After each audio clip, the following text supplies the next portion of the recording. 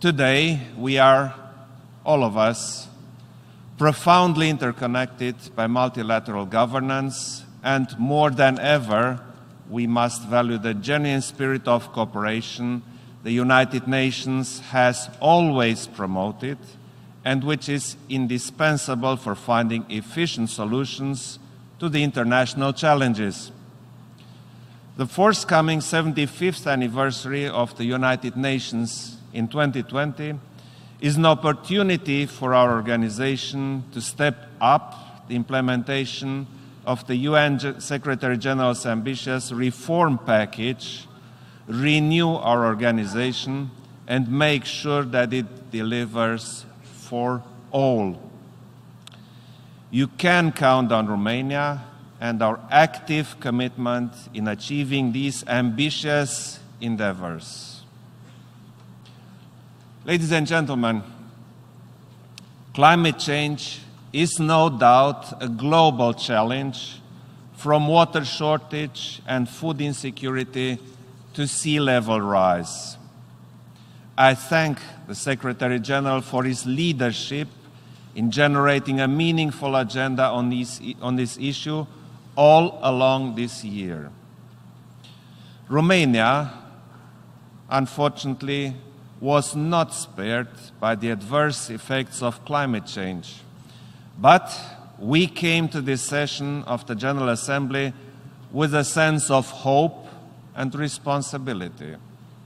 Hope that it is not too late to secure a safe and environment-friendly planet for our children, and responsibility to undertake concrete steps in order to keep the pace with our promises under the Paris Agreement and the rules agreed in Katowice, including by pursuing efforts to limit the temperature increase at 1.5 degrees Celsius above the pre-industrial level.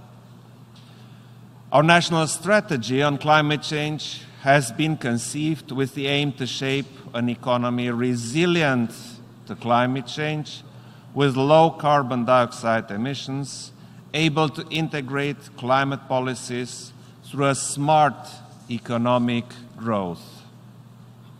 Our objective is to reach, by 2050, a society in which economic, social, and environmental policies are interconnected and designed to ensure sustainable development, high living standards, and quality of environment. Advancing the European Union agenda on climate change was also a priority for Romania during its mandate as presidency of the European Union Council in the first semester of this year.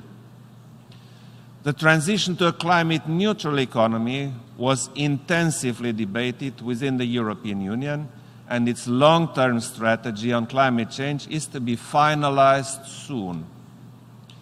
At the same time, Romania answered the call of the Secretary General to come up with national initiatives undertaken along 9 portfolios of concrete actions with potential to curb greenhouse gas emissions and increase global action on adaptation and resilience. A list in this respect was sent to the United Nations Special Envoy on Climate Summit.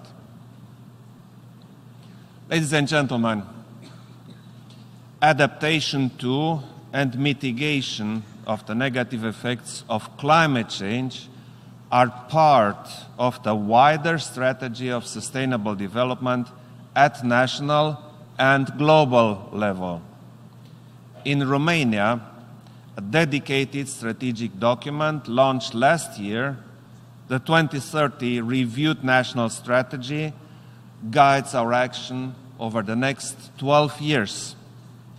Based on a broad public consultation, the strategy mirrors the expectations of our society and maps the policies needed to meet the 17 Sustainable Development Goals. The establishment of sustainable development units in the administration and the creation of a civil society coalition for sustainable development are just a few tools we envisage in order to scale up our national effort in this area. Dear colleagues, esteemed delegates, development and security go hand in hand. Nevertheless, the approach based on the security development nexus may not be enough to overcome the security challenges, as these may have roots going beyond the development dimension. Unfortunately, we continue to witness in our region deliberate actions aiming at undermining security. The belt of unresolved conflicts around the Black Sea, which has strategic importance for the transatlantic security, remains a serious source of instability, hampering regional cooperation and the overall international security. Military presence on other countries' territories without their consent, military buildups, aggressive gestures, threats to use force, and the use of hybrid tactics to undermine the internal stability are worrying developments and should be rejected by all of us. Romania remains a strong supporter of the multilateral rules-based international order built around the United Nations, which represents our best hope to tackle such challenges. The effectiveness of this international order depends on the willingness of all United Nations members to engage in finding lasting multilateral solutions in conformity with the United Nations core values.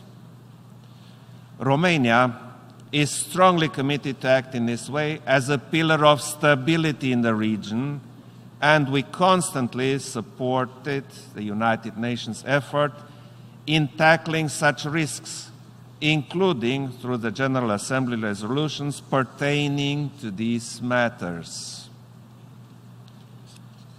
Romania participated and still participates in United Nations peacekeeping operations covering countries all over the world, from Afghanistan and Sudan to Georgia and Haiti, and now in Mali. In mid-October, 120 Romanians and 4 helicopters will start their mission in Mali, a critical area in support of the United Nations effort to assist the Malian government to achieve stability and build a safer future for its people by promoting sustainable development, peace, and security.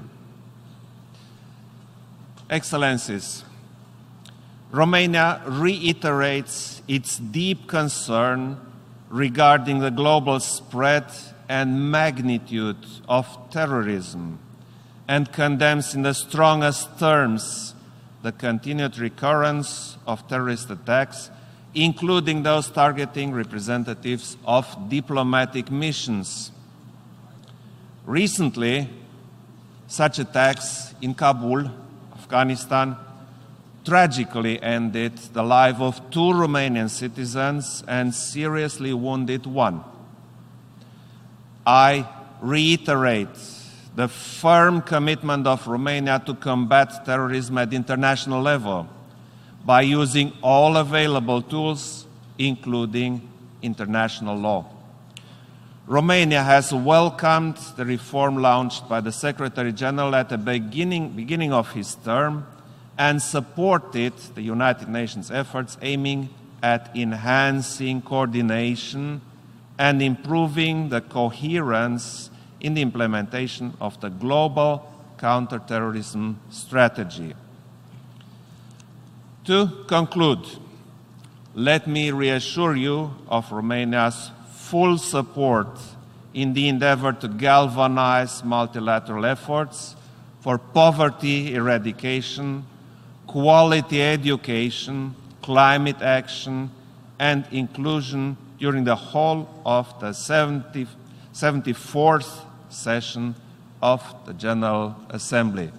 Thank you.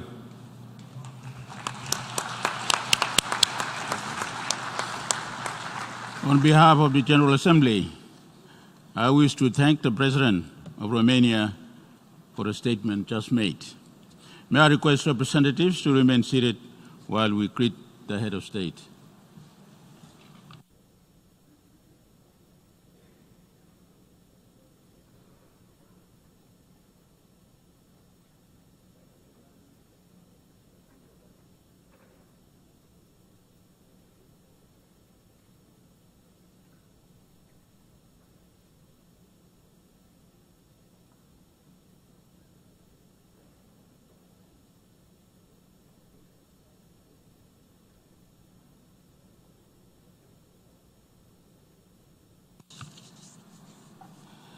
The Assembly will hear an address by His Excellency Baham Salih, President of the Republic of Iraq.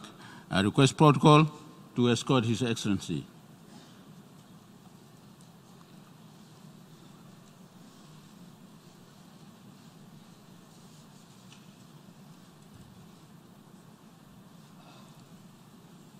Okay.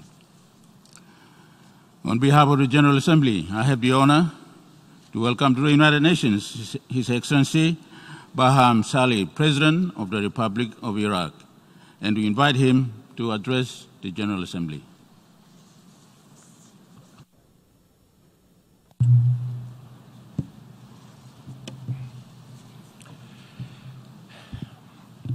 Bismillah.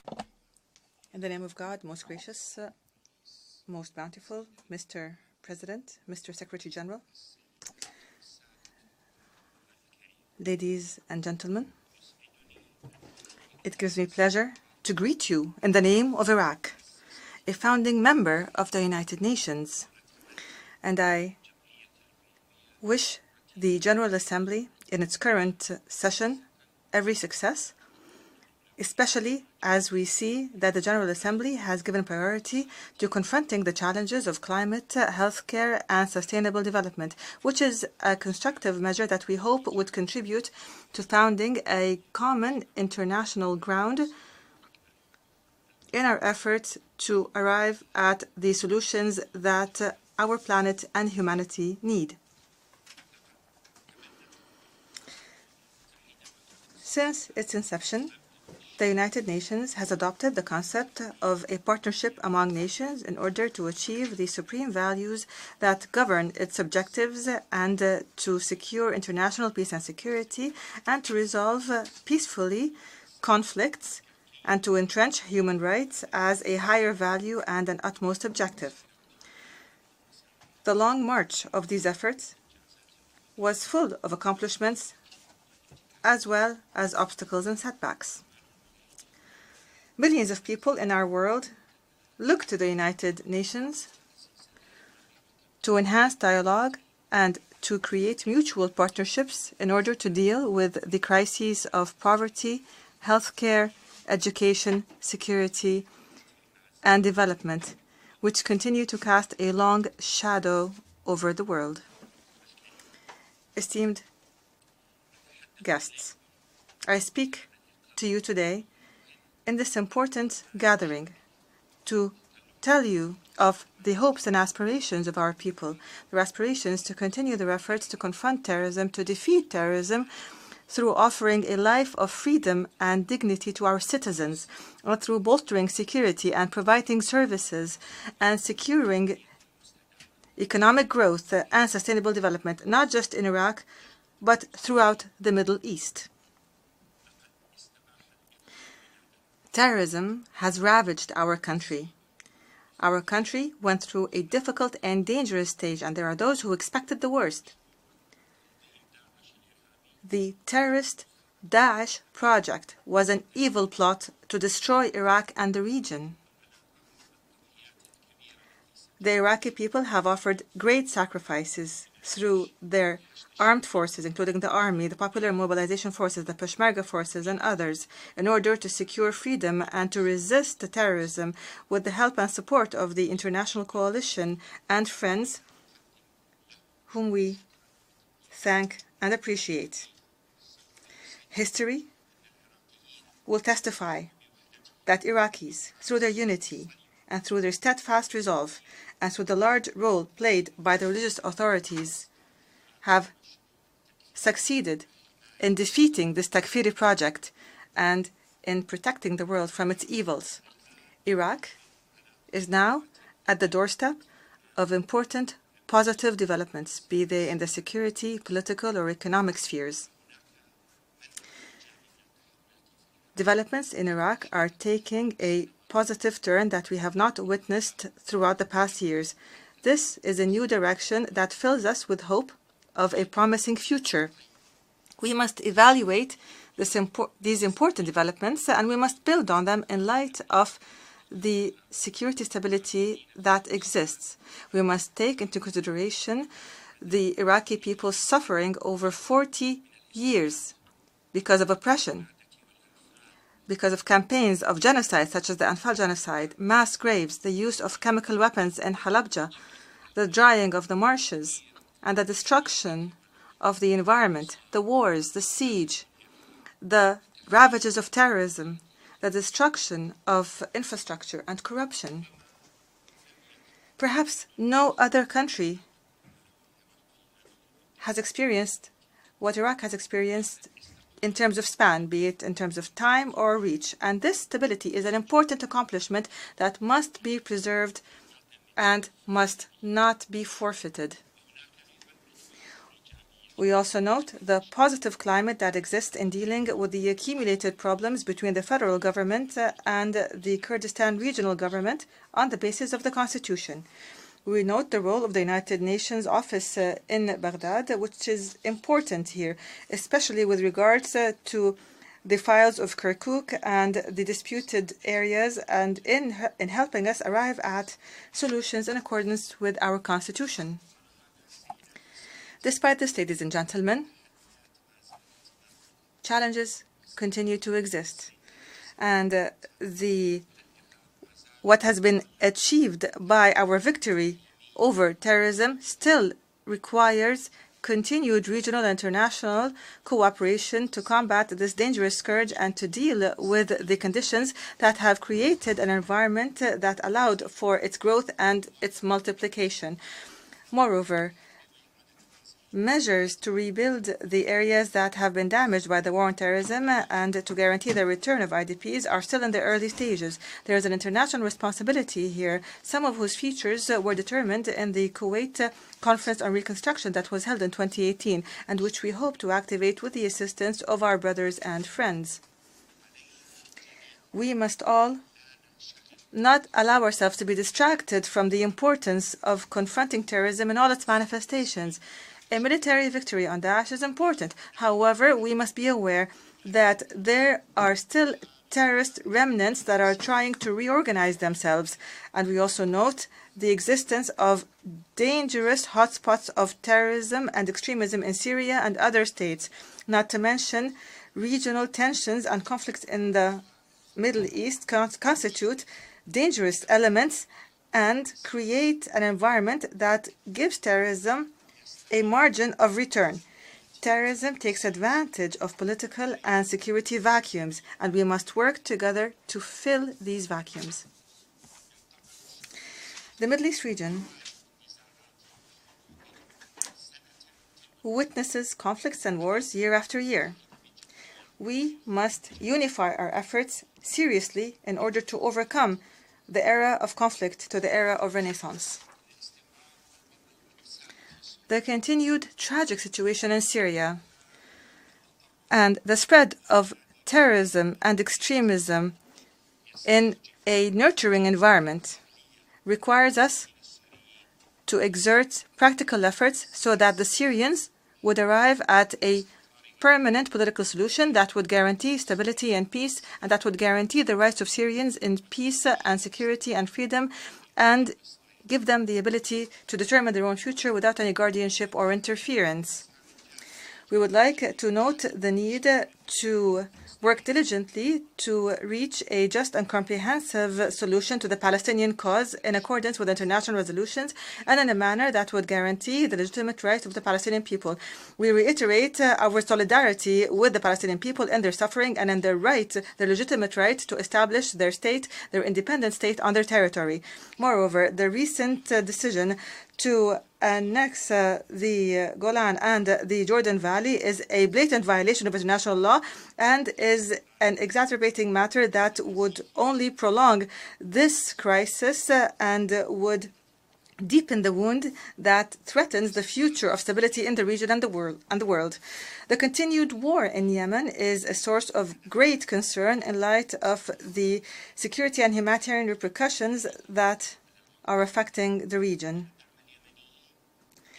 Supporting Yemenis' efforts to arrive at a comprehensive political solution that would reinstate peace throughout their country is a priority that is important in light of the existing dangers. Targeting the security of the Gulf and the sisterly kingdom of Saudi Arabia is a dangerous development. We in Iraq are very concerned by this tension and this escalation. Our security is tied to the security of the Gulf and the region. The international community must offer serious assistance in containing this escalation because it would have disastrous repercussions on the security of the region and the world. Ladies and gentlemen, the regional situation is dangerous and threatens disastrous consequences that we must contain. We must stop fighting wars. We definitely do not need a new war in the region, especially since the last war on terrorism has not been finally settled yet. Our position is firm. It is important to give precedence to dialogue over tension and escalation.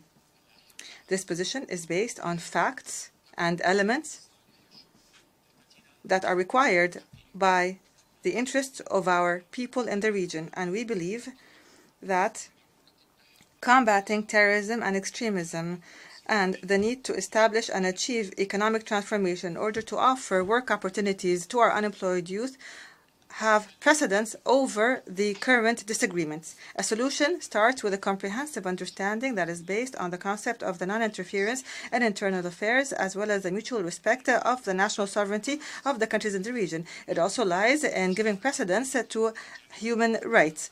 There are commonalities that we can all agree on, that we all desire a better tomorrow for our children, boys and girls.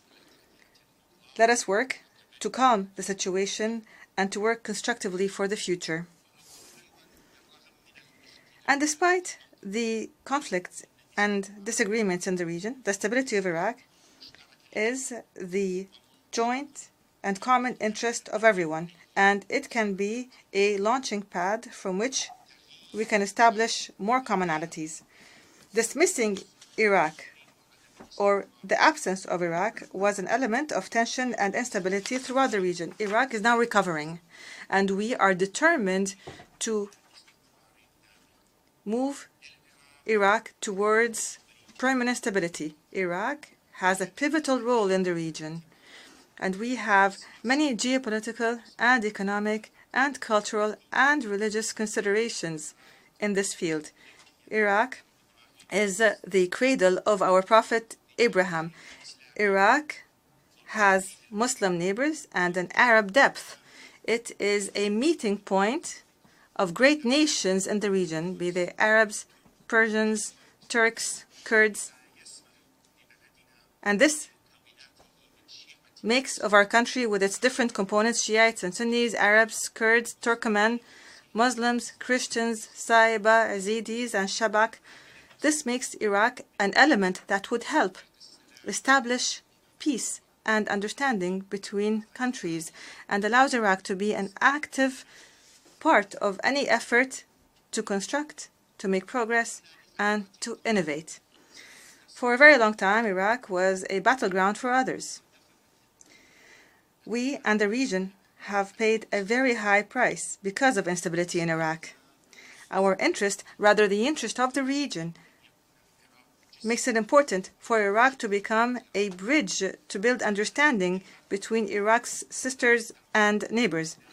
And from this podium, we renew our call to establish a joint security system in the Middle East and to establish a system of economic integration as well as security and political coordination in order to uproot terrorism and to guarantee stability. Iraq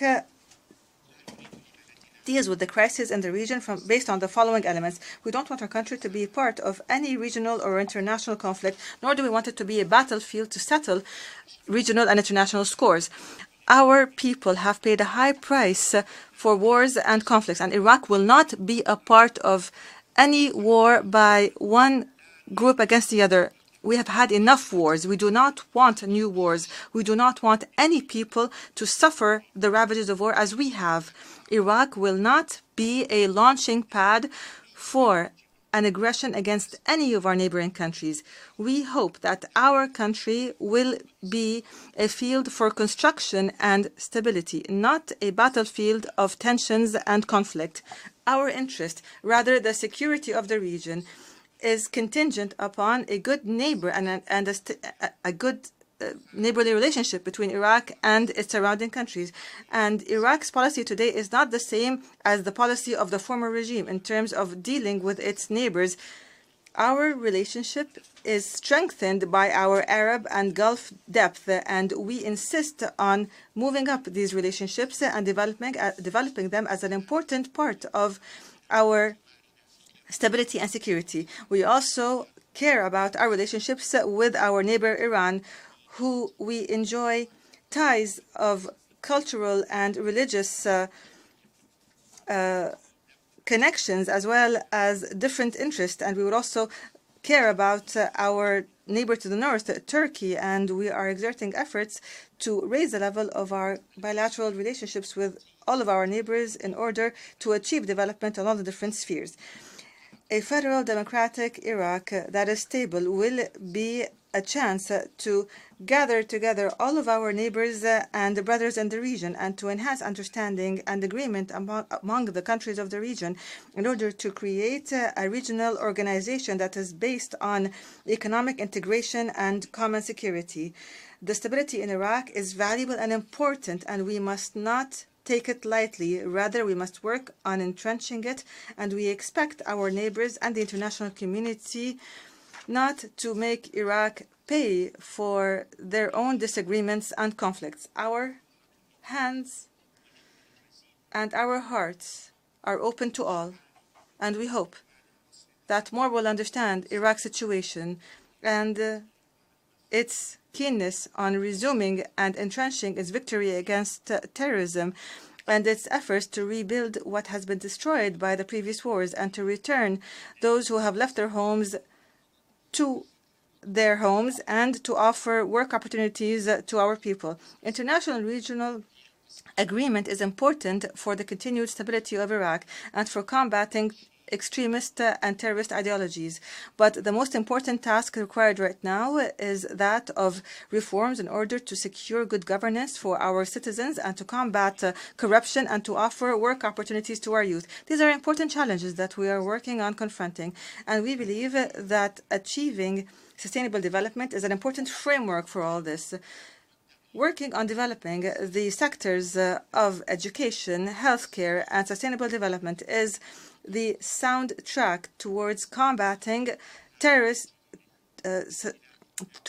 extremist ideology and to uprooting terrorism so that we can build future generations that are able to guarantee their own future. Our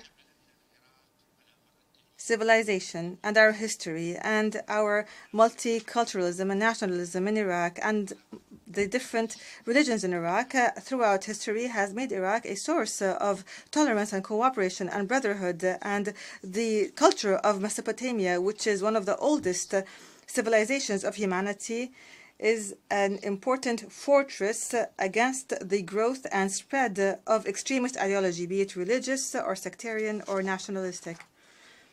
The battle that the Iraqis are fighting continues in order to achieve the renaissance that they deserve and to combat corruption and to empower youth and women and to achieve sustainable development. These challenges continue to stand, and they are added to the challenge of returning IDPs and rebuilding the destroyed areas. The Iraqi government, a few days ago, adopted a draft law to establish a Council for Reconstruction, and we, with the Iraqi Prime Minister, will submit the draft law to the Parliament, and we hope it would be adopted. This Reconstruction Council will look into the major infrastructure reconstruction projects with the contribution of the government as well as the private sector from Iraq and abroad. Iraq needs a comprehensive reconstructive effort, and we hope that this project would provide the necessary legal and administrative environment to encourage private investment and meet the needs of Iraqis for services and employment opportunities. Iraq is a promising market, for between the needs of the Iraqis and our natural and human resources, we can transform our country from a battlefield and a scene of violence into an economic hub in the region. Some might think that this is a far-fetched dream, and I admit there are obstacles and there are great challenges, but I am confident that this is necessary and is possible at the level of Iraq and the region and the world. Ladies and gentlemen, we believe that terrorism and corruption are two faces of the same coin. We believe that efforts to defeat terrorism must also be accompanied by practical efforts to defeat corruption. Corruption is the political manifestation of violence. It is the main source of financing for terrorism, and without drying up the sources of financing terrorism and preventing the diverting of public funds from investing in education and services towards fueling social and political and security conflicts, we cannot make and take firm steps towards stability. The world needs serious action to establish an international alliance to combat corruption networks that smuggle and that launder money, and to dry up the sources of financing that is similar to the International Alliance Against Terrorism. This would allow our country to regain our stolen assets and to uproot this dangerous scourge.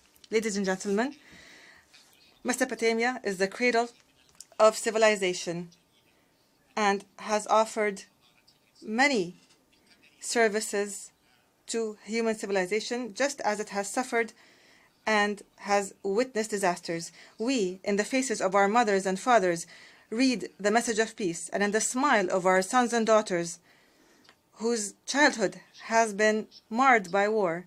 We see this in the eyes of our young men and young women, in the alleys of our streets, of our cities that have been worn by conflict. We all read the message of peace in our consciousness as a ray of hope for the future of humanity. I salute our people. I salute the families of the martyrs, the victims of oppression and the mass graves and the Anfal genocide. I salute their legitimate insistence to live an important a life of dignity and peace and stability. It is our duty to support their ambitions and to meet them. We have important challenges, but with our determination and our will and with the support and backing of the international community, we will do this, God willing. The speaker now speaks in Kurdish to repeat the same paragraph, which is, I salute our people and I salute the families of the martyrs, the victims of oppression and the victims of mass graves and the Anfal genocide. I salute their determination to live a life of freedom and dignity and peace and stability. It is our duty to meet their aspirations. We have before us important challenges, but with our will and determination and the support of the international community, we will prevail, God willing. Assalam. Peace is the greeting of Islam, and the essence of Islam throughout history. Peace is the message of Moses, of Christ, of the messengers, of the good people everywhere. It is the basis of all religions and great human doctrines. With the call for peace we start, and with the call for peace we end. Peace be upon you, with God's blessings and grace.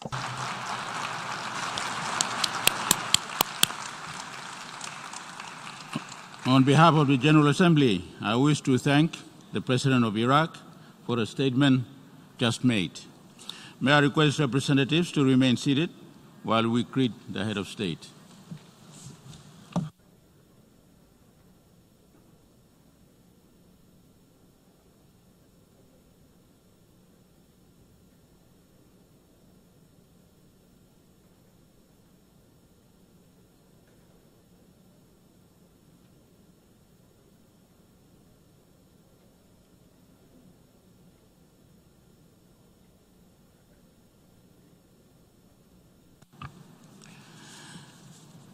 The Assembly will now hear an address by His Excellency George Manneh Weah, the President of the Republic of Liberia.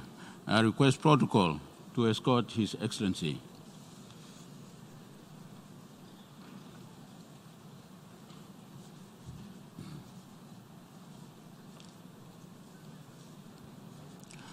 On behalf of the General Assembly, I have the honor to welcome to the United Nations His Excellency George Manneh Weah, President of the Republic of Liberia, and to invite him to address the Assembly.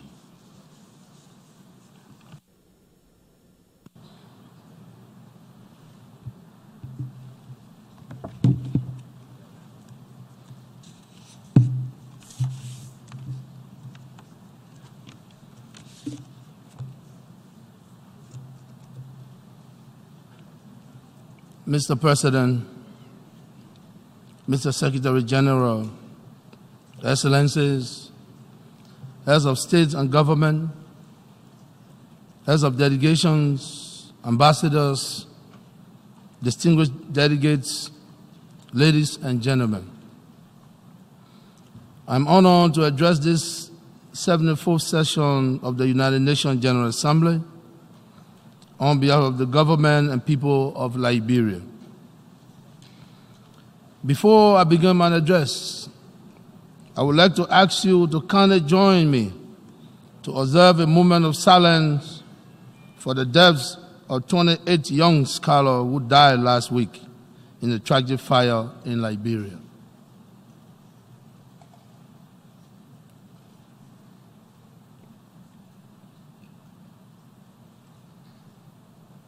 Thank you. May their soul rest in perfect peace. I would like to thank the large number of you who shared our grief and loss by sending us condolences through personal telephone calls and social media. God bless you for your compassion. Your Excellency, distinguished ladies and gentlemen, allow me, first of all, to congratulate His Excellency Professor Tijani Muhammad Bandi on his elections as President of the 74th Sessions of the United Nations General Assembly. Mr. President, your election is not only an honor to you and the government and people of Nigeria, it is also an honor for West Africa and the African continent at large. We are convinced that you will lead this august body successfully and fulfill the expectation and the confidence reposed in you. I wish to assure you of Liberia's further support in the discharge of your duties. Permit me to also congratulate your predecessor, Her Excellency Ms. Maria Fernanda Espinosa Garcia, for the astute manner in which she administered the affairs of the 73rd session of the General Assembly. Let me also pay a special tribute to the Secretary General, Mr. Antonio Guterres, for his enthusiasm and personal dedication to the work of the United Nations, and for ably steering its affairs. Your far-sighted leadership qualities continue to keep the United Nations focused on its objective in the face of daunting challenges. Mr. President, distinguished ladies and gentlemen, as I acknowledged on many occasions, Liberia is UN's success story. After being devastated by brutal civil conflict that lasted for 14 years, peace was restored and maintained by what was then the largest peacekeeping force in the history of its organization. Under the auspices of the homemade peacekeepers, Liberians enjoyed 16 years of unbroken peace.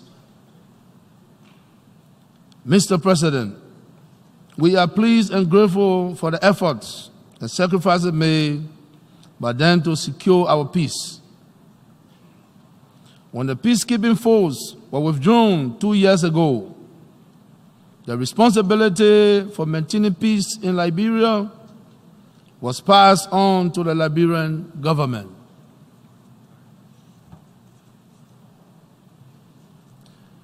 This is a responsibility to which I attach the greatest importance, because without peace, our war will be difficult. We are all aware of the terrible destructions of lives and property caused by civil war. However, long after the guns have been silenced, the survivors have to live with the collateral damage of the war wounded, the sheltered families, the displaced populations, the resettlements of refugees, and all the other negative consequences of a national social economic fabric that has been torn apart. Your Excellencies, since I assumed the leadership of my country almost 2 years now, I have remained focused on my charge to ensure that peace prevails in Liberia. At the time, we committed ourselves to upholding our constitutional mandate, which is to ensure that all the democratic rights of our citizens will be guaranteed and protected. I am proud to say that I've kept this promise, and our country is today a beacon of democracy in Africa, where freedom of the press, freedom of expression, freedom of association, and other political and democratic rights are respected under the rule of law. The political environment remains vibrant, with political actors and parties freely exercising their franchise and participating in various elections. Mr. President, I am delighted to report that there are no political prisoners in Liberia, and existing laws that hinder or threaten press freedom are being decriminalized. Several protests have taken place from time to time, all of which have ended peacefully and have been welcomed by my government as a positive manifestation of our democratic maturity. This is the democracy for which our country has yearned. This is the freedom of which our people have struggled and suffered. And this is the emancipation for which many of our citizens have paid the ultimate price. However, Mr. President, we are beginning to witness the emergence of a creeping threat to our democratic space and to our hard-won peace and stability.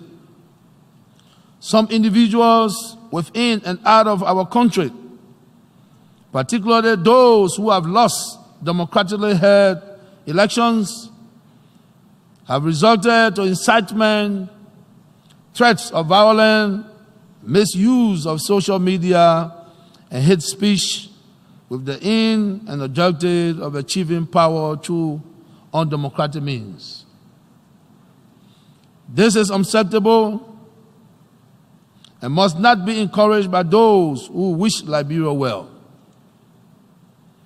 For democrats to strive, all Liberians, including both the ruling parties and the opposition party, must respect the rule of law and abide by the procedures and regulations prescribed therein.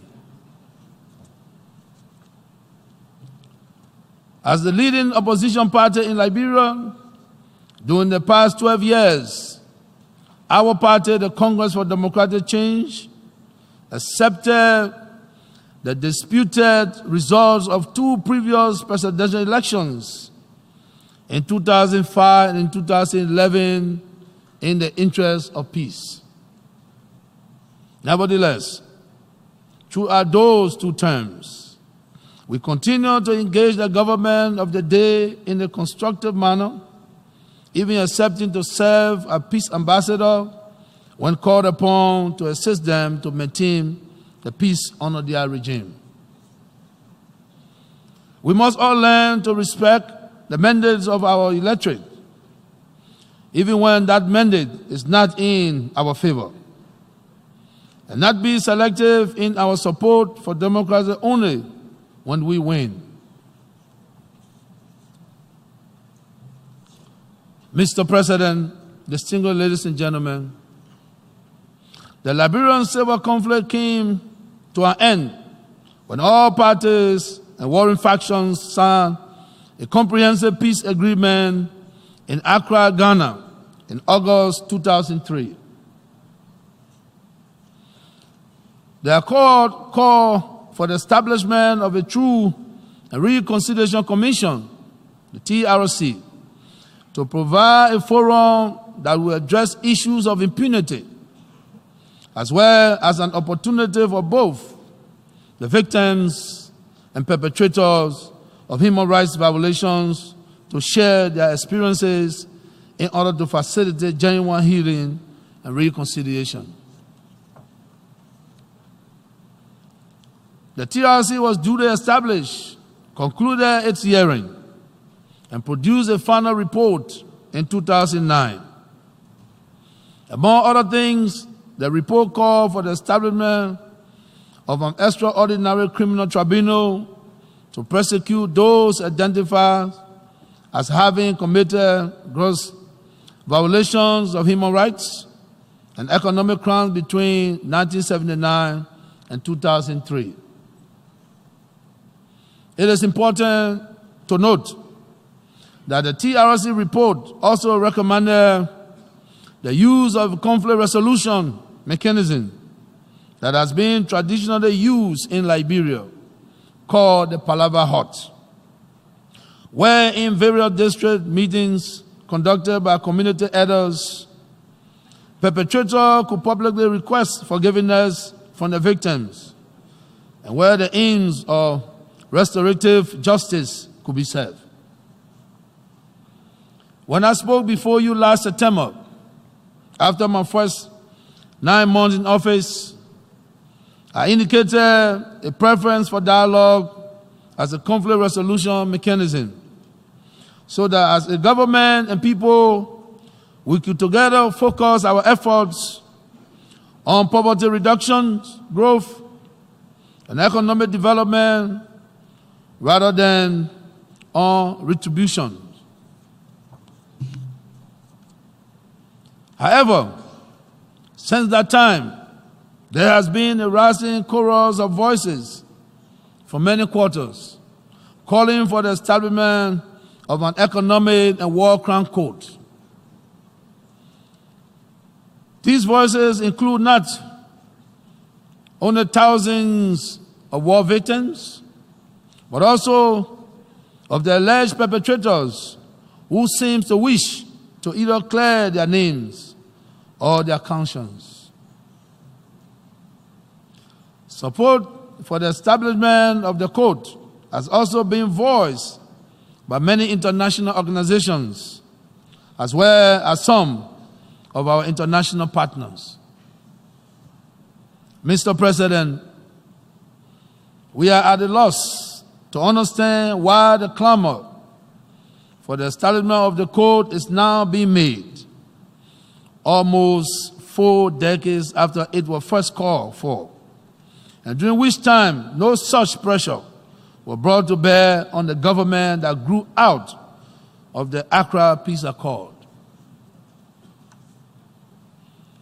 Nevertheless, our government is a listening administration, and we have been paying keen attention to the voices of our people.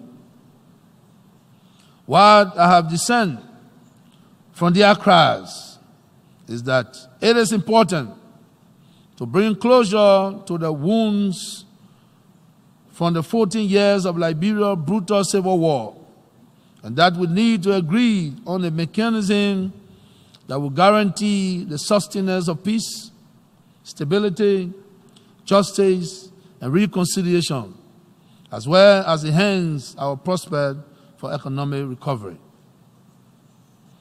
Considering the importance of this matter, I have already begun consultation with our national legislature, the representatives of our people, and we intend to have a broader engagement with the Liberian judiciary system and with our strategic international partners and organizations in order to determine pertinent issues such as legal framework, timing, venue, funding, among others. It is my hope that at the end of this consultative process, a national consensus will evolve that will determine the pathway to resolving this issue. I therefore ask for your unflinching support as we embark upon these important national endeavors. Excellencies, distinguished ladies and gentlemen, we are gathered here today at a time of uncertainty and heightened tension in global politics, securities, and trade. The global economy is also under undue stress. Security tension is on the rise in many parts of the world. Trade, protectionism, and climate change both are having unintended consequences, especially on developing countries. Yet, we strongly believe in the ability of the United Nations to maintain international peace and security, foster friendly relations among nations, and promote social progress, better living standards, and human rights.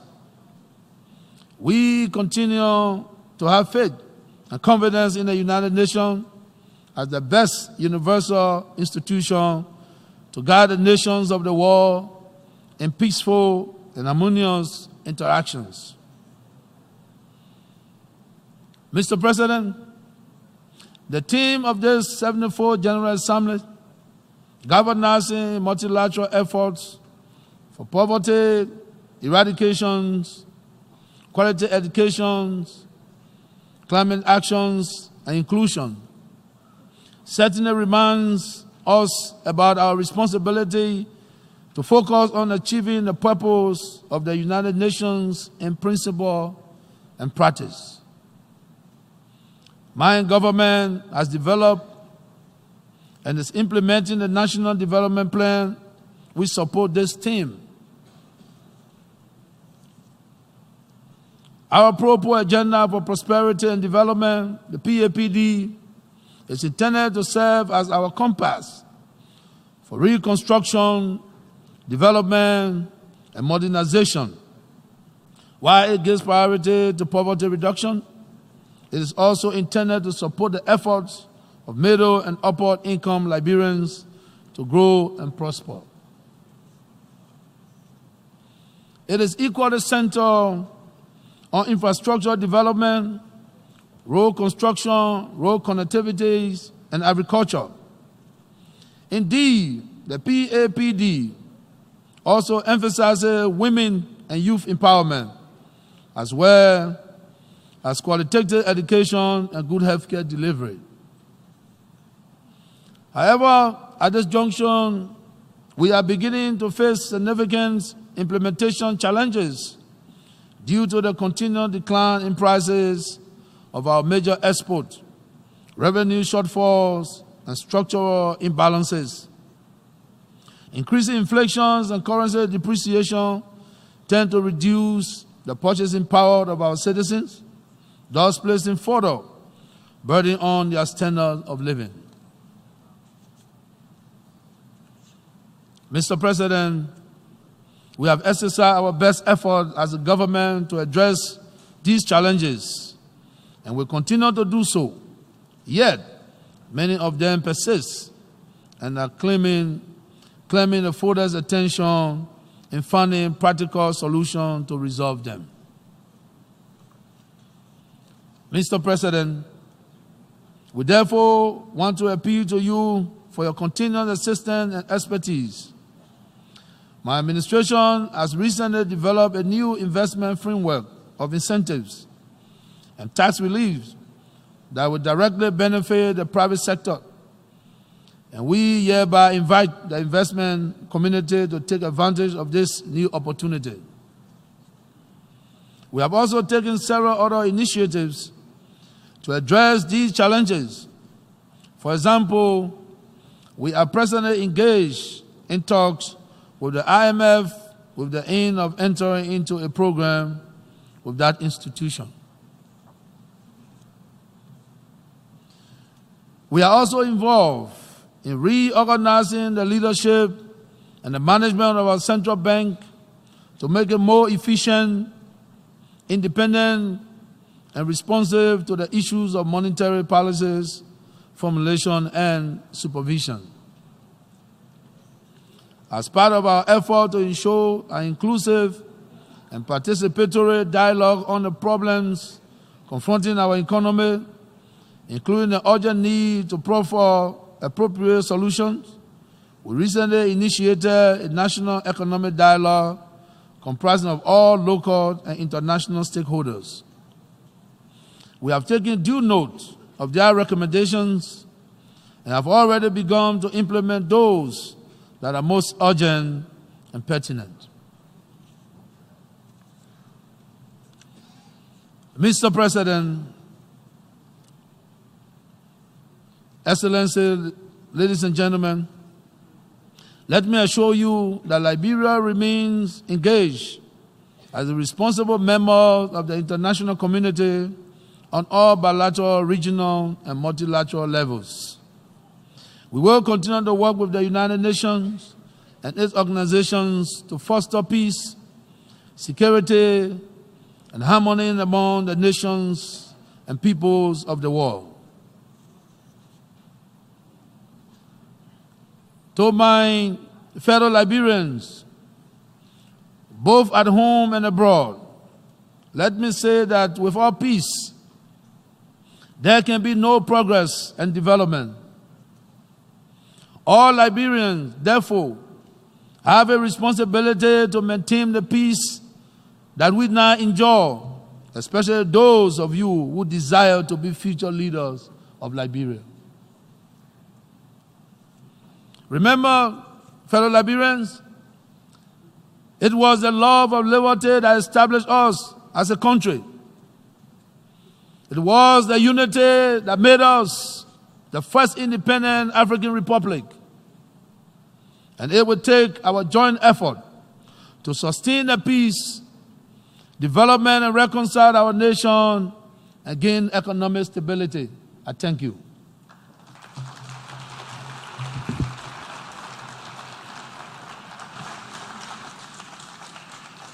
On behalf of the General Assembly, I wish to thank the President of the Republic of Liberia for the statement just made. May I request representatives to remain seated while we greet the head of state.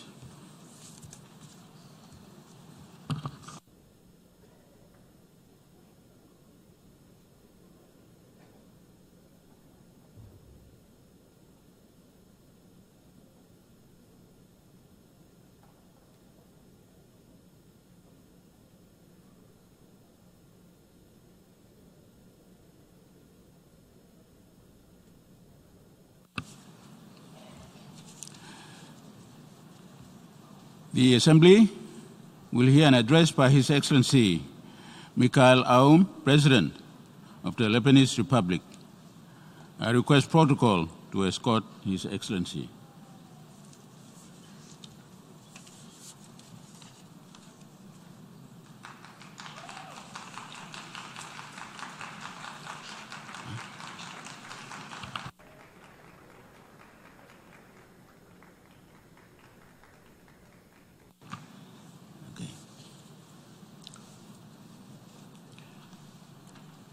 On behalf of the General Assembly, I have the honor to welcome to the United Nations His Excellency Mikhail Aoun, President of the Lebanese Republic, and we invite him to address the General Assembly.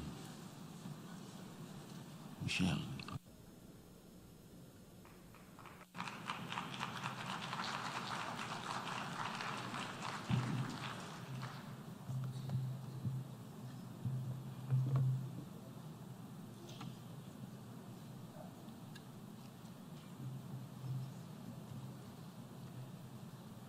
سعادة السيد تيجاني محمد باندي. Your Excellency Mr. Tijani Mohamed Bande, President of the General Assembly, Your Excellency Secretary General of the United Nations Mr. Antonio Guterres, Honorable Heads of States and Governments, ladies and gentlemen.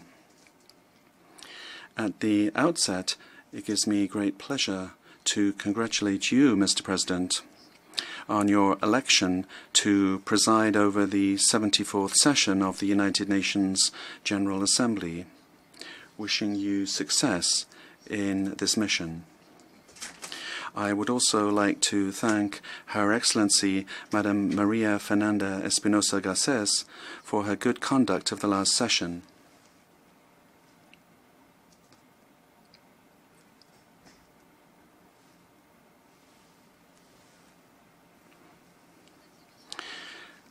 Ladies and gentlemen, on the 16th of this month of September, the General Assembly voted on Resolution 344 in favour of the establishment of the Academy for Human Encounters and Dialogue in Lebanon. Allow me on behalf of my country to thank the member states that co-hosted this project and who voted in favour of it. Given that this is encouragement to us to move forward with this initiative that I launched here 2 years ago. I will be closely following up on the creation of this academy, because I believe that true peace is the one that unites human beings and not peace that is on paper, and because I firmly believe in the role and vocation of Lebanon as a land of convergence and dialogue.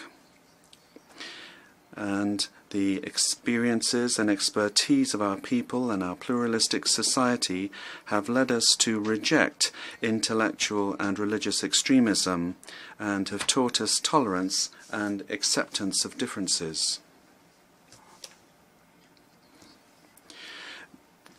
This academy is all the more important because it embodies an international project for the convergence of various cultures, religions, and ethnicities in order to promote the spirit of coexistence and to spread the culture of accepting the other in line with the principles of the United Nations and its noble aims to bridge the gap amongst peoples,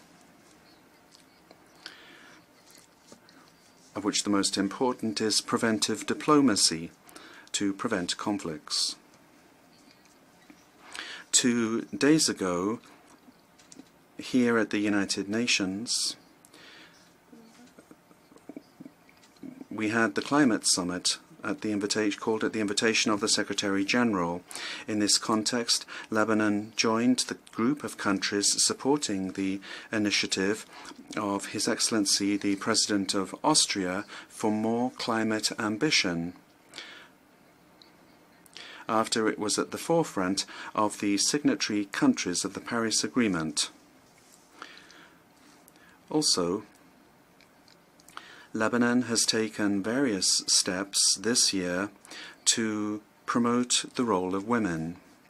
Indeed, the Lebanese government adopted and launched a comprehensive national plan to put into effect Resolution 1325 about women, peace and security of the Security Council, and we have begun implementation of this plan, and we have completed all the steps related to the work of the National Commission for Human Rights, as well as the Torture Prevention Committee. Mr. President, ladies and gentlemen, the heated wars that have prevailed in many countries in the Middle East during the last decade has slightly been reduced. Nevertheless, its repercussions on our countries and societies are becoming more widespread and entrenched, especially at the economic and social levels. This year, the debates of the General Assembly have the theme of galvanizing the multilateral efforts for poverty eradication, quality education, climate action, and inclusion. Should we remind you once again of the adverse impact and the size of the adverse impact entailed by the Syrian displacement crisis and its repercussions on Lebanon in the security, political, social, economic, and environmental spheres, as well as its effect on infrastructure, growth, and the increased unemployment rate. This is seriously threatening the achievement of the Sustainable Development Goals in Lebanon and has led to a worsening of the economic crisis which we face. We are trying in all ways to face up to this difficult economic situation, and to do this we have set in place drastic structural measures and reforms to our economic and financial system, in cooperation with relevant international institutions. However, I would call upon all world leaders to make your contribution to the safe return of the displaced to Syria. Because the responsibility for this crisis is not just limited to Lebanon.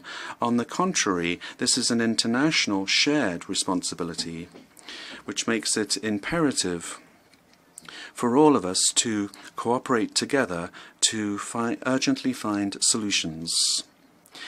Indeed, the international community cannot content itself with providing minimum assistance to the displaced and refugees in their regions of displacement, while excluding programs for their safe and dignified return. The conditions of such return have now become available today.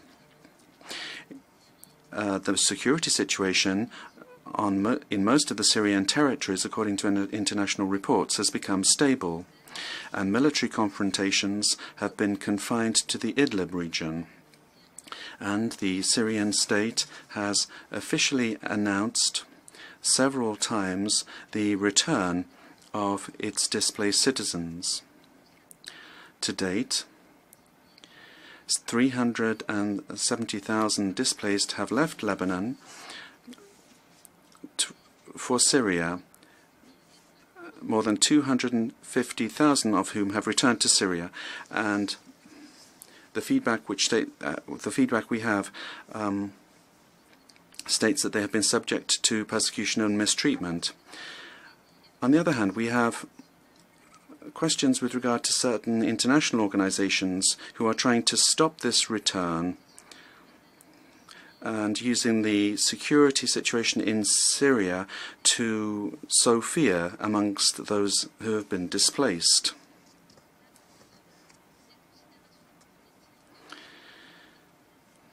which clearly indicates that they are posturing politically in this crisis. And the refugees are being turned into hostages in an international game to be used in future settlements. De facto, this may drive Lebanon to foster the undertaken return process in agreement with the Syrian state, which is threatening the very existence of the country. We are in the best position to know the problems that displaced peoples experience. Our country has had very many experiences in this regard. The first was in 1974, after the outbreak of the war in Cyprus, with the arrival of a large number of Cypriots in Lebanon. And then they swiftly returned to their country as soon as the ceasefire was declared, without waiting for the political solution, which has still not been achieved today. But our experience began in 1948 with the waves of displacement of the Palestinian people to the neighboring countries, and particularly Lebanon. And today, Palestinians are still living in camps, awaiting their return and awaiting the political solution and the implementation of Resolution 194. And they've been waiting for more than 7 decades now. And in this context, I would like to guard against the danger of reducing the services provided by UNRWA to the Palestinian refugees. This adds social and fiscal strains, and the effects are being felt in Lebanon.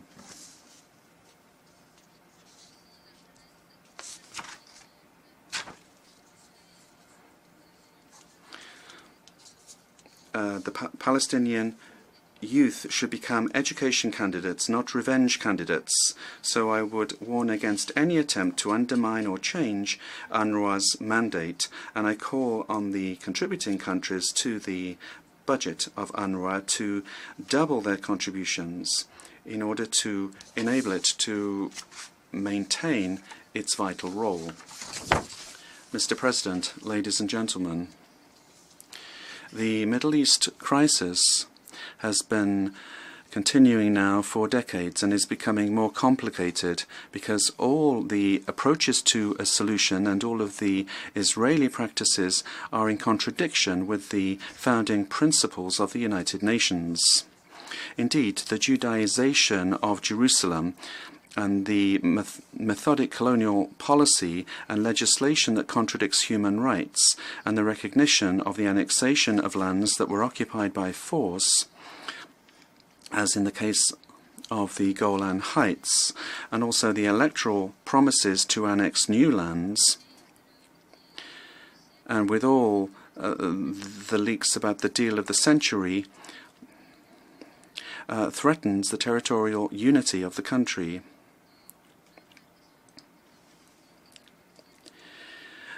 In order to put an end to the Palestinian issue and keep the Palestinians where they are. Lebanon will suffer the effects of this because we host a large number of the refugees. And all of this undermines any chance for peace in the Middle East and points undoubtedly to a dark, unknown future. However, the rights of peoples remain, even when so much time passes by. Mr. President, ladies and gentlemen, the Israeli violations of Resolution 1701 have never ceased. And neither have the aggressions against Lebanese sovereignty by land, sea and air. The hostile act carried out last month against a residential area in the heart of Beirut is the most serious infringement of this resolution.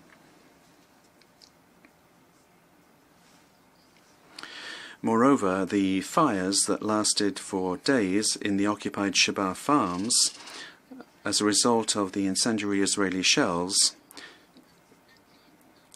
represent an international environmental crime that requires condemnation of those who caused them. From this rostrum, I reiterate that Lebanon is a peace-loving country. We are committed to respecting Resolution 1701, and we always strive to respect it. Yet this commitment does not eliminate our natural, non-transferable right to legitimately defend ourselves in order to defend our land and our people with all available means.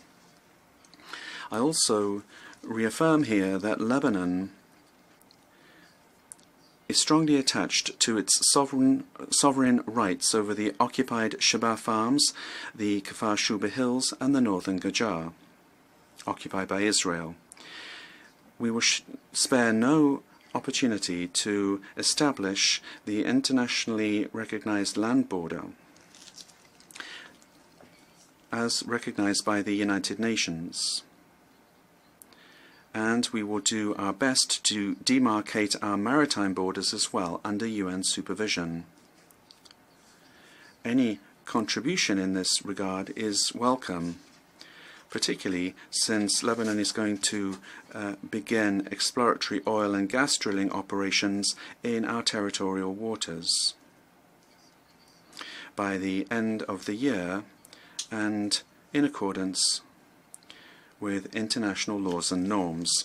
Mr. President, ladies and gentlemen, as Lebanon embarks on the preparations to celebrate the centenary of Greater Lebanon, you will be celebrating the 75th anniversary of the United Nations, which was founded on the 24th of October 1945.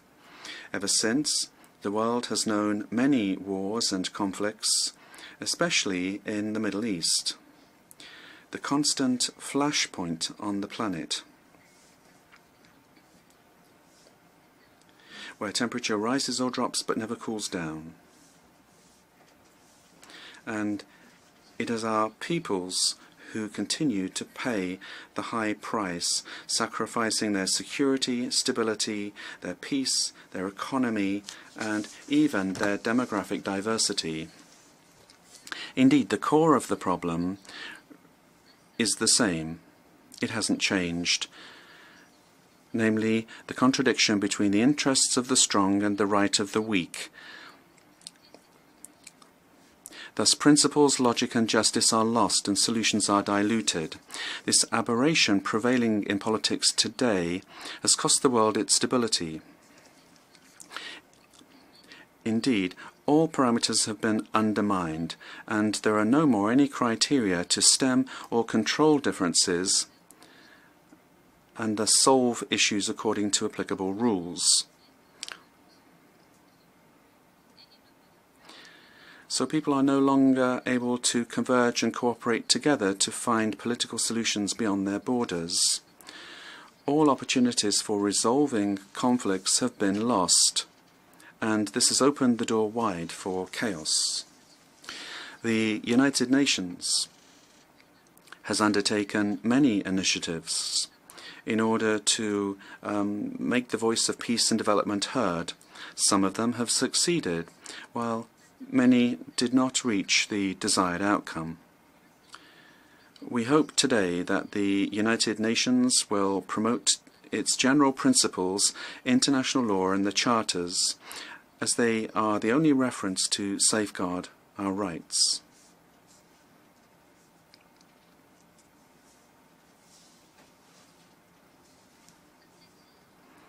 Indeed, no justice can be established, no right can be consecrated, no peace can be established, as long as the principle prevailing in our world is, I am strong, therefore I am right. Thank you for your attention.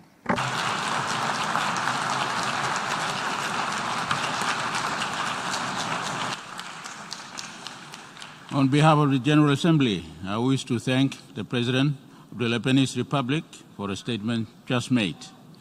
May I request representatives to remain seated while we greet the head of state.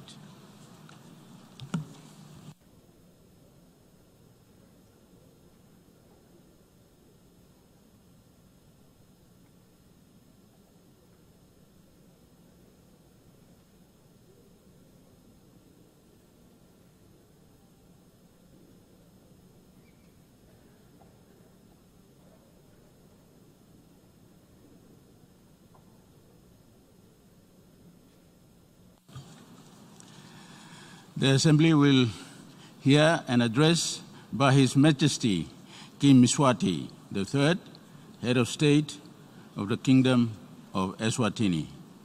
I request protocol to escort His Majesty.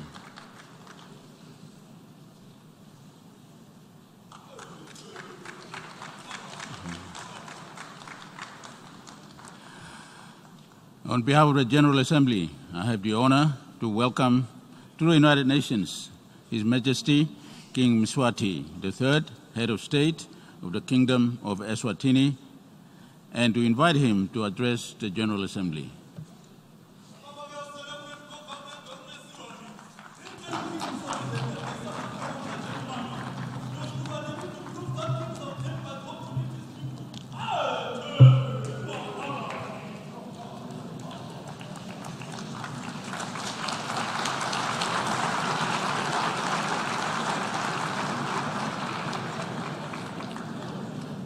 Mr. President, Your Excellencies, Heads of State and Government, UN Secretary General, distinguished delegates, ladies and gentlemen.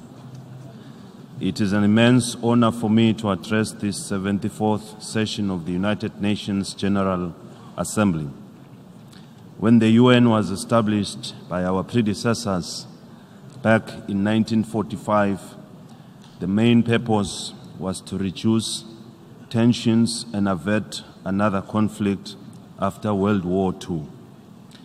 Today, our organization is faced with the multiple of challenges that are confronting mankind.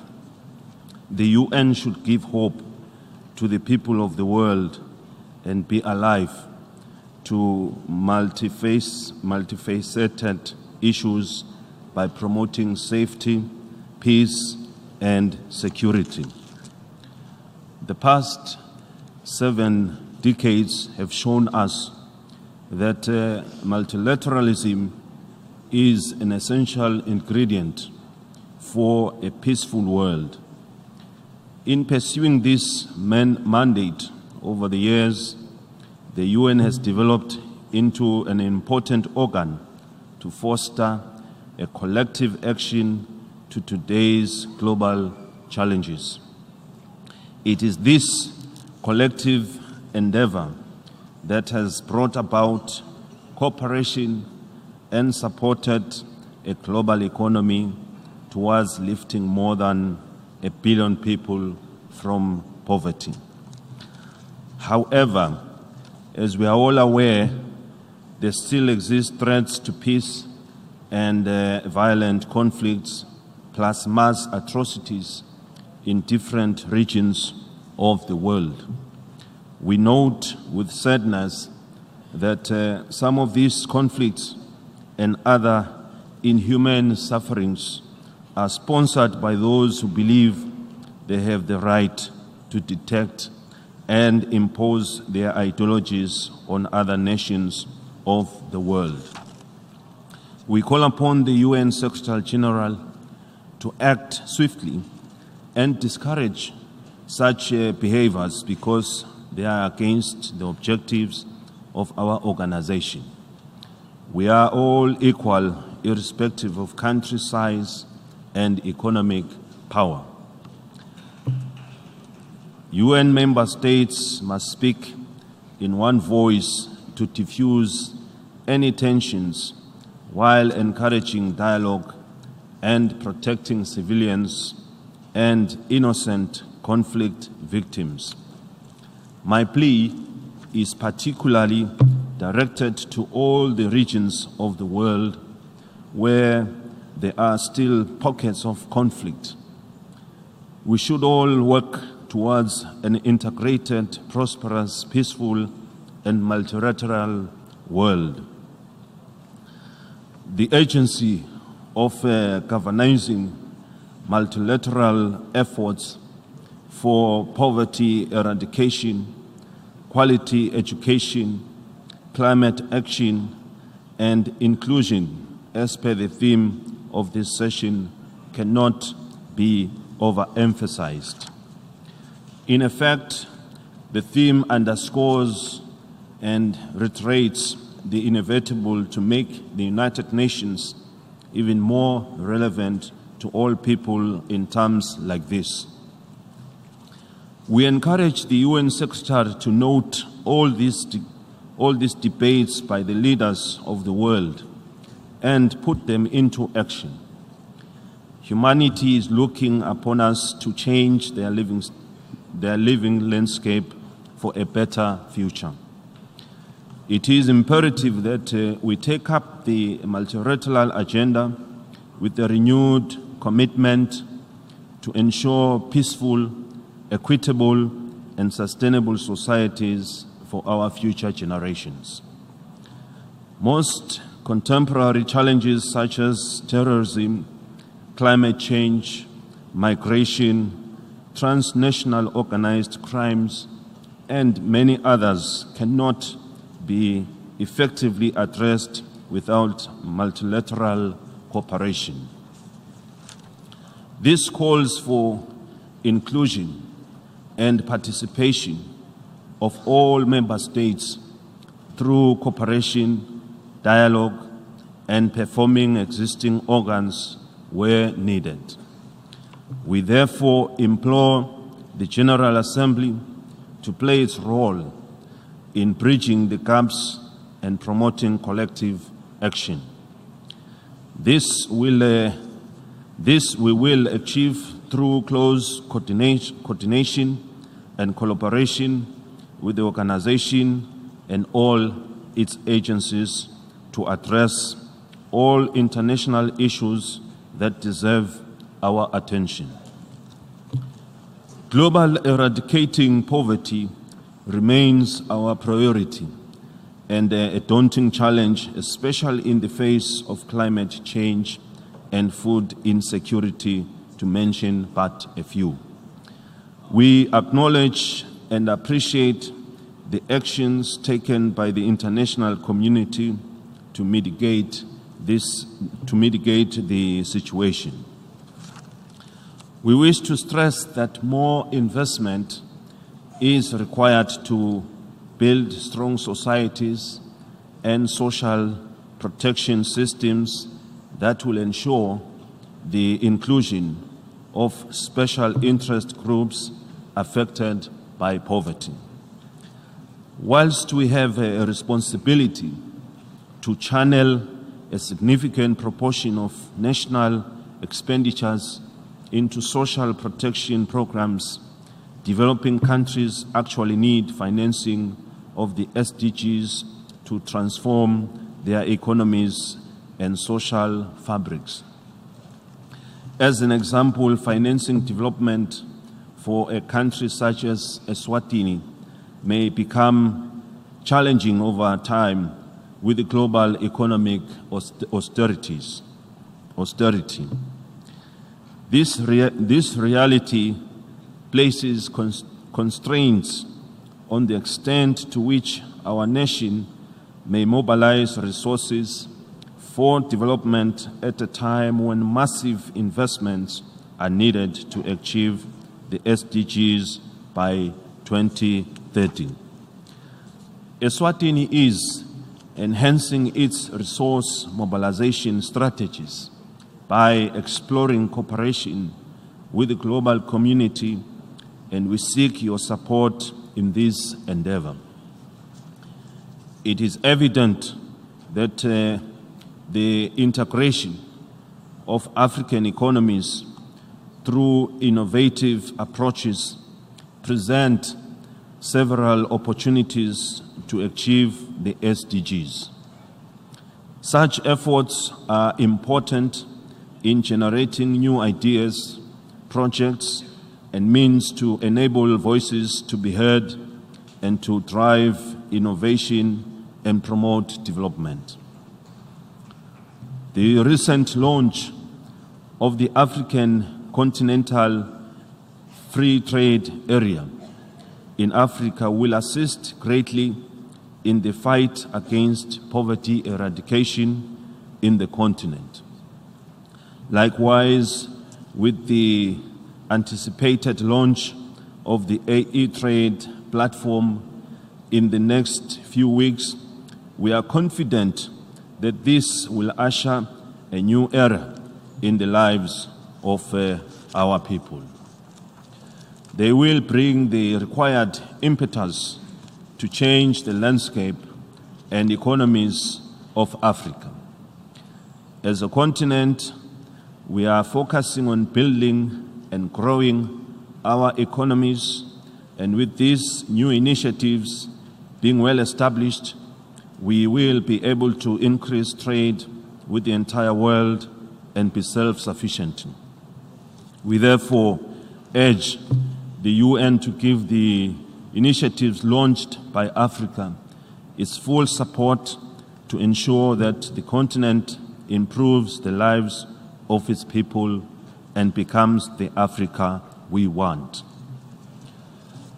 Mr. President, the African continent continues to face challenges beyond conflict, and these are health issues including diseases such as Ebola, HIV/AIDS, malaria, TB, and many others that require large, significant funding to overcome.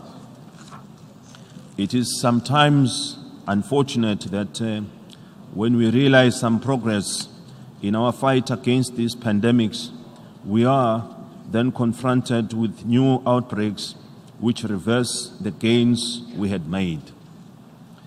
Yet, as African states, our vision is that all these epidemics should be eliminated so that we can focus on our development goals. Unfortunately, developing countries continue to face significant gaps in funding to detect and respond adequately while providing basic health and building the capacity of the health sector. Africa carries a high burden of malaria cases. Although improvement has been observed, additional funding is needed for Africa to move closer to eradicating malaria in the continent. The Kingdom of Eswatini is amongst 21 countries globally with the potential to reverse indigenous malaria transmission by 2020, thereby achieving the goal of malaria elimination. In my capacity as chairperson of the African Leaders Malaria Alliance, ALMA, I'm delighted to announce that we launched the End Malaria Fund early this year, a public-private partnership to close the funding gap and end the disease by 2022.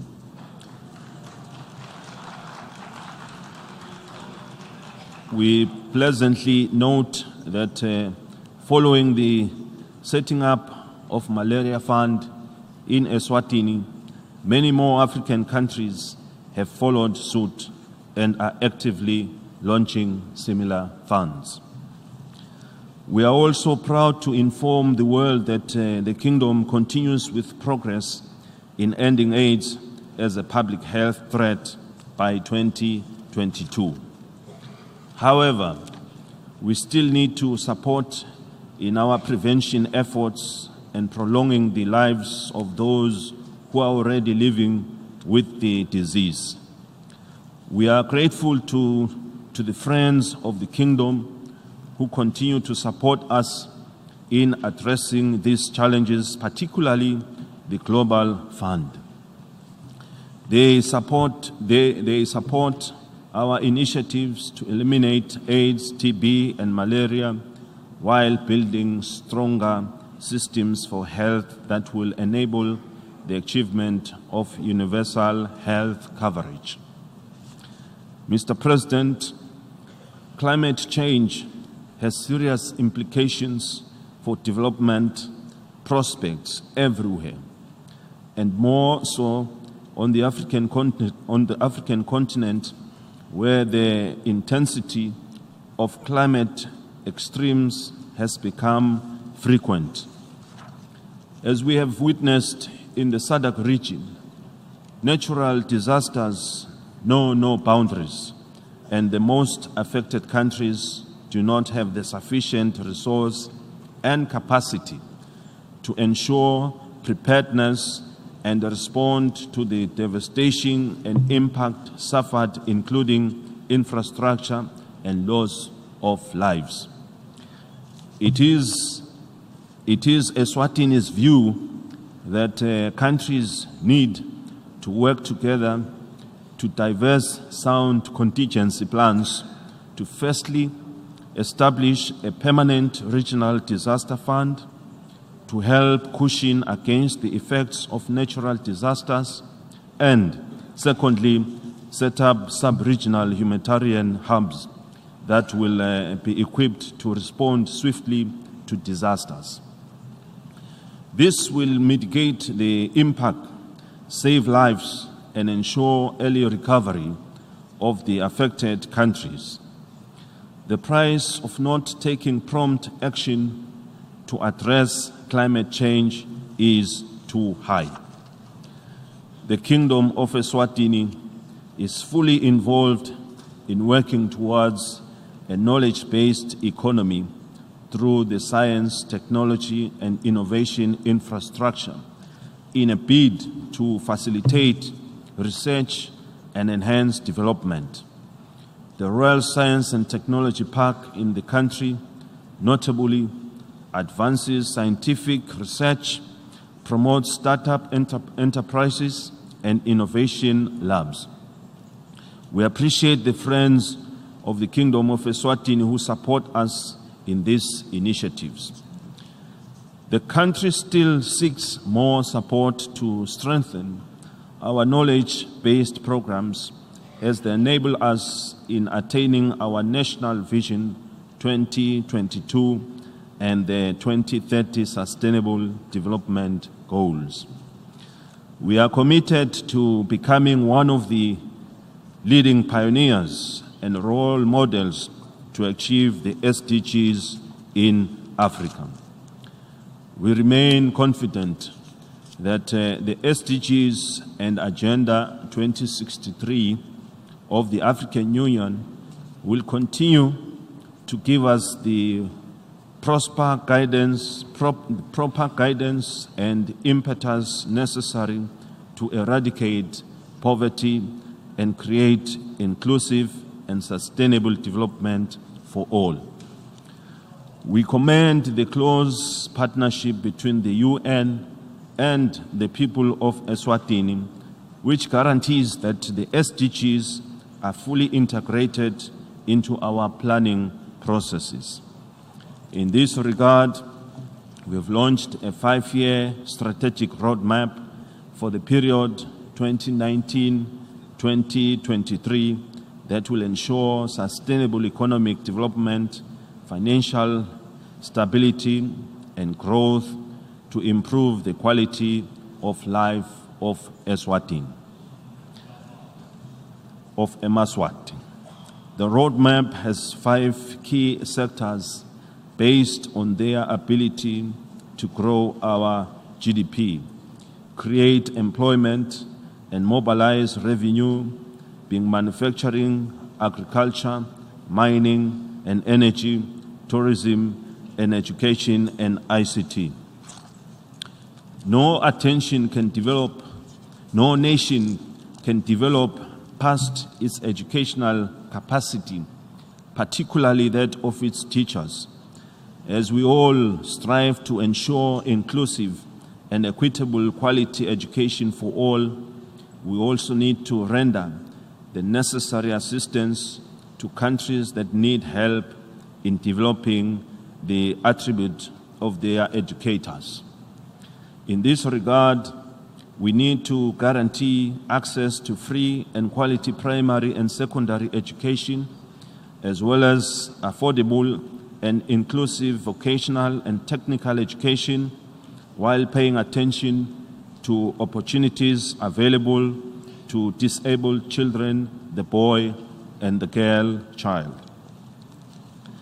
I am pleased to share with the global community that the Kingdom of Eswatini has embarked on these initiatives and we can see positive results. Mr. President, we all know young people face a variety of challenges which require a comprehensive, coordinated, and multilateral response. We are a youthful world with more than half the global population under the age of 30. We therefore need strategies to encourage the labor market to absorb the growing young working class and ensure that they are appropriately trained for the needs of our markets. We also need to develop programs aimed at increasing opportunities for our young people to start their own businesses. Mr. President, the United Nations speed of leaving no one behind will remain elusive if we continue to deprive other nations of the world the opportunity to play a pivotal role in the affairs of this august Universal Assembly. We firmly believe that Taiwan is essential to the full implementation of the 2030 Agenda for Sustainable Development. The inclusion of Taiwan is a crucial step in realizing our pledge as stipulated in the preamble of the UN General Assembly Resolution 71 adopted on September 25, 2015. We call on the UN once again to uphold the principle of universality and its multilateral efforts towards total inclusion and to allow Taiwan to participate in relevant extensions on a dignified and equal footing. Let me reiterate the Kingdom's keenness to prioritizing the overall implementation of the 2030 Agenda and Africa's Agenda 2063.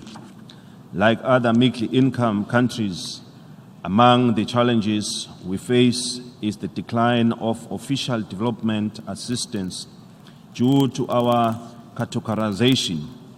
This has worked against our development and poverty reduction efforts. To this end, we strongly advocate for reassessment of the reality on the ground when official development assistance is allocated to countries most in need. Finally, Mr. President, we pledge our support to effective multilateralism that aims at enforcing inclusion, promoting quality education, peace and security for all, and uplifting countries from all forms of poverty. Addressing all challenges engulfing the United Nations family is our first commitment. We wish to acknowledge the UN Secretary General and his entire staff for continuing to steer the affairs of the Secretariat with focused commitment to the UN pursuit of global peace and security, equity and justice, and inclusiveness in all matters of the organization. We are strongly convinced that together we shall overcome all that matters that appear as impossibilities as we continue to strive for unity, solidarity, and mutual benefit, and above all, galvanizing all efforts towards achieving a better world for all and everywhere. I thank you. May Almighty God bless us all.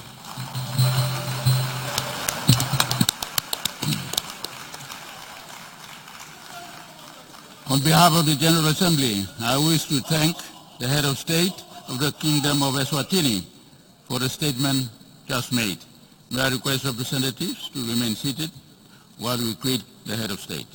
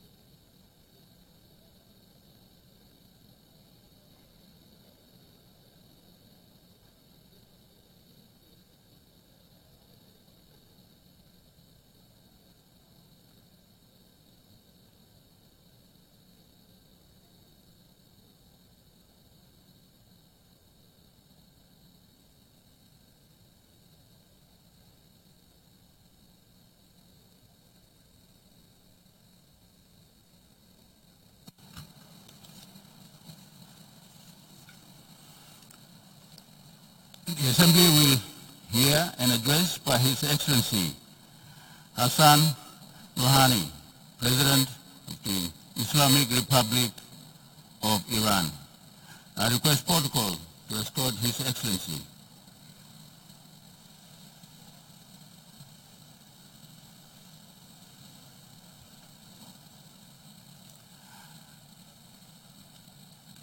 On behalf of the General Assembly, I have the honor to welcome to the United Nations His Excellency Hassan Rouhani, President of the Islamic Republic of Iran, and invite him to address the Assembly.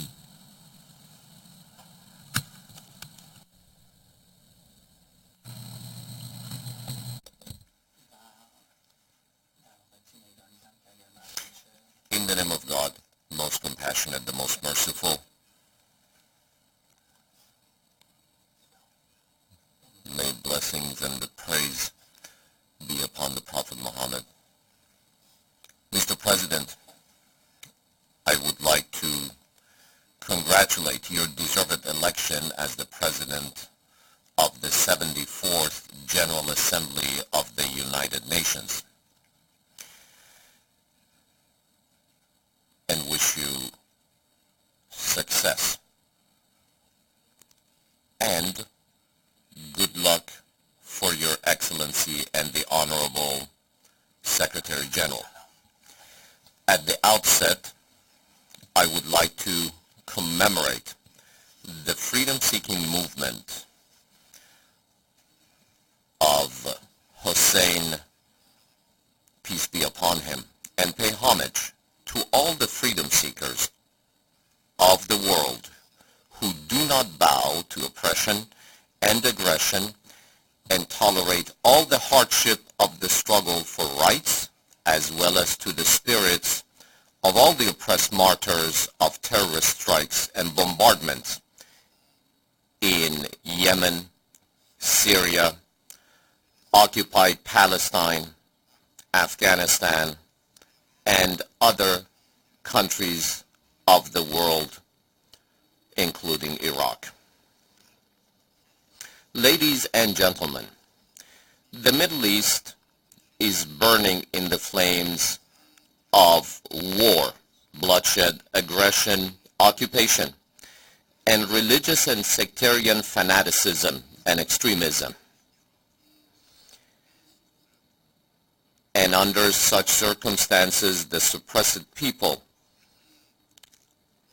of Palestine are the biggest victims.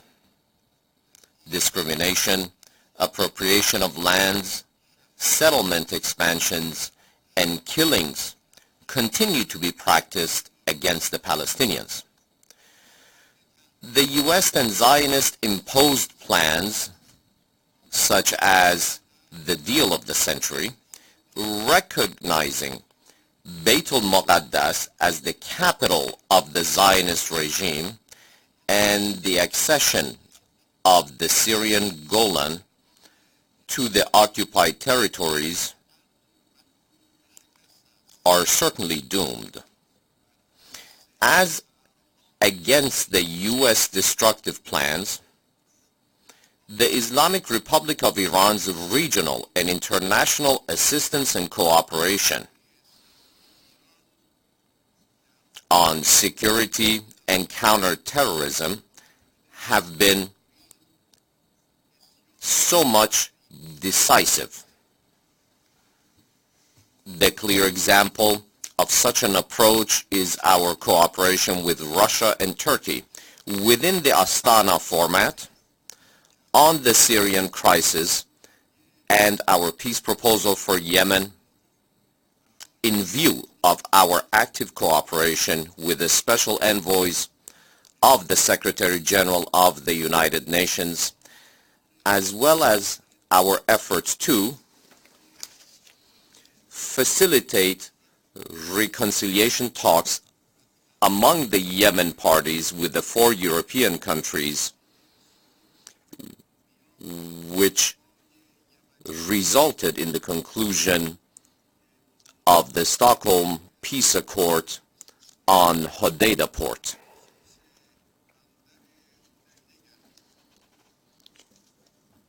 Distinguished participants, I hail from a country that has resisted the most merciless economic terrorism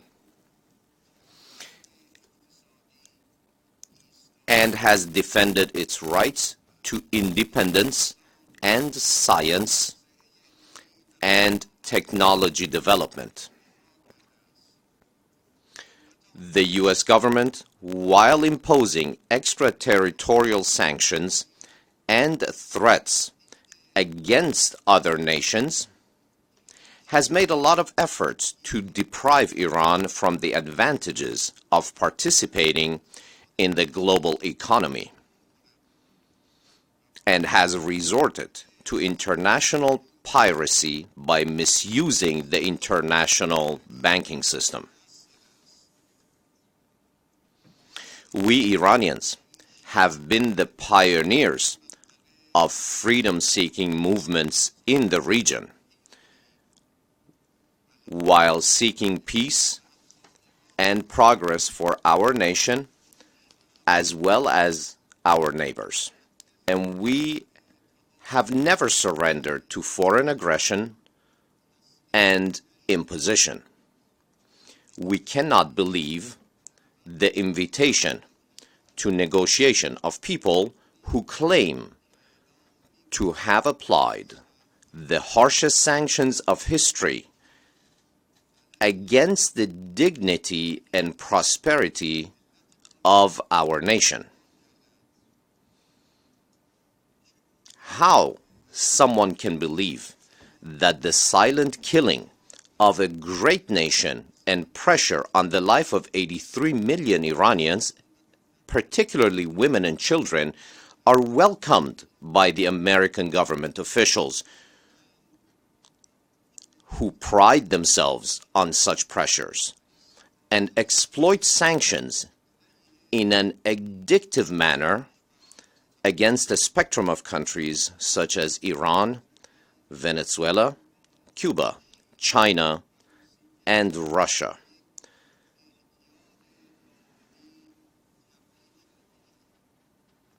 The Iranian nation will never, ever forget and forgive these crimes and these criminals.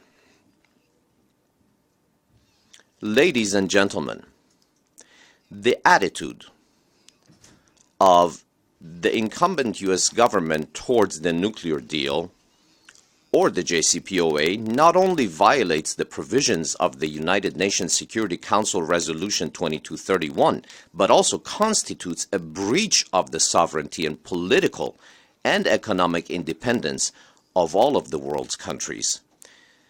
In spite of the American withdrawal from the JCPOA, and for 1 year, Iran remained fully faithful to all of its nuclear commitments in accordance with the JCPOA. Out of respect for the Security Council resolution, we provided Europe with the opportunity to fulfill its 11 commitments, made to compensate for the U.S. withdrawal. However, unfortunately, we only heard beautiful words while witnessing no effective measures. It has now become clear for all that the United States turns back to its commitments, and Europe is unable and incapable of fulfilling its commitments. We even adopted a step-by-step approach in implementing paragraphs 26 and 36 of the JCPOA. And we remain committed to our promises in the deal. However, our patience has a limit. When the U.S. does not respect the United Nations Security Council resolutions, and when Europe displays inability, the only way shall be to rely on national dignity, pride, and strength. They call us to negotiations, while they run away from treaties and deals. We negotiated with the incumbent U.S. government on the 5+1 negotiating table. However, they failed to honor the commitment made by their predecessor.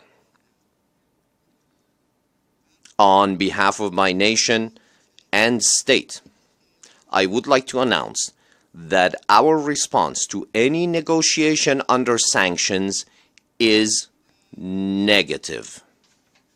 The government and people of Iran have remained steadfast against the harshest sanctions in the past 1.5 years, and will never negotiate with an enemy that seeks to make Iran surrender with the weapon of poverty, pressure, and sanctions. If you require a positive answer, and as declared by the leader of the Islamic Revolution, the only way for talks to begin is to return to commitments and compliance. If you are sensitive to the name of JCPOA, well, then you can return to its framework and abide by the United Nations Security Council Resolution 2231. Stop the sanctions so as to open the way for the start of negotiations. I would like to make it crystal clear. If you are satisfied with the minimums, we will also convince ourselves with the minimums, either for you or for us. The JCPOA was a minimum for you and for us. However, if you wish more, if you require more, you should also give and pay more.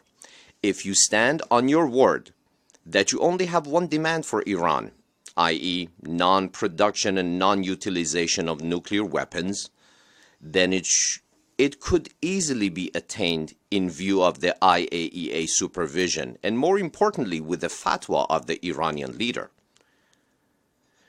Instead of a show of negotiations, you shall return to the reality of negotiations. Memorial photos are the last station of negotiations, not the first one. Ladies and gentlemen, we in Iran, despite all of the obstructions created by the U.S. government, are keeping on the path of economic and social growth and prosperity. Iran's economy in 2017 registered the highest economic growth rate in the world.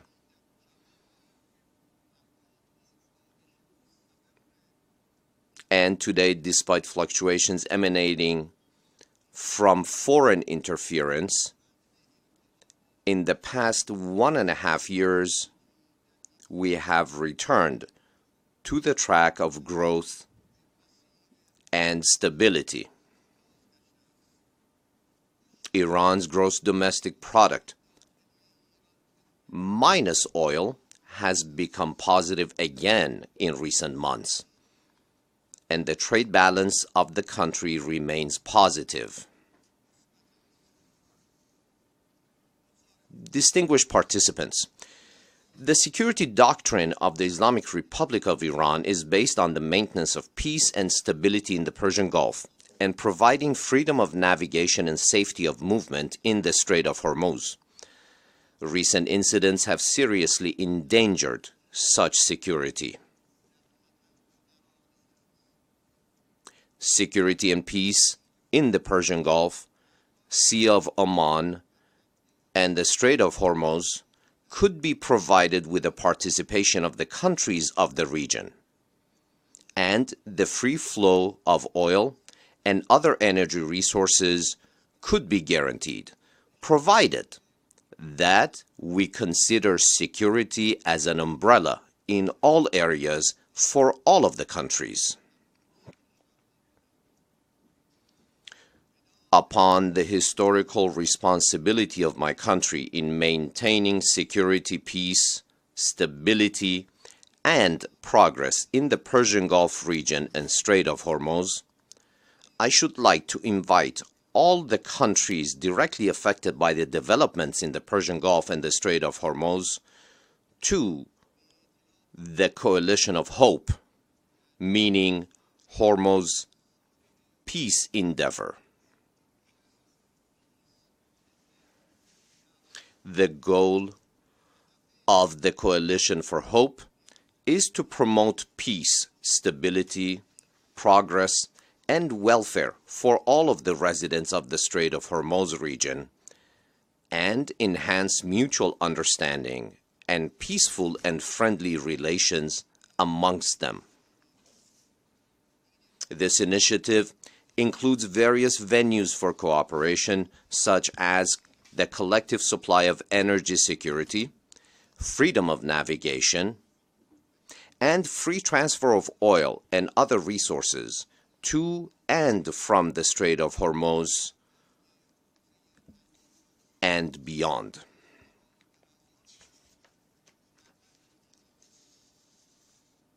The Coalition for Hope is based on important principles such as compliance with the goals and principles of the United Nations, mutual respect, equal footing, dialogue and understanding, respect for territorial integrity and sovereignty, inviolability of international borders, peaceful settlement of all differences, and more importantly, two fundamental principles of non-aggression and non-interference in the domestic affairs of each other. The presence of the United Nations seems necessary for the creation of an international umbrella in support of the Coalition of Hope. The Minister of Foreign Affairs of the Islamic Republic of Iran shall provide more details of the Coalition of Hope to the beneficiary states. Ladies and gentlemen, the formation of any security coalition, an initiative under any title in the region with the centrality and command of foreign forces is a clear example of interference in the affairs of the region. The securitization of navigation is in contravention to the right to free navigation and the right to development, and would escalate tensions and more complication of conditions and increase of mistrust in the region, while jeopardizing regional peace, security, and stability. The security of our region shall be provided when American troops pull out. Security shall not be supplied with American weapons and intervention. The United States, after 18 years, has failed to reduce acts of terrorism. However, the Islamic Republic of Iran managed to terminate the scourge of Daesh with the assistance of neighboring nations and governments. The ultimate way towards peace and security in the Middle East passes through inward democracy and outward diplomacy. Security cannot be purchased or supplied by foreign governments. The peace, security, and independence of our neighbors is the peace, security, and independence of us.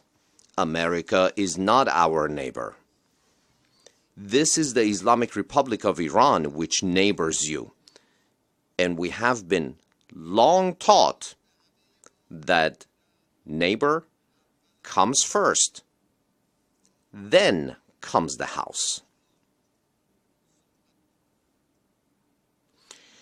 In the event of an incident, you and we shall remain alone. We are neighbors with each other, and not with the United States. The United States is located here, not in the Middle East. The United States is not the advocate of any nation. Neither is the guardian of any state. In fact, states do not delegate power to attorney to other states and do not give custodianship to others. If the flames of the fire of Yemen have spread today to Hijaz, the warmonger should be sought and punished rather than leveling allegations and grudge against the innocent. The security of Saudi Arabia shall be guaranteed with the termination of aggression to Yemen rather than by inviting foreigners.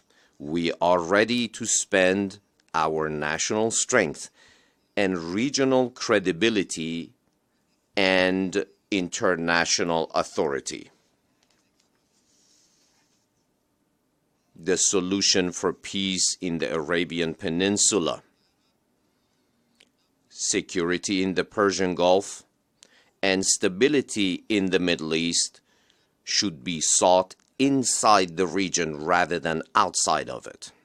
The issues of the region are bigger and more important than the United States is able to resolve.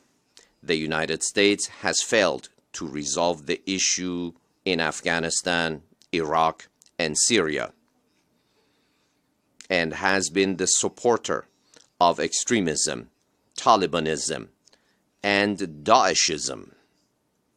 Such a government is clearly unable to resolve more sophisticated issues of today. Distinguished colleagues, our region is on the edge of collapse as a single blunder can fuel a big fire. We shall not tolerate the provocative intervention of foreigners. We shall respond decisively and strongly to any sort of transgression to and violation of our security and territorial integrity. However, the alternative and proper solution for us is to strengthen consolidation among all the nations with common interests in the Persian Gulf and the Hormuz region. This is the message of the Iranian nation. Let's invest on hope towards a better future rather than in war and violence. Let's return to justice, to peace, to law, commitment and promise, and finally to the negotiating table. I thank you all for your attention.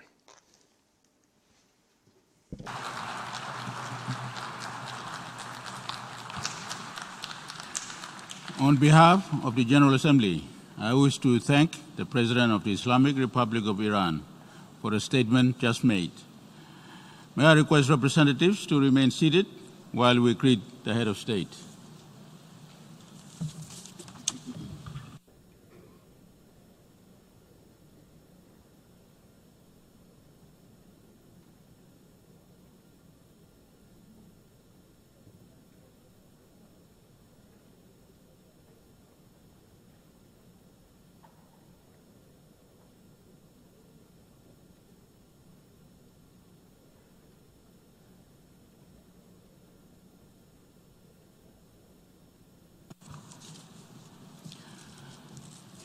The Assembly will hear an address from His Excellency Tommy Isang Remekensau, President of the Republic of Palau.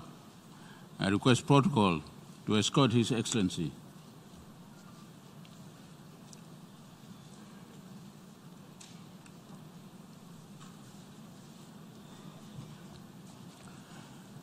On behalf of the General Assembly, I have the honor to welcome to the United Nations His Excellency Tommy Isang Remenkesau, President of the Republic of Palau, and invite him to address the Assembly.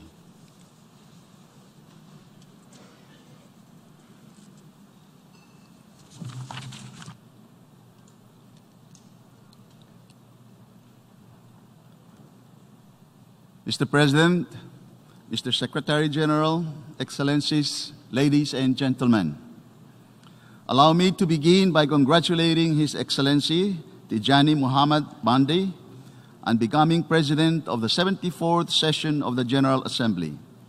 I applaud your emphasis on implementation of the 2030 Agenda, and Palau looks forward to further working with you in this important priority. Let me also express my thanks to your predecessor, Madam Maria Fernanda Espinosa Carcias, for her leadership over the past year. I also want to express my deep condolences to the people of the Bahamas and all the victims of Hurricane Dorian. Please know that as fellow islanders, the people of Palau stand in solidarity with you. Mr. President, I would like to recall the words of my predecessor in his first address to the United Nations General Assembly 25 years ago, after Palau was formally admitted as the 185th member of the United Nations.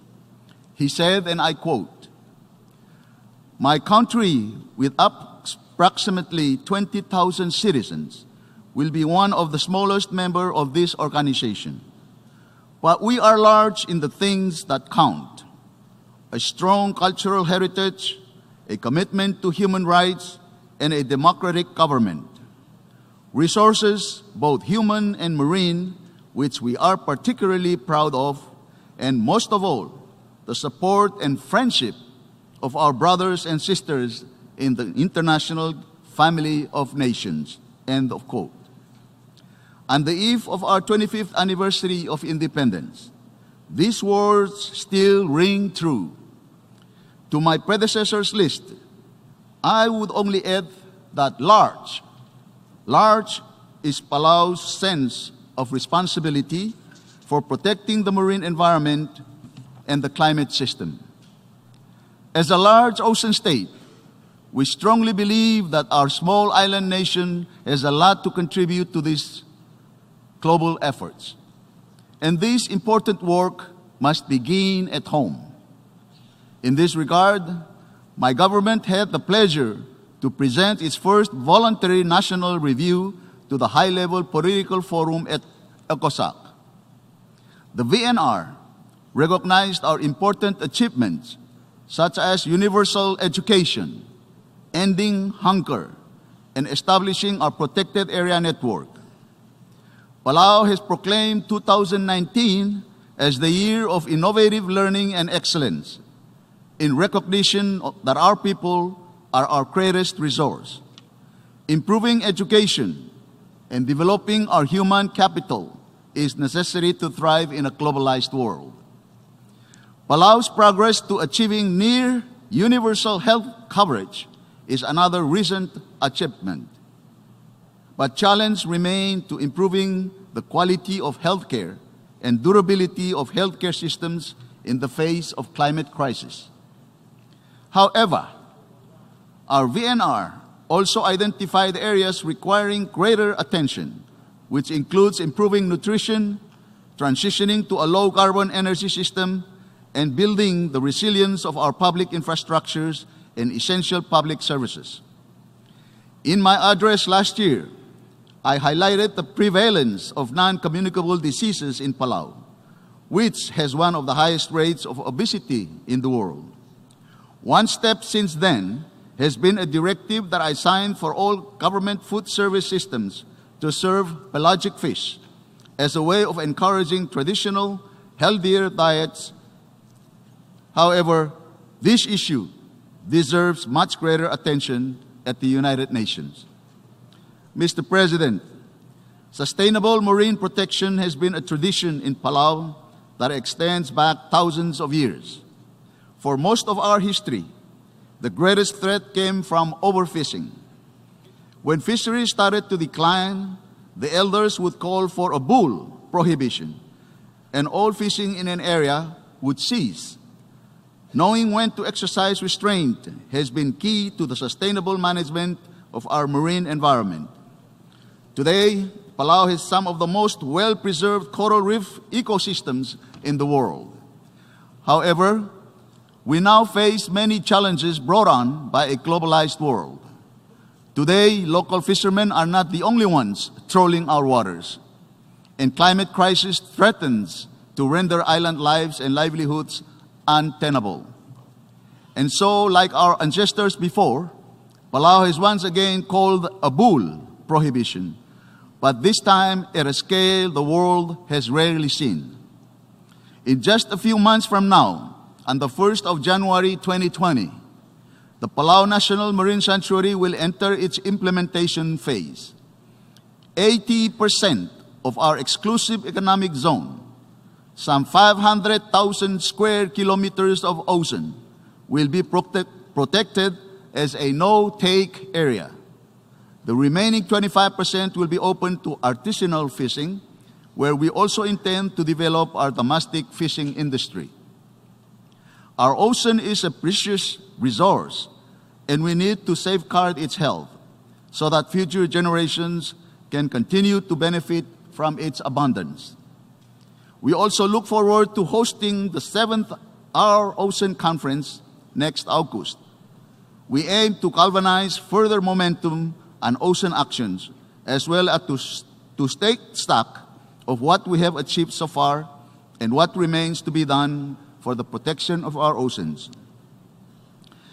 As co-chair of the high-level panel for a sustainable ocean economy, I am working with 13 other serving heads of state to rebalance humanity's contract with the ocean. As the panel continues to develop its recommendations for achieving a sustainable ocean economy ahead of next year's second UN Ocean Conference in Lisbon, we reiterate our invitation to industry and the private sector to join us in this effort.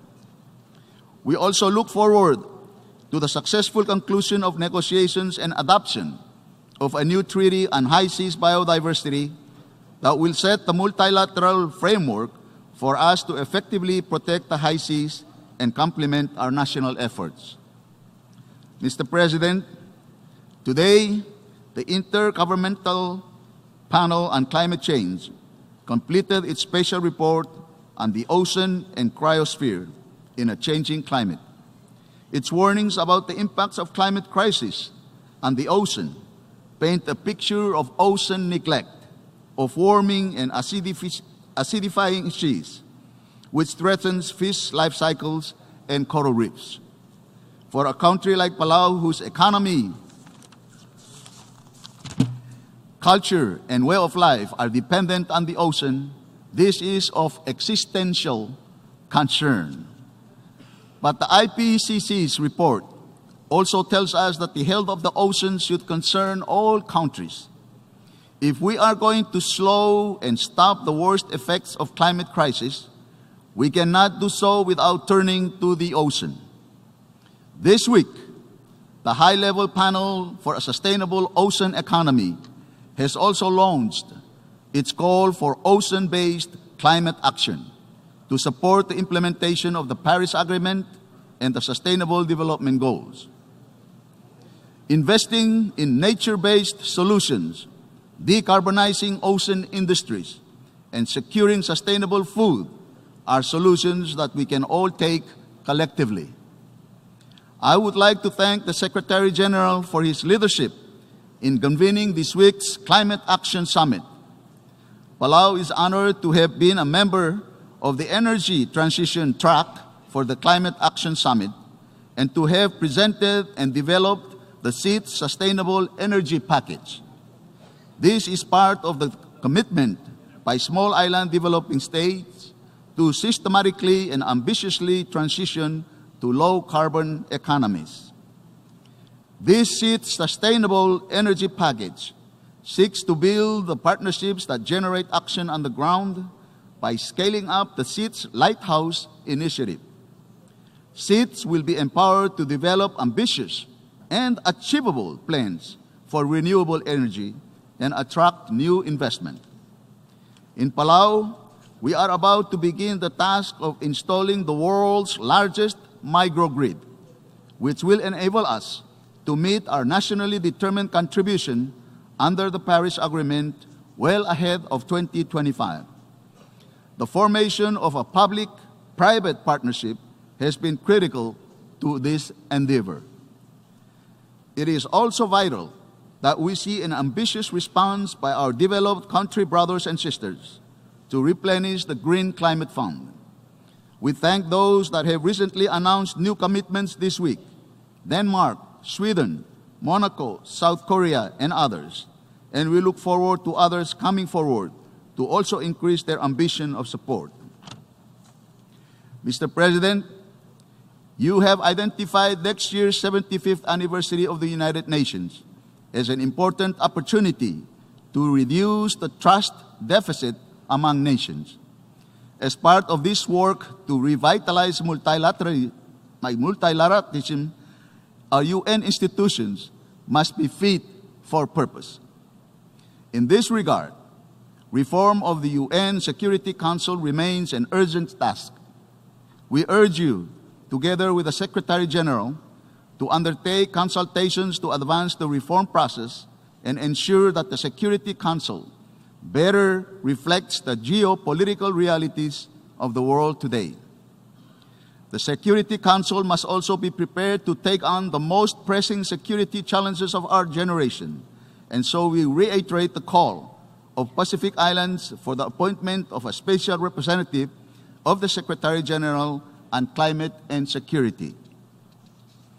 Mr. President, our pathway to realizing the 2030 Agenda is enabled by a strong multilateral system. The declaration adopted at the SDG Summit reminds us that the accelerated action depends on accessible means of implementation. While Palau has made considerable gains in some key areas, progress can be greatly accelerated by durable partnerships and greater multilateral cooperation that takes into consideration the needs of small island developing states. The midterm review of the Samoa pathway also reiterates the special needs and circumstances of SEATs and emphasizes the importance of scaling up modalities of financing.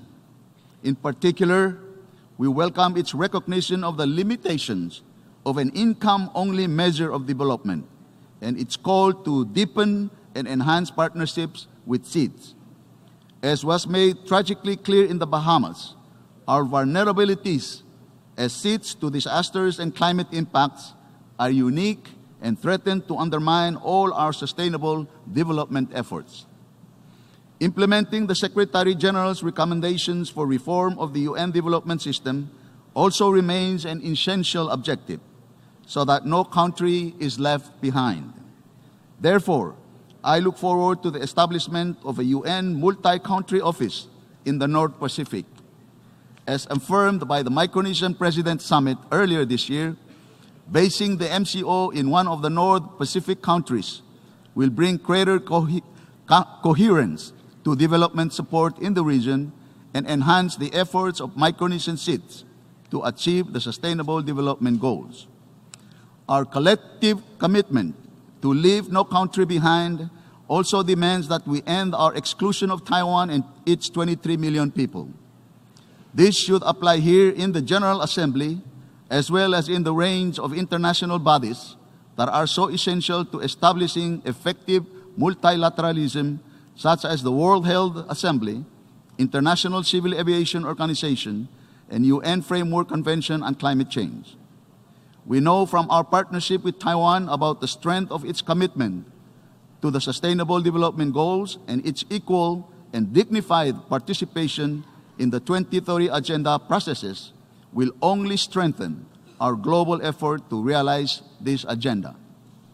The United States has been our longest friend, with our histories deeply intertwined. We share its commitment to a free and open Indo-Pacific. We are proud of our close relationship through our Compact of Free Association and look forward to beginning discussions on its renewal. One early step in our national journey was the development of our maritime capabilities to secure our large EEZ. Australia stepped forward to support this through the donation of a patrol boat in 1996. We are delighted that Australia has extended its commitment to the Pacific Patrol Boat Program and will be replacing the PSS Ramlik with the delivery of new patrol boat in 2020. In particular, Australia's long record of support for capacity building for marine law enforcement has been especially important in preparations for the implementation of the Palau National Marine Sanctuary. The government of India has been a growing partner in the fields of health through support for our healthcare systems and diffusing small-scale solar technology through Palawans who have now been trained as solar mamas.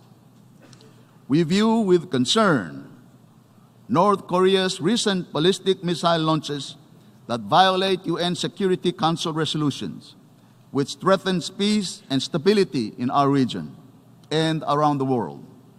Weapons of mass destruction and ballistic missiles of all ranges must be dismantled, and the cooperation of all states is essential to fully implement relevant Security Council resolutions. Mr. President, it seems like the last 25 years have passed in the blink of an eye.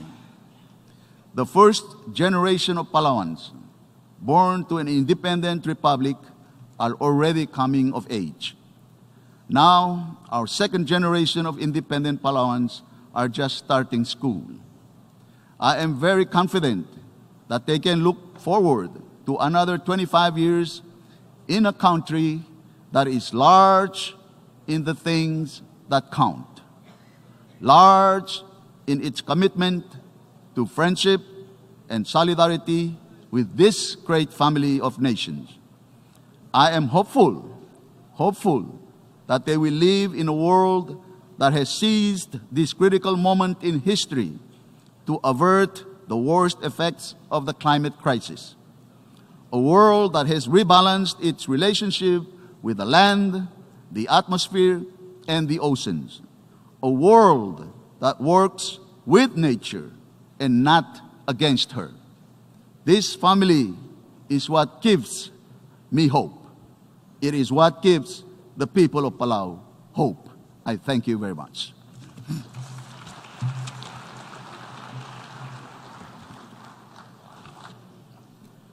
On behalf of the General Assembly, I wish to thank the President of Palau for the statement just made. May I request representatives to remain seated while we greet the Head of State.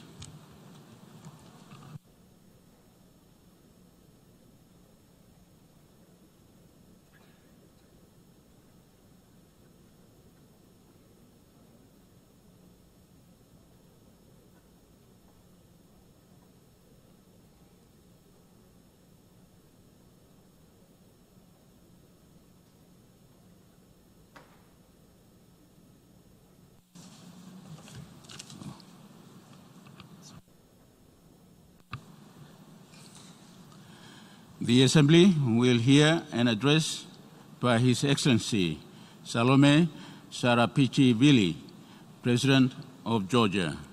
I request protocol to escort Her Excellency.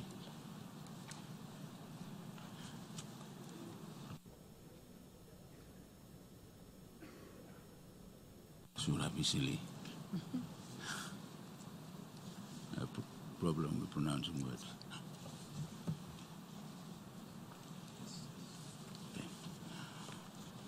On behalf of the General Assembly, I have the honor to welcome to the United Nations Her Excellency Salome Sarapichivili, President of Georgia, and we invite her to address the Assembly.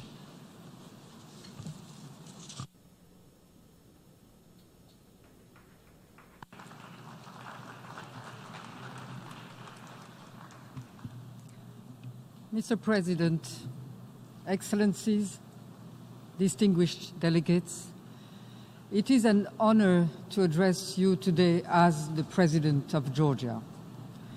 Georgia is a small country on the edge of Europe, which for the past 28 years has experienced quite a few shocks and transformation. Recovering its independence, opening of borders, first wave of globalization, shifting to market economy, and it has endured open or protracted conflicts, war, and occupation. At the same time, and despite all, Georgia is one of the democratic countries of the world, which develops economically and socially and remains one of the main islands of stability in a complex region. We are a country with a small population, but we know very well the price of solidarity. Given our location, we know that we are an integral part of a region where, without peace, global challenges cannot and will not be overcome.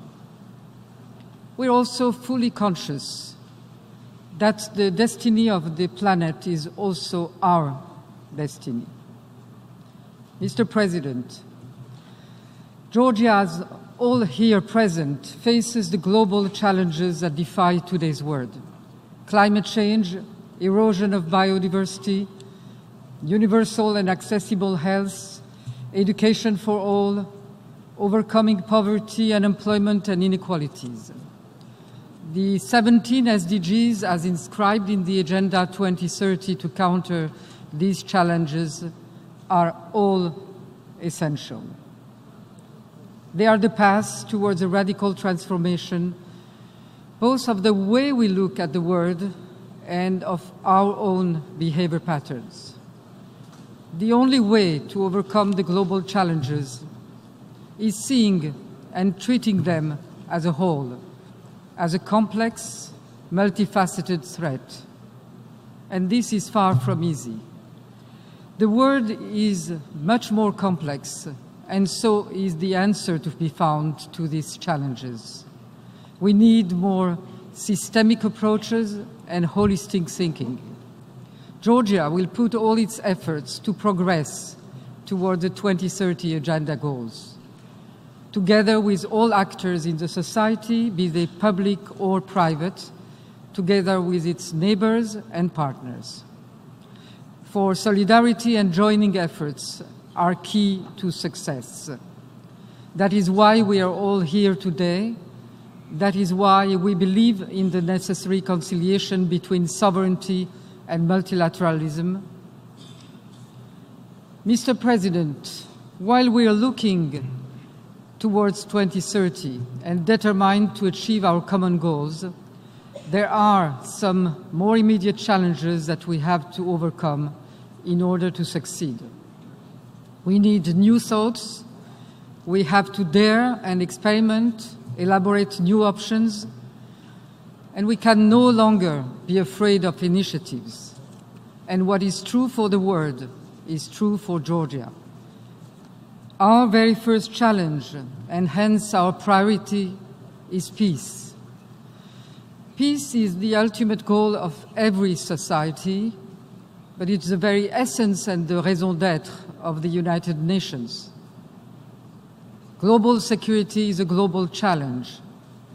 Wars, conflicts, and terrorism pose a clear and massive threat to the lives of millions of citizens and provoke massive migrations and hordes of refugees. We share the grief of the families of the victims of terrorism. We understand the fear and the anger, and we take our share of the common fight against this invisible enemy.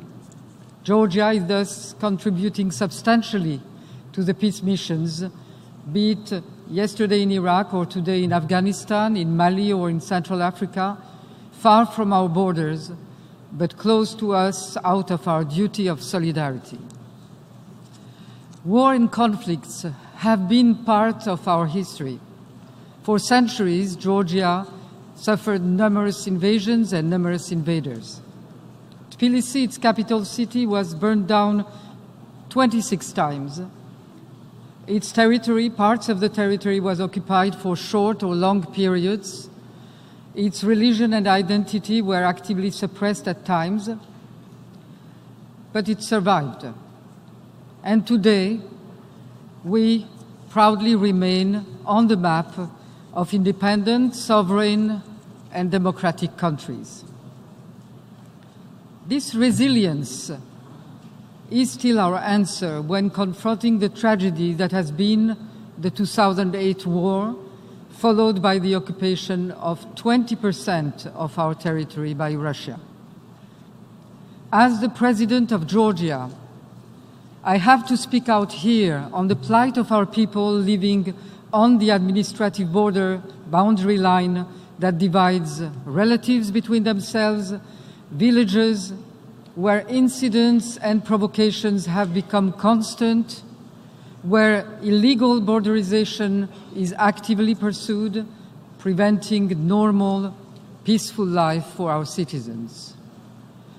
I have to speak out for our citizens living in the occupied territories of Abkhazia and Srin Valley, where continuous are the violations of human rights, restrictions to freedom of movement, of access to health and education services. The crossing points to both regions are closed on and off, causing immense humanitarian suffering. I have to speak out and warn the world. In the occupied Abkhazia, not only the Georgian language, but Abkhaz language, which the Georgian constitution recognizes and which I have to defend as the President of Georgia, and their identity are on the verge of disappearance. Abkhazian people suffer a drastic demographic reduction. And may I warn you, the world without Abkhazian language, identity, and traditions will be a much poorer place. We all have to unite to protect and save this rich cultural diversity that made at one time the Arabs call the Caucasus the mountain of languages. I have to speak out for our own IDPs and refugees that for now decades have been unable to return to their homes and land. Mr. President, our answer to the tragedy of war and occupation has been multifold. Our answer has been to preserve peace and development by keeping our word and respecting to the letter our commitments under the ceasefire agreement of 2008. Hence, we have no military forces whatsoever close to the occupation line, and Georgia has unilaterally renounced the use of force. Our answer has also been our extended hand, the peace program Step to a Better Future, allowing citizens from the occupied territories access, whenever they are not prevented from doing so, to health or education, sharing business opportunities, and to take part, albeit, alas, marginally, in Georgia's economic development. Our answer has been openness and tolerance. Last year, for instance, we received 1,500,000 Russian tourists without any incident to be recorded. Our answer has been to maintain our determined path of development, both economic and democratic, not to let anything divert us from our ambitions and concrete goals of European and Euro-Atlantic integration, and we have managed to make a remarkable progress in all these directions without ever changing our course, without ever counting our efforts, with always a clear vision of our destiny. That is, to some extent, our peaceful victory over war and occupation, over tragedy and destructions. But when we talk about the goal of peace and about ending conflict and occupation, we have also to act. We need movement and we need diplomacy. We have renounced the use of force, but we have not renounced dialogue. We are resilient, but we are not reconciled and resigned to the status quo. We need to make changes happen, and that is what we cannot do alone. We need the engagement of all towards the objective of a sustainable peace in this region. We need to raise the political dimension of the existing formats in order to allow finally discussions on substance. We need to move from experts' discussion to a real political negotiation. Political will from all sides is needed to make the Geneva format, for instance, an instrument for solving the conflict and not solely managing it. Political will is needed to invent, if necessary, new formats, and every forum and dialogue, formal or informal, should be used to engage Russia in discussions on the strict implementation of the ceasefire agreement, on allowing the UMM, as was agreed, to monitor the whole of the Georgian territory. For de-escalation on the occupation line is our very first priority, and that should pave then the way towards an effective settlement. It should also be very clear that new conflicts should not make the old ones be forgotten, for that would be a destructive message, for peace is not divisible. Mr. President, peace is not only challenged by war, but it is also increasingly challenged by a new internal threat that is gradually affecting all of our states and societies. Polarization, erosion of civil values and of mutual respect, hate speech, fake news, conspiracy theories are creating a black hole undermining the fabric of our society, eroding the foundations of democracy. The answer is there, in front of us, in revamping our traditional values. Tolerance is one, and is a very essential one. For pluralism is only an empty word if it doesn't mean respect for the ideas of others. Georgia, which has been for centuries a model for religious, ethnic, and cultural tolerance and openness, could be at the forefront of a battle that needs to involve us all.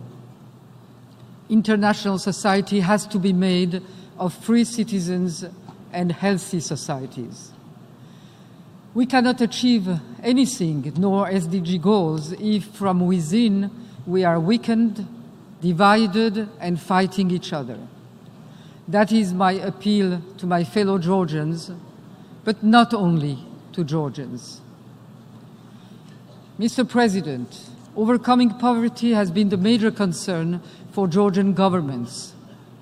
Struggling to modernize and raise our economy to international standards is to make its place on world markets, better using its unique standing between the European and the Asian markets to which it has free access. Georgia is on the right path to sustainable growth.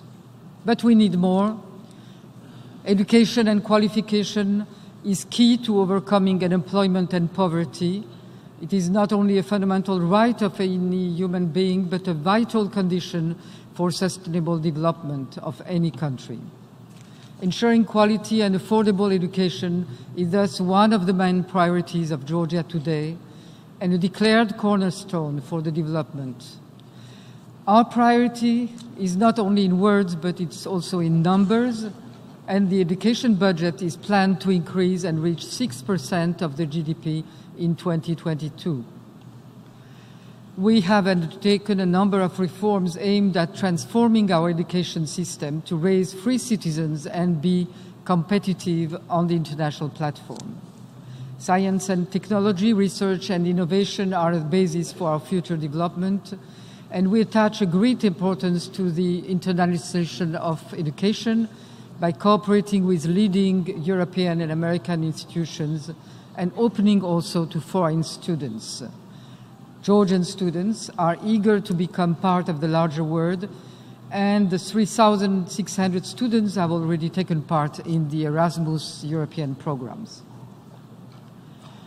Distinguished delegates, migration has become our common plight, generating fears and anxieties all over. Some countries, because they are losing their vital forces, their brains, their younger generation to the outside world, and fear for their future decline. Others, because they see foreign migrants arriving massively, fear they are going to take the natives' jobs and dilute their national identity. Some migrants are legally moving to countries with better opportunities. Most are illegal and looking for what they do not find in their home countries. But most are still fleeing their native countries because of war, destruction, persecution. In addition, climatic changes are on the verge of producing a massive new category of migrants, those that will leave territories turning to deserts or flooded by rising seas or destroyed by hurricanes or by fires. On this issue too, the answers need to be global. States need to find common approaches to regulate what cannot be stopped. Georgia, which today is confronted to both immigration and immigration in addition to its 300,000 internally displaced persons, is actively looking for solutions. Reducing illegal migration is a necessity in order to preserve one of the most precious benefits of our European integration process, and that is visa liberalization. Beyond better controls at the borders, which are needed and are underway, but short of reinstating a strict visa procedure, there are solutions. One is to increase the standards of living and bringing in the country social protection, job security, and the quality of life that most immigrants are seeking elsewhere.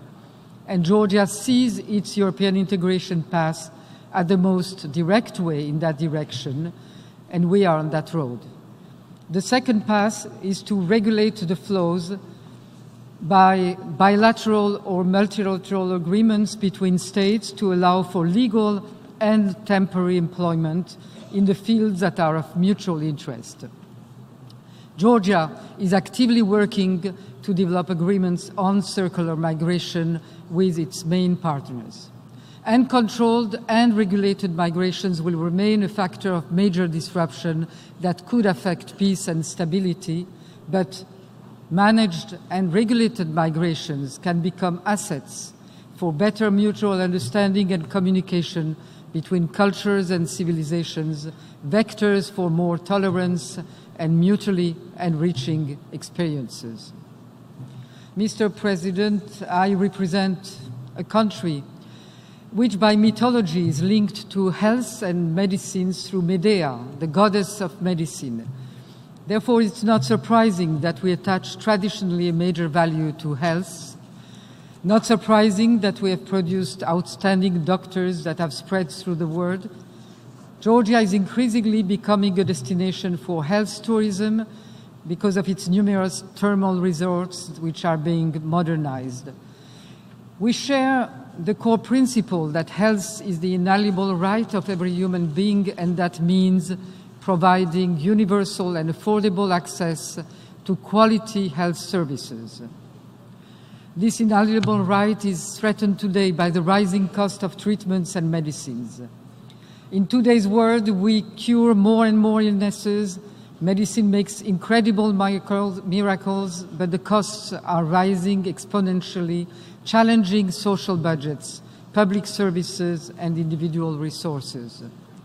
Georgia has made the political choice of moving towards a universal health coverage system, has tripled health allocation over all sectors, and today 90% of our population has access to essential primary care services. We have also reached notable progress in the fields of maternal and child health. TB, resistant TB, HIV/AIDS is almost eradicated. And we have implemented successfully a program of hepatitis C elimination with the support of the US CDC, WHO, and other private partners, creating thus the first ever precedent of nationwide chronic illness eradication through treatment in the world. And that is a big hope. We still have important challenges to overcome, but I'm proud that just 2 weeks ago we announced the launch of a center for child oncology with the support of the USAID. And we hope that this project will be the basis for international cooperation in Georgia.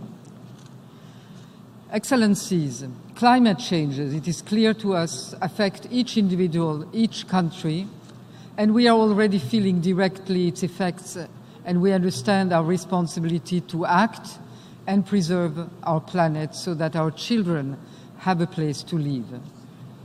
There are territories turning into deserts and flooded by rising seas.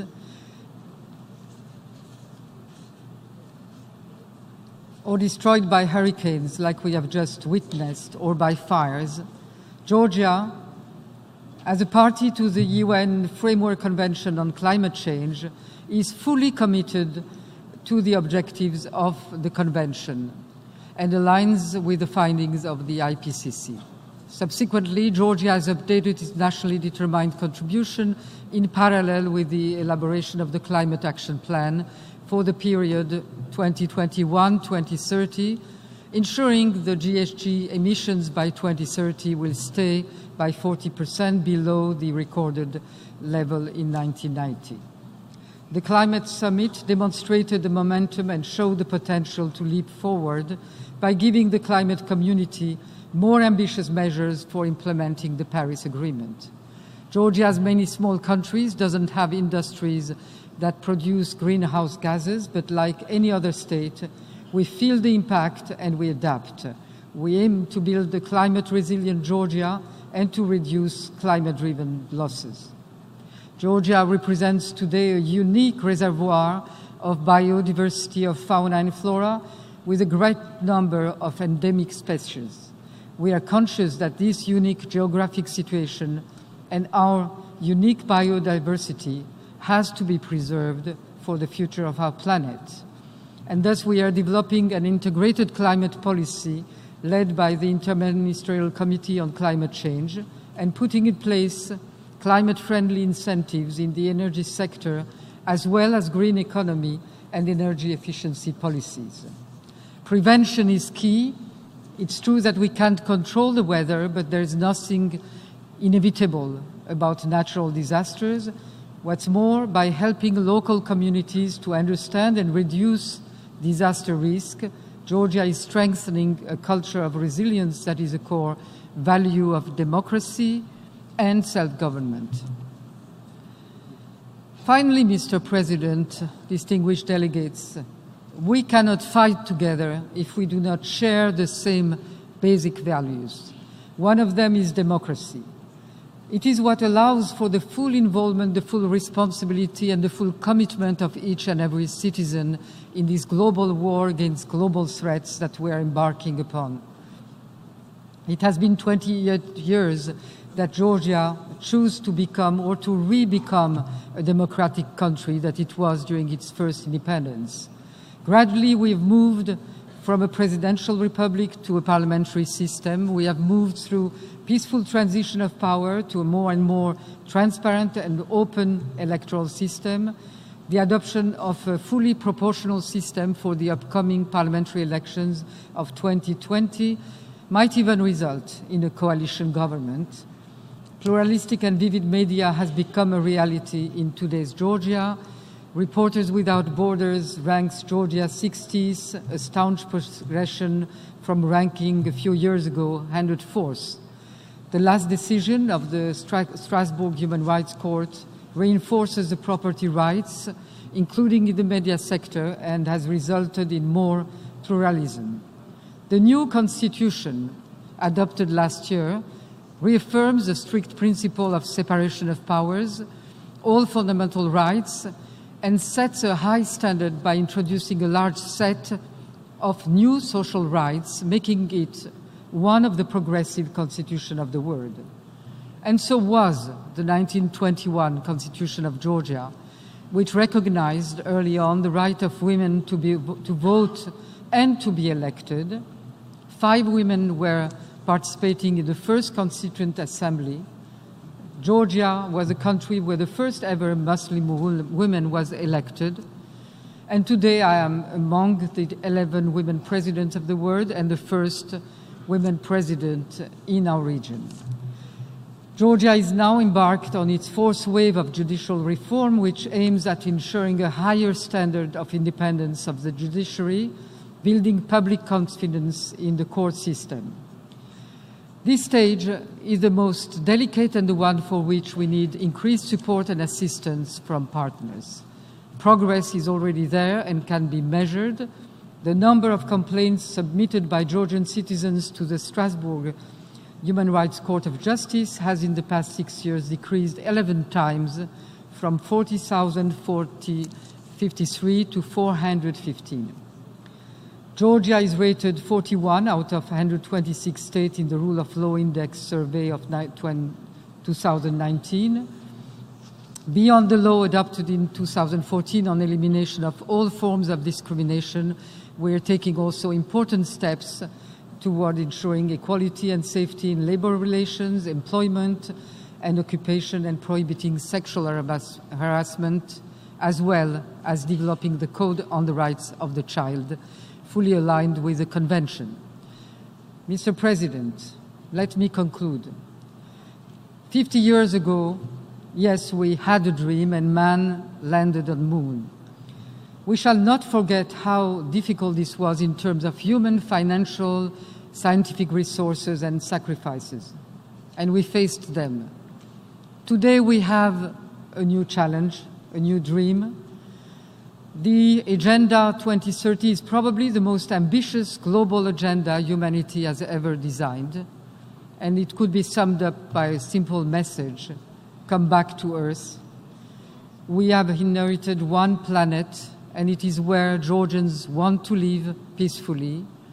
We have all to remember that we have only one life to live and only one planet to save. Komercik Paravdet.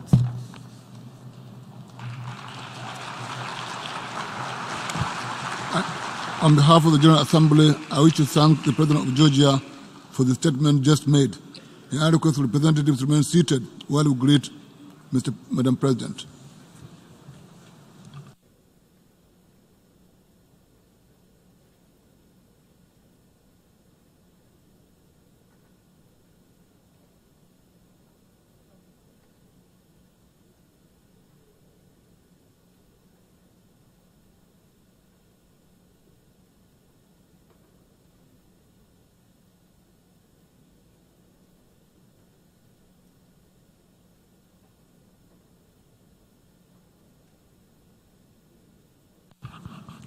The Assembly will hear an address by His Excellency Faustin Todare, President of the Central African Republic.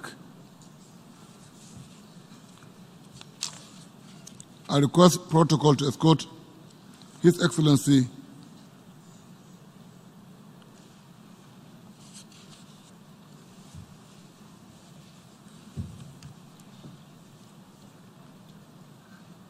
On behalf of the General Assembly, I have the honor to welcome the United Nations His Excellency President Faustin Ashash Tadera of the Central African Republic, and to invite him to address the Assembly.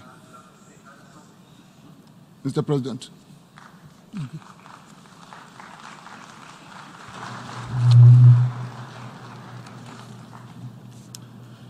Monsieur le Président, Mr. President of the 74th session of the United Nations General Assembly, Excellencies, ladies and gentlemen, heads of state and government, distinguished delegates, ladies and gentlemen,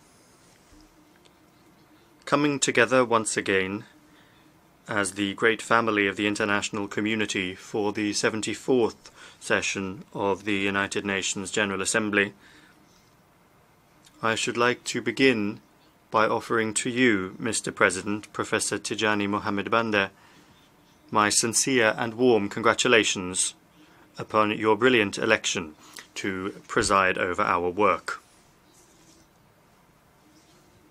Your election is the symbol of the well-deserved honour and tribute paid to the entire African continent, and in particular to the Federal Republic of Nigeria, your country. I remain convinced that your consummate command of the international arena, as well as your exceptional personal qualities, constitute an asset and a guarantee of the success of our work. I should also like to take this opportunity to commend the quality of the work done and the results achieved by Ms. Maria Fernanda Espinosa Garces during the 73rd session. Here we pay tribute to her and express our gratitude and our appreciation. Allow me also to reiterate my gratitude and my confidence in Mr. Antonio Guterres, United Nations Secretary General, for his continued commitment to peace and development around the world, and above all for the constant and multifaceted support he has offered to the Central African Republic. Mr. President, this 74th session takes place in a particular context, at a time when the world is facing threats to international peace and security, terrorism, poverty, climate change, or indeed the phenomenon of migration. I come here today, therefore, to share with you the concerns and the contribution of my country around the theme of galvanizing multilateral efforts for poverty eradication, quality education, climate action, and inclusion. The relevance of this theme is equalled only by the challenges that the world currently faces. The peoples of the world have seen the movement of globalization nurture in them this common dream of seeing the world become a genuine global village, and yet, alas, we have never seen so many walls and barriers being raised. It is in the era of globalization that we are subjected to the perils of nationalism and a retreat into identity politics. The rejection of the other and extremism are being expressed ever more violently. It goes without saying that such opportunities give us an opportunity, a moment for individual introspection and exchange, so that together we can overcome the challenge of building bridges of brotherhood and peace, which know no borders. If together we make a leap forward and pool our efforts, we will be able to overcome the various hotbeds of tension and crisis that still exist around the world. No country, no nation is safe from the threats currently facing humanity. The challenge that we face as leaders is to have the courage to dare to question ourselves, to find innovative, efficient and effective solutions, to build peace and stability, and to create a robust foundation for sustainable development. Several of our countries, including my own, are experiencing a security situation which remains a source of concern and deserves the full attention of the international community. We must therefore keep in mind that as long as one of our member states is not at peace, the entire community of nations is affected. The situation in the Middle East is particularly grievous for international security. We maintain our call for the peaceful, just and equitable solution of the Israeli-Palestinian conflict based on the two-state solution, two states living in perfect symbiosis and harmony within safe and recognized borders.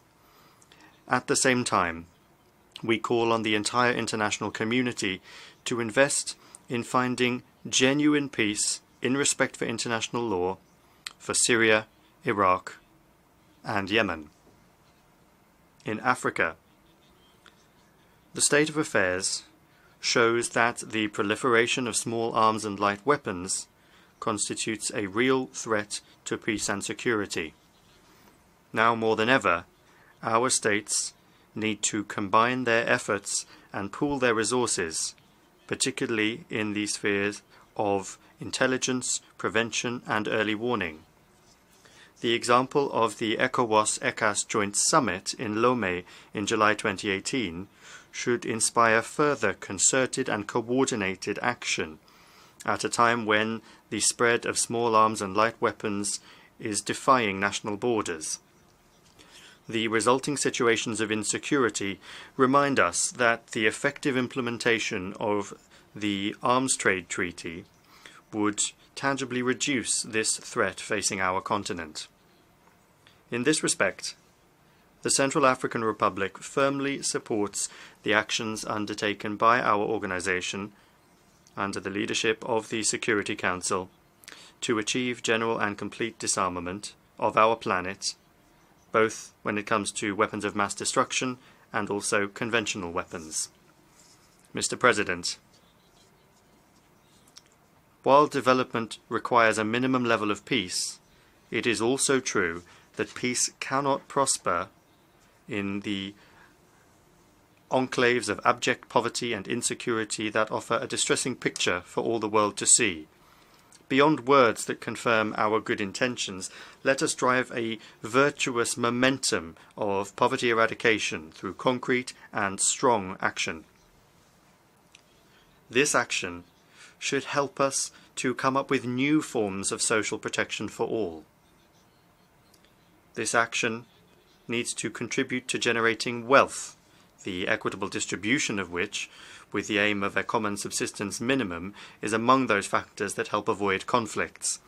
And it is here that, along the same lines as the deep-rooted aspirations of my people, I committed my government to producing the plan for the recovery and peace building in Central Africa, which takes into account the main thrusts of the 2030 Sustainable Development Agenda, as well as those of the 2063 Agenda of the African Union. Challenges linked to the transformation both of the world and of our countries requires our populations having the tools that they need so that they can remain active players in an ever-changing world. In order to do this, in the wake of national reconstruction, my country intends to invest in education that combines quality with the efficient use of resources. Investing in pupils, but also investing in teachers, that is what we intend to do. And in my country, which is emerging from crisis, all of our efforts should be focused on the opportunities that are offered by new technologies. What's more, we want to open up an international discussion on the subject of education, so that we can avoid a number of traps, such as education programs for all, which end up simply being nothing more than literacy classes when the resources don't follow those programs to support good quality education. Good quality education is the tool that should be used as a basis for more lasting, more harmonious development, whilst also constituting a solid bastion against extremism in all its forms. Mr. President, while we applaud the progress that has been made in recent years in terms of the development of our countries, even though it does remain unequal. We must also think deeply about the action of humankind on its environment. The abusive exploitation of natural resources is one of the causes of climate change, which is disrupting and selling out the future of humanity. Even though my country, the Central African Republic, is far from being a major polluter, we stand in solidarity with the international action being taken to preserve our planet. This is our historic responsibility. I firmly call for the effective implementation of the Paris Agreement and for its ratification by all states parties.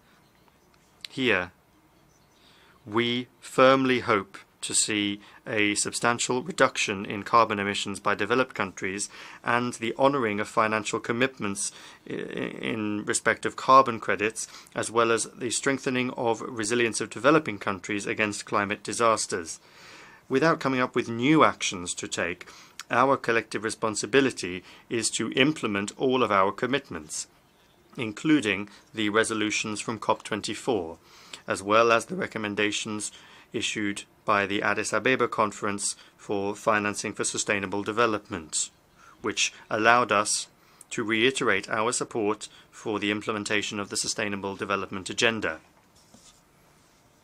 Mr. President, from all of the aforementioned, we see clearly that combining the efforts of the member states of our organization in the framework of multilateral action is the cornerstone of success in our shared ideal of a more just, more balanced, safer world for everybody.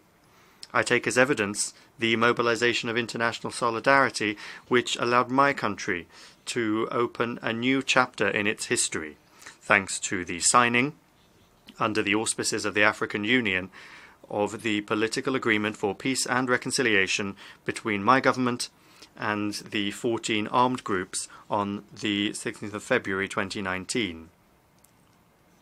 Today, we are mobilized for the implementation of this agreement with the support of the guarantors, the African Union and ECAS, as well as facilitators, chief among whom figure the United Nations through MINUSCA. With the support of our partners from the sub-region and the entire world, we are making modest but definite progress in extending the authority of the state across the entire national territory, as well as reforming the security and defense sectors, which will facilitate the progressive redeployment of the defense and security forces and allow for the continuation of the national DDRR program that has already been begun. We also welcome the launch of the development programs that have recently been carried out to demonstrate that the initial dividends of peace are indeed a reality. Mr. President, without denying how satisfied we are with the unique momentum that has been given to peace by the signing of this agreement, a great deal remains to be done. My country's situation remains fragile in spite of some genuine progress. Armed groups continue to be supplied with weapons and ammunition through illicit routes. They are committing mass and repeated violations of international humanitarian law and human rights law. But as you know, the legal and legitimate forces of the Central African Republic are the only ones to be struck by the embargo, thereby depriving the state of the resources it needs to fulfill its mission to protect its citizens and its territory. Along the same lines as the government of the Central African Republic, the member states of the Standing Advisory Committee of the United Nations on Security Questions in Central Africa supported the call for the lifting of this embargo during the 48th Ministerial Meeting in May 2019 in Kinshasa. Today, I applaud the unanimous vote of the Security Council on Resolution 2488/2019, which allowed for the easing of the arms embargo in respect of our defence and security forces. However, I solemnly repeat the request of the government and the legitimate aspiration of the people of the Central African Republic for the total lifting of this embargo to allow the state to extend its authority across the entire national territory with a view to protecting civilian populations. Indeed, the midterm report on the 15th of June 2019 submitted by my government demonstrates that the conditions set by the Sanctions Committee have been met, as well as significant progress made in the process of reforming the defence and security sectors. Mr. President, to overcome the crisis that has shaken my country, and very much in line with the theme of this session, I call for dynamic, concerted, coherent and coordinated multilateral action. I express the hope that the international community will remain mobilized alongside the people and government of the Central African Republic and will continue to support them for the recovery of my country. Thank you.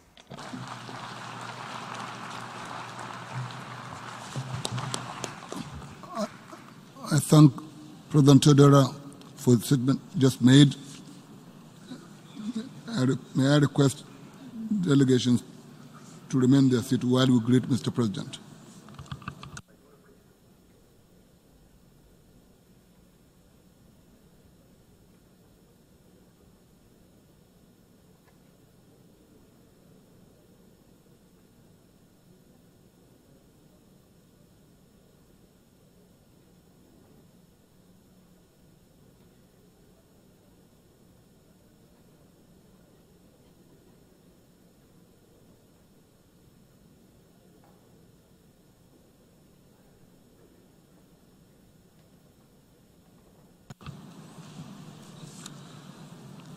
The Assembly will hear an address by His Excellency Ivan Duque Marquis, President of the Republic of Colombia.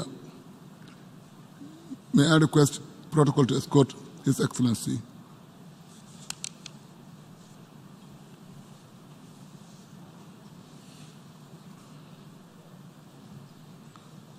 On behalf of the General Assembly, I have the honor to welcome to the United Nations His Excellency the President of the Republic of Colombia,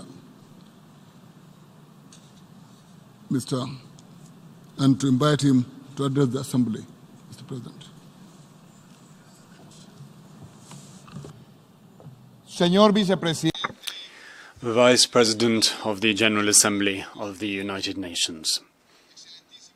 Your Excellencies, ladies and gentlemen, heads of state and of government and heads of missions, I would like to take this opportunity to convey my greetings to the President of the General Assembly and also to the Secretary General of this organization, Antonio Guterres. 1 year ago, I addressed this Assembly for the first time, laying out before you our roadmap for the crafting of a Colombia based on the rule of law, entrepreneurship and equity. My country, which this year, 2019, is celebrating 200 years of history as an independent nation, is today charting a course towards a future of equity, where the only thing that will keep a man or a woman from following their dreams is the degree of their willingness to pursue said dreams by the sweat of their own brows. We are living in an era in which it is vital that none of us allow ourselves to be distracted from the most urgent challenges that confront us, putting an end to extreme poverty, the defense of democracy, the protection of the environment, the promotion of entrepreneurship and innovation, and the upholding of the rule of law. These are the ethical, social, and political touchstones that guide the future that we desire for Colombia. And these touchstones also shape our contribution to an international order based on multilateralism, solidarity, and autonomy. We believe sincerely and openly in the rule of law, in entrepreneurship, and in equity. These are not empty words for us. The most daunting challenge before us all is that of climate change. And, of course, its related consequences for our oceans, for our alpine tundras and moorlands, for the snow-covered uplands and mountain peaks, for our glaciers and for our coasts. As I have oft repeated throughout this week, Colombia is responsible for a mere 0.4% of all global greenhouse gas emissions. Our energy grid is the sixth greenest, the sixth cleanest in the world.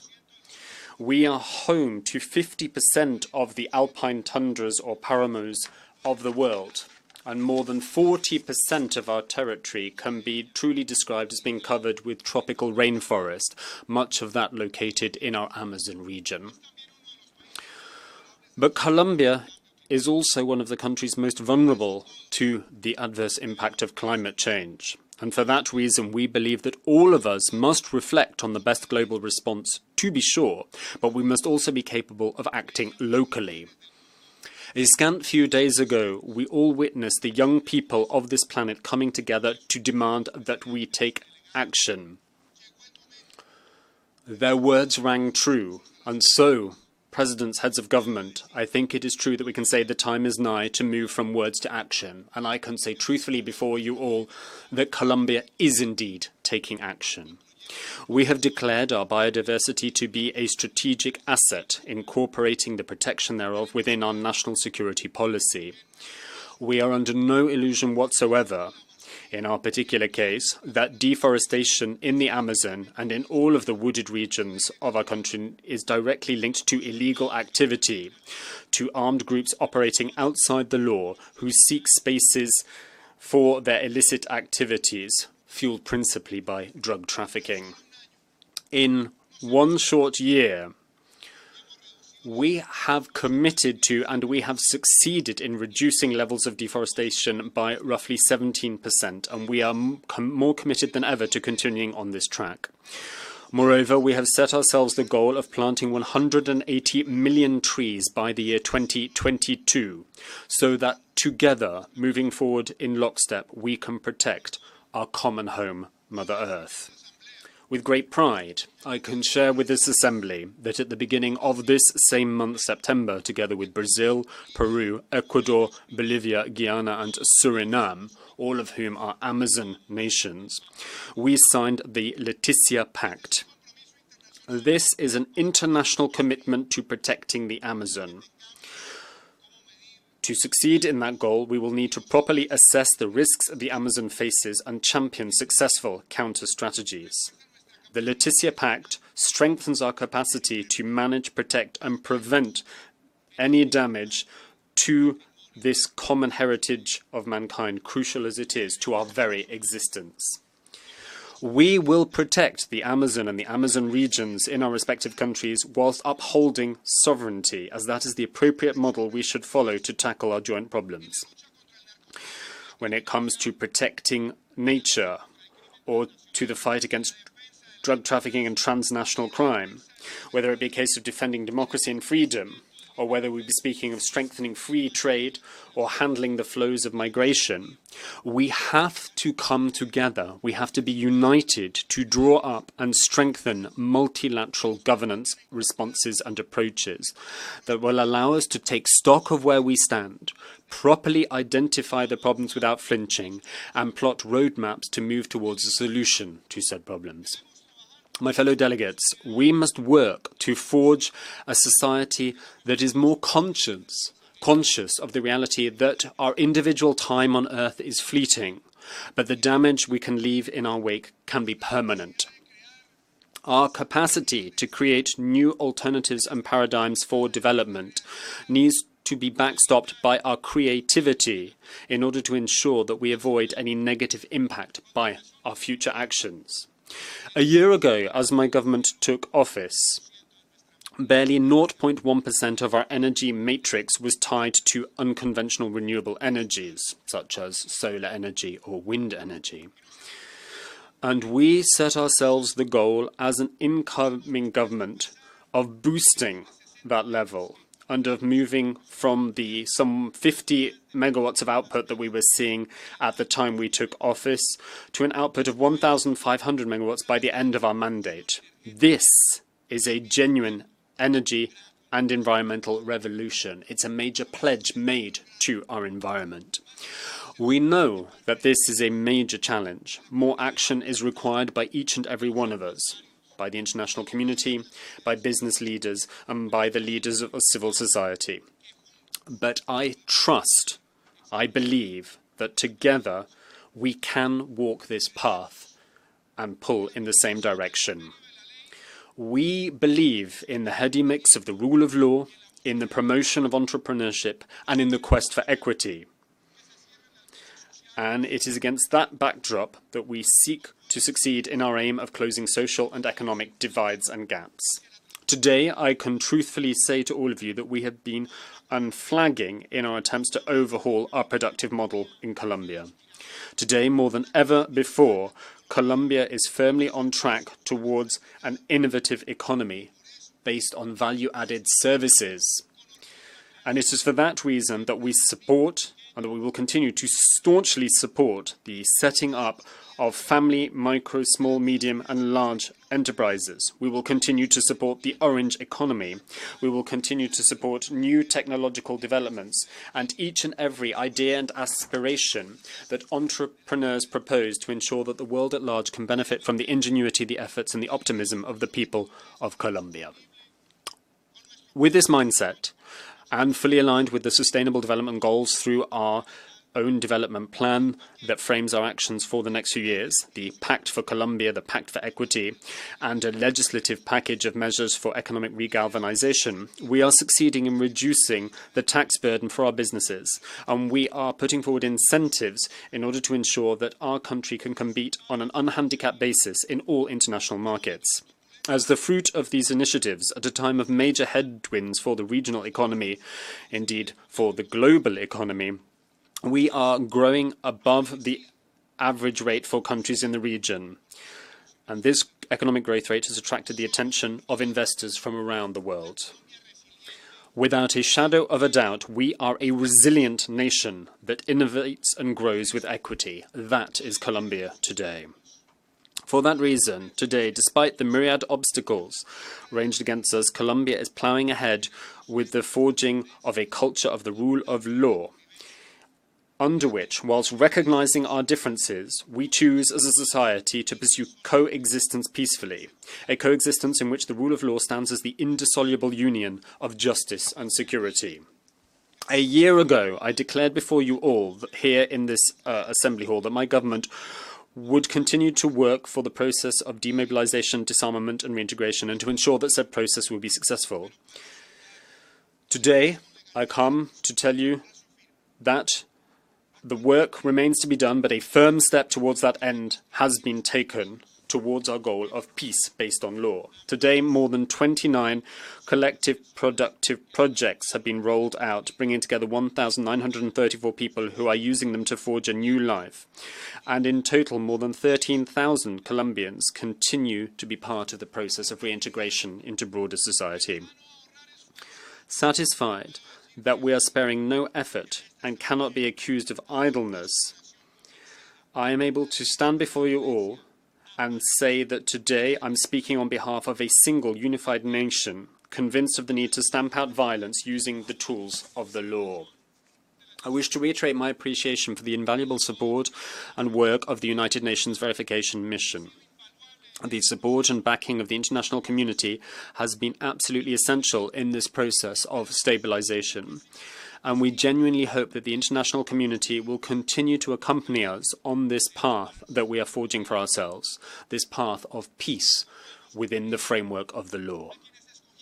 And in the same way that we have sworn to support those who choose the path of legality and indeed are so supporting them, we also warn those who wish to persist in a life of crime of the consequences of that choice. A scant few weeks ago, a group of drug terrorists sought to intimidate Colombia, hiding behind claims of ideological goals. But the reality is that these groups have not enjoyed the fruits of reintegration nor disarmament simply because they did not choose to. They have not left behind their life of crime. They have lied to Colombian Colombians, and they have aligned themselves with the dictatorship which is oppressing the people of Venezuela. In their attempt to intimidate us. They were met foursquare by a government that will not bow before threats, and above all, they found themselves resisted by a people that will not be cowed and that were rather outraged when these criminal groups sought to clothe their claims in righteousness. Let there be no room for doubt. As President of all Colombians, I will do my utmost. I will use all tools available to me to guarantee that Colombia enjoys peace based on the rule of law, and in this conviction we will not give even a millimetre of ground.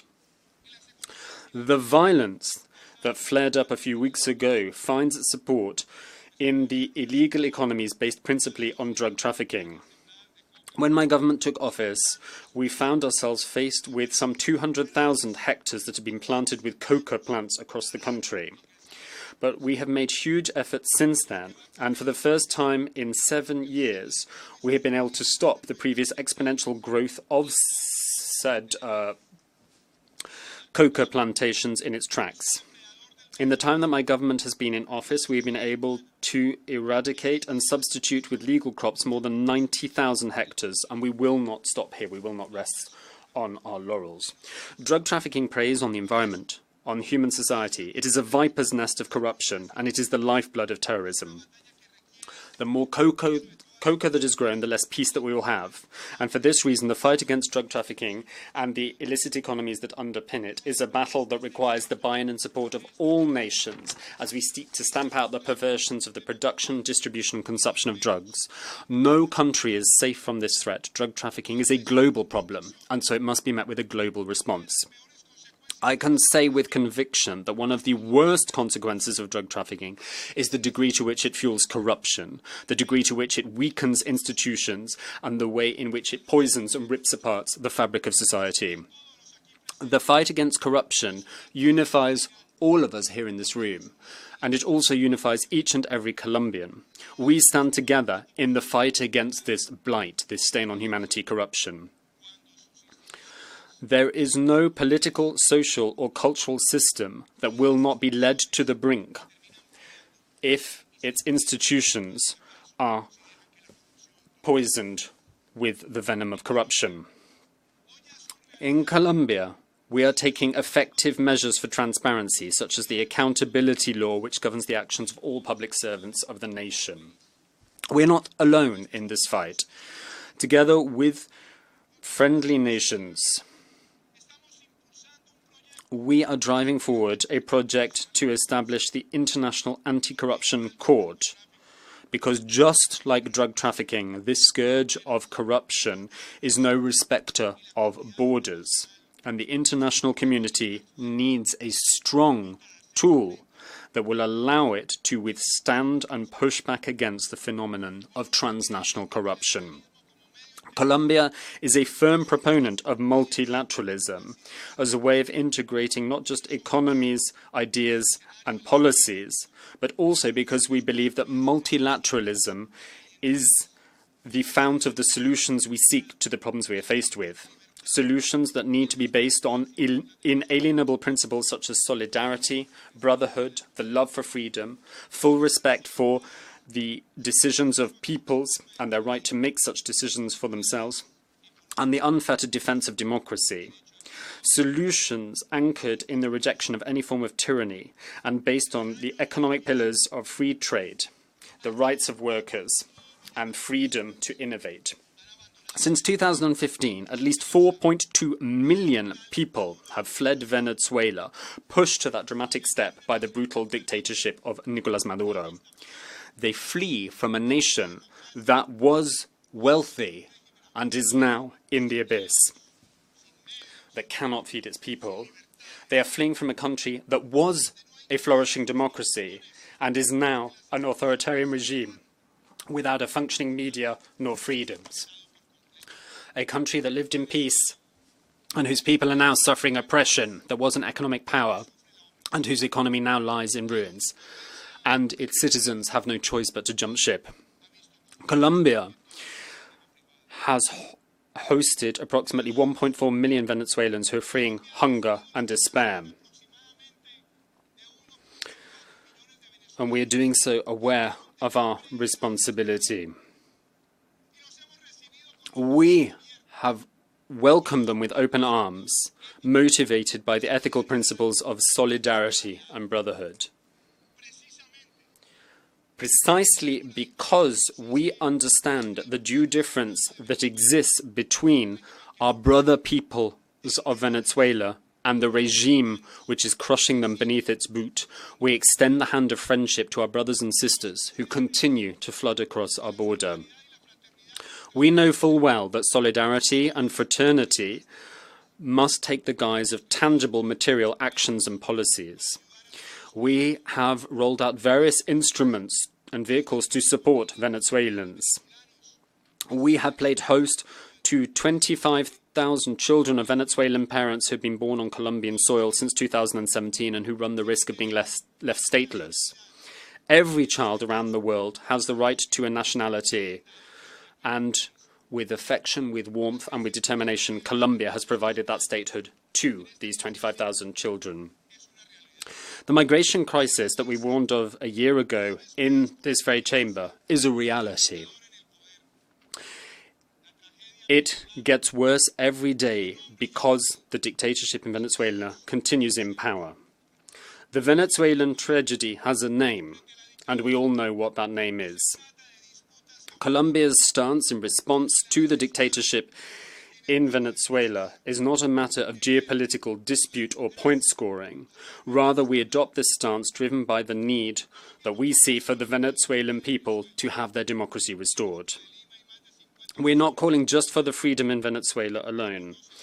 The Lima Group and more than 50 nations around the world have duly recognized the legitimate presidency of Juan Guaidó, and they are actively participating in denouncing and shedding light on all the crimes of the current dictator. As President of Colombia, I make a respectful appeal to all of you, calling on you all, together within the framework of international law, diplomacy and the instruments of multilateralism, to work together to restore to Venezuela its democracy, to restore to Venezuela its freedom.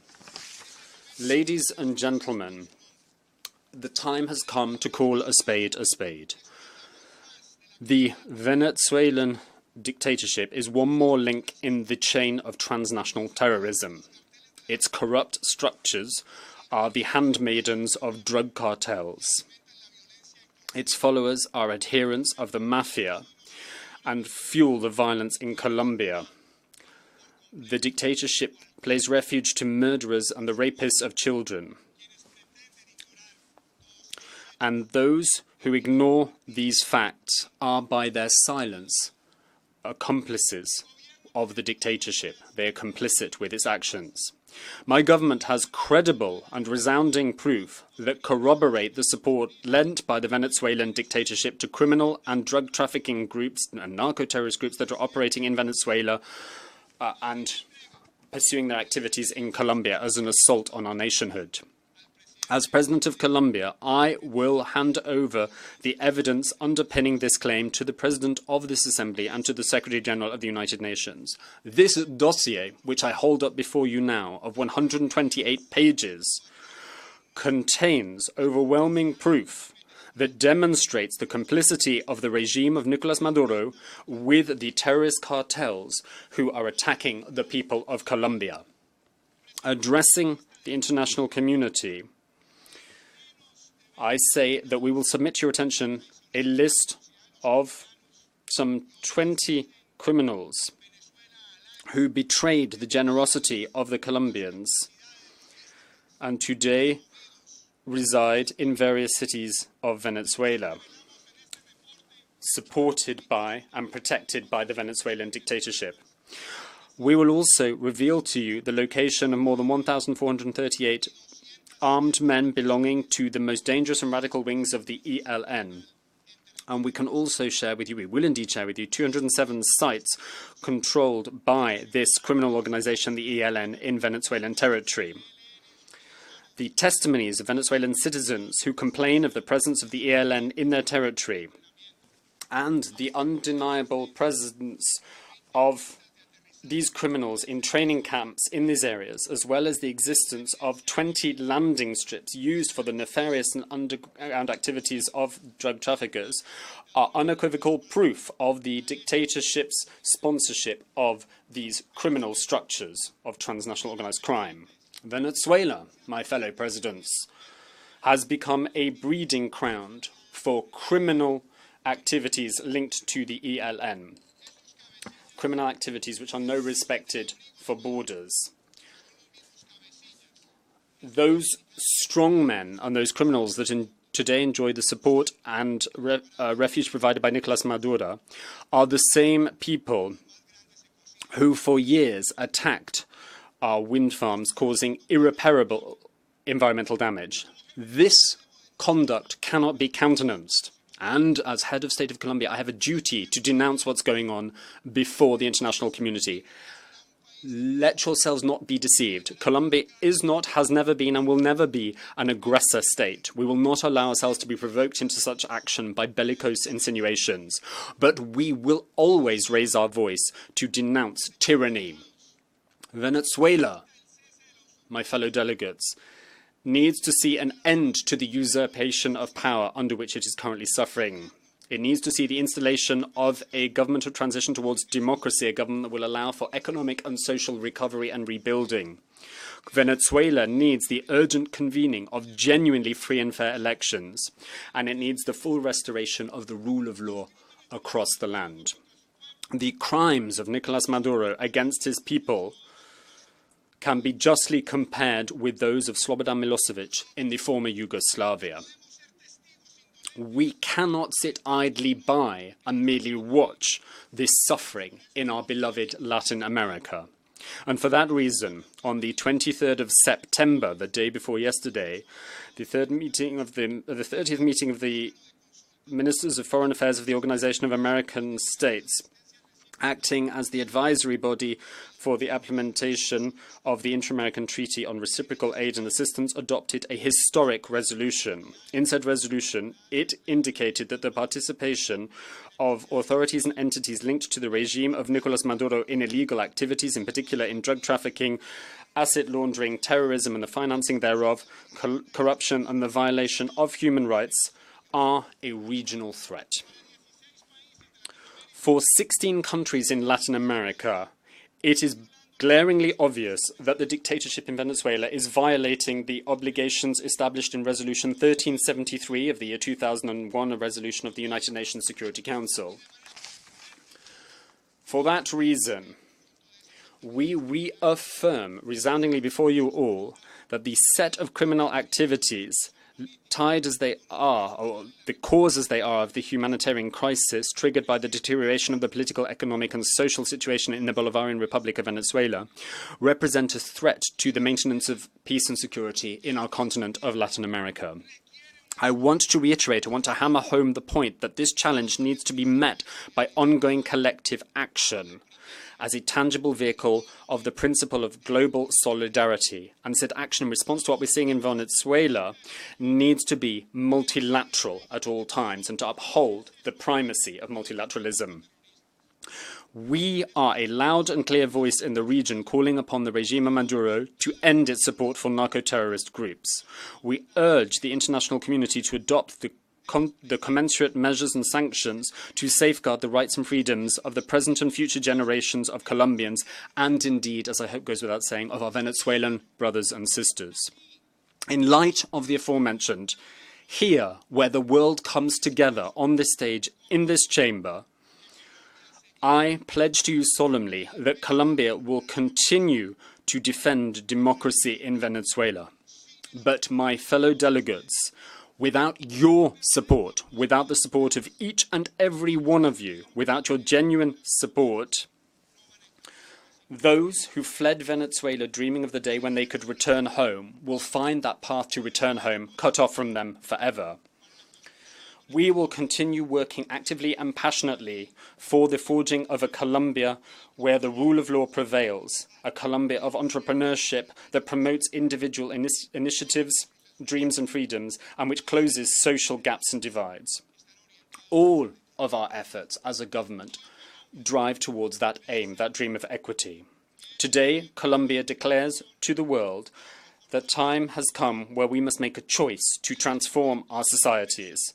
The time has come to stand firm, to resist tyranny. This is a time of greatness. We must take action to ensure that each and every citizen in this world can live with dignity. Thank you very much indeed.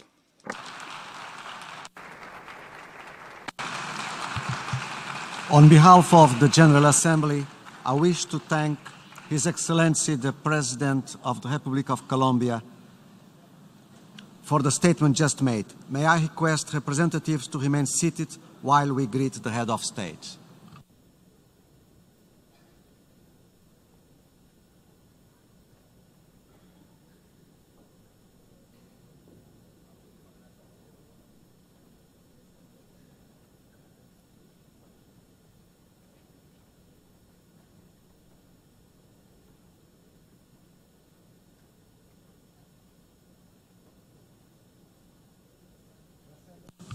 The Assembly will hear an address by His Excellency Danny Faure, President of the Republic of Seychelles.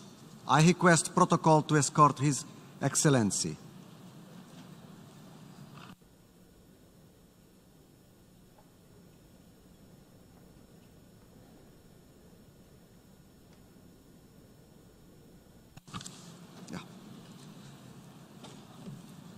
On behalf of the General Assembly, I have the honor to welcome to the United Nations His Excellency Danny Faure, President of the Republic of Seychelles, and to invite him to address the Assembly.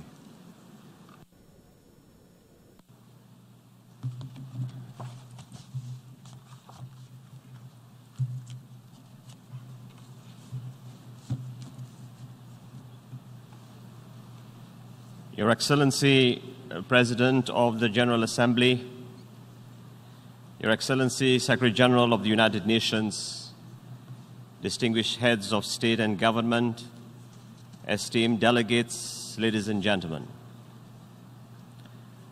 I take this opportunity to congratulate His Excellency Muhammad Baande, a distinguished son from our sisterly country, Nigeria, on his election to preside over this session of the General Assembly. This session of the General Assembly sits on the cusp of the 75th year of the foundation of our organization, forged from the ashes of a devastating world war. Our forebearers sought to build a more just and equitable world order based on the rule of law and guaranteeing fundamental freedoms. The United Nations was charged with upholding the idea that as a collective, our differences could be resolved through dialogue and international diplomacy. Over the last decades, we have maintained the longest period of prosperity in our collective memory. However, as we approach our 75th year, we also need to be conscious that many of our people have been left behind. Because of our shortcomings and inaction, humanity is today threatened by conflict, economic hardship, and climate change. We cannot afford to have disillusioned people who have lost sight of the visions of hope and security that were promised when our organization was founded. Equality is for everyone, regardless of gender or race. Seychelles, my government believes in placing people at the center of development. We continue to invest in them so that they can live in dignity, realize their full potential, and contribute to our vibrant democracy.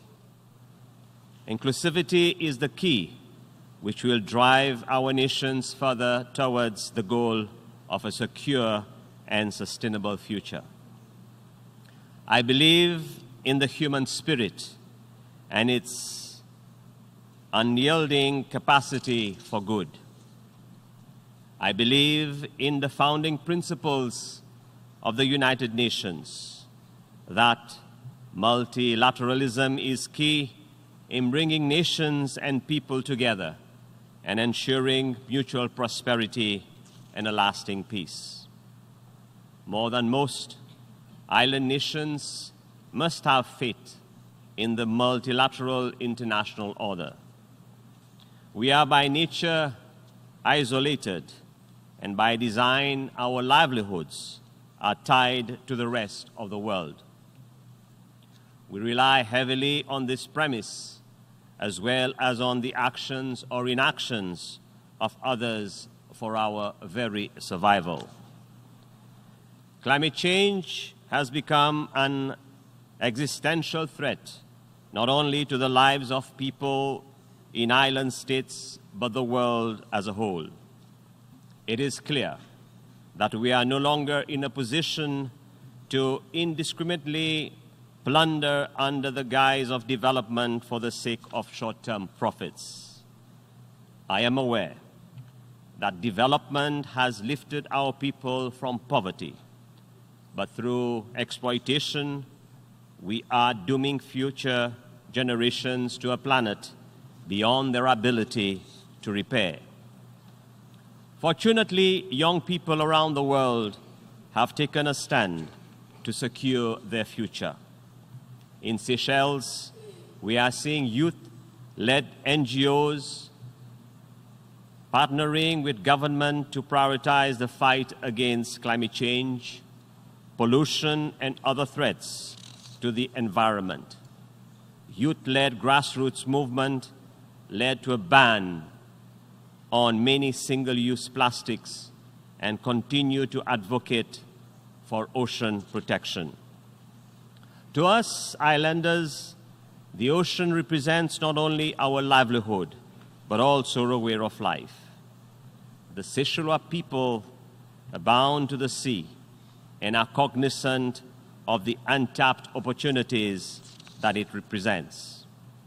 Our pioneering development of the blue economy has the potential to unlock multiplier effects which will increase economic opportunities whilst equally protecting the ocean for generations to come. In our view, the ocean is the last frontier. If used responsibly, it will lead to shared prosperity, food security, and innovation. In part, we are harnessing the potential of the oceans through the blue economy to meet our sustainable development goals and climate obligations as dictated by the 2030 Agenda, the Samoa Pathway, and the Paris Agreement. Seychelles is also championing the development of the blue economy in Africa, and we are working with willing partners towards the international deployment of the blue economy. Seychelles will remain at the forefront of the discourse on climate change. We will fight with a passionate sense of urgency against inequalities which directly impact us. It is unacceptable that 50% of greenhouse gas emissions are produced by 10% of the planet's wealthiest inhabitants living in the richest nations. We will continue to voice our concerns as our people demand it. The Seychelles people do not have the luxury of a what if. They require action now. Islanders can no longer afford to see ourselves as dots lost in a sea of blue. We are sentinels, guardians of 2/3 of our common blue planet. The deep ocean is the beating heart of the planet. Yet we have better maps of Mars than we do of the ocean floor. This needs to change as we gather information available to identify priority areas for protection. This information should be used to take concrete action to preserve our oceans, extending beyond national jurisdictions. This is a global issue, and so it needs a global approach. We must translate the political will of the 2030 Agenda for Sustainable Development and the Paris Agreement into decisive action.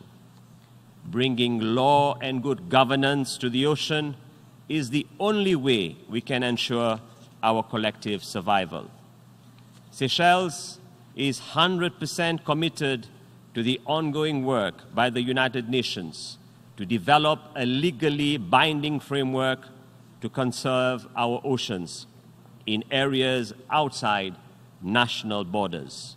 If we want to survive, this is the only way forward.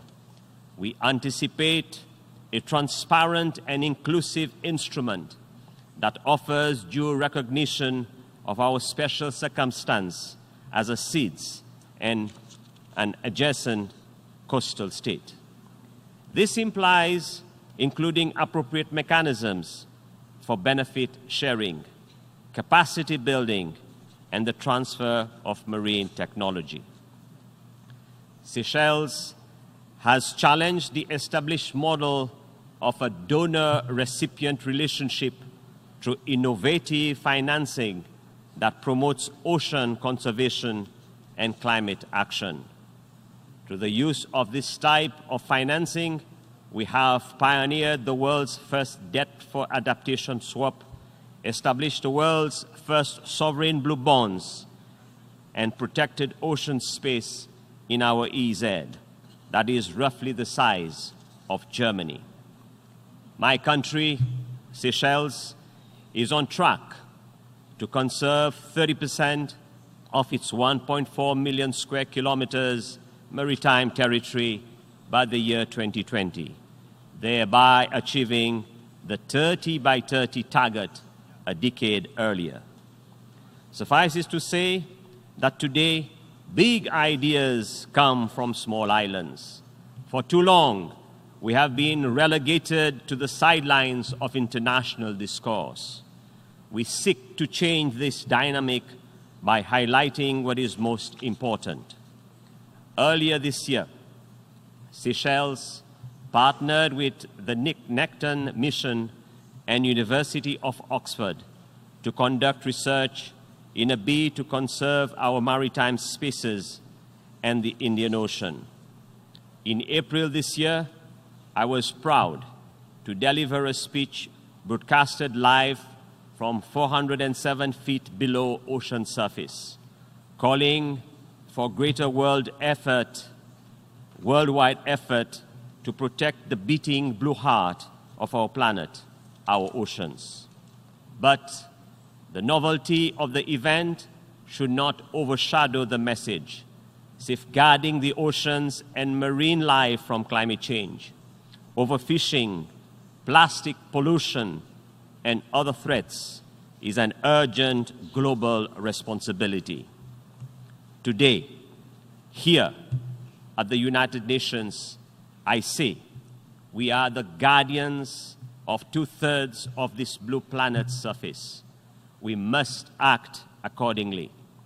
This issue is bigger than all of us, and we cannot wait for the next generation to solve it. We are running out of excuses to not take action and running out of time. Thank you for listening.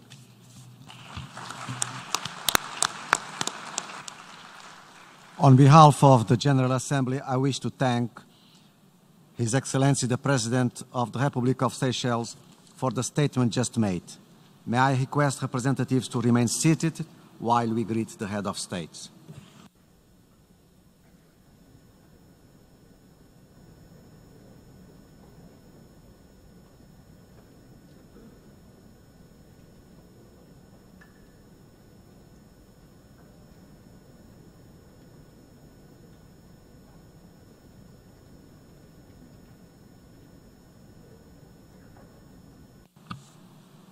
important. The Assembly will hear an address by His Excellency Mohamed Ould Sheikh El Ghazouani, President of the Republic of Mauritania.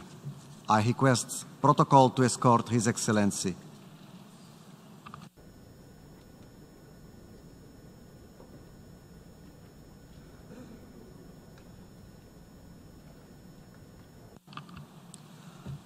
On behalf of the General Assembly, I have the honor to welcome to the United Nations His Excellency Mohamed Ould Sheikh El Ghazouani, President of the Republic of Mauritania, and to invite him to address the Assembly.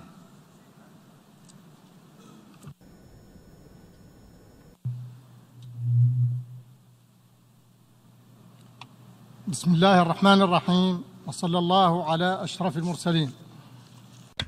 In the name of God, the merciful, the compassionate, Mr. President, Excellencies, ladies and gentlemen, heads of state and government, Excellencies, Mr. United Nations Secretary General, Excellencies, ladies and gentlemen, I would at the outset like to offer to you my warmest congratulations to Your Excellency Professor Tijani Mohamed Bande, the Permanent Representative of Nigeria to the United Nations, for acceding to the presidency of the 74th session of the United Nations General Assembly, and I would like to wish you every success in this new role.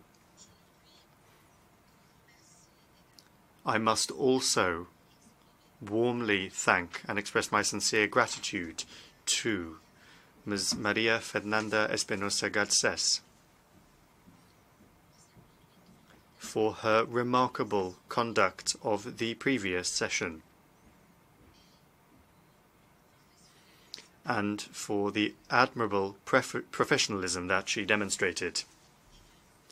Allow me also to pay tribute to the sustained and ongoing efforts of the United Nations Secretary General, Mr. Antonio Guterres,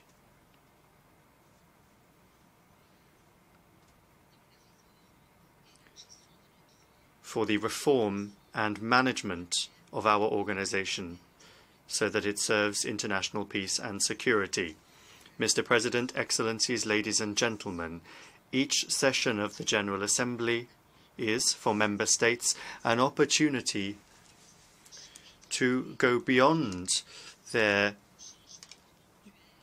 approaches to the short-term changes or characteristics of their own situation to debate within this concert of nations the common destiny of humanity so as to establish guiding principles and adopt plans and strategies which can guarantee for our planet and our peoples a prosperous future. In this respect, the 70th session of the General Assembly in 2015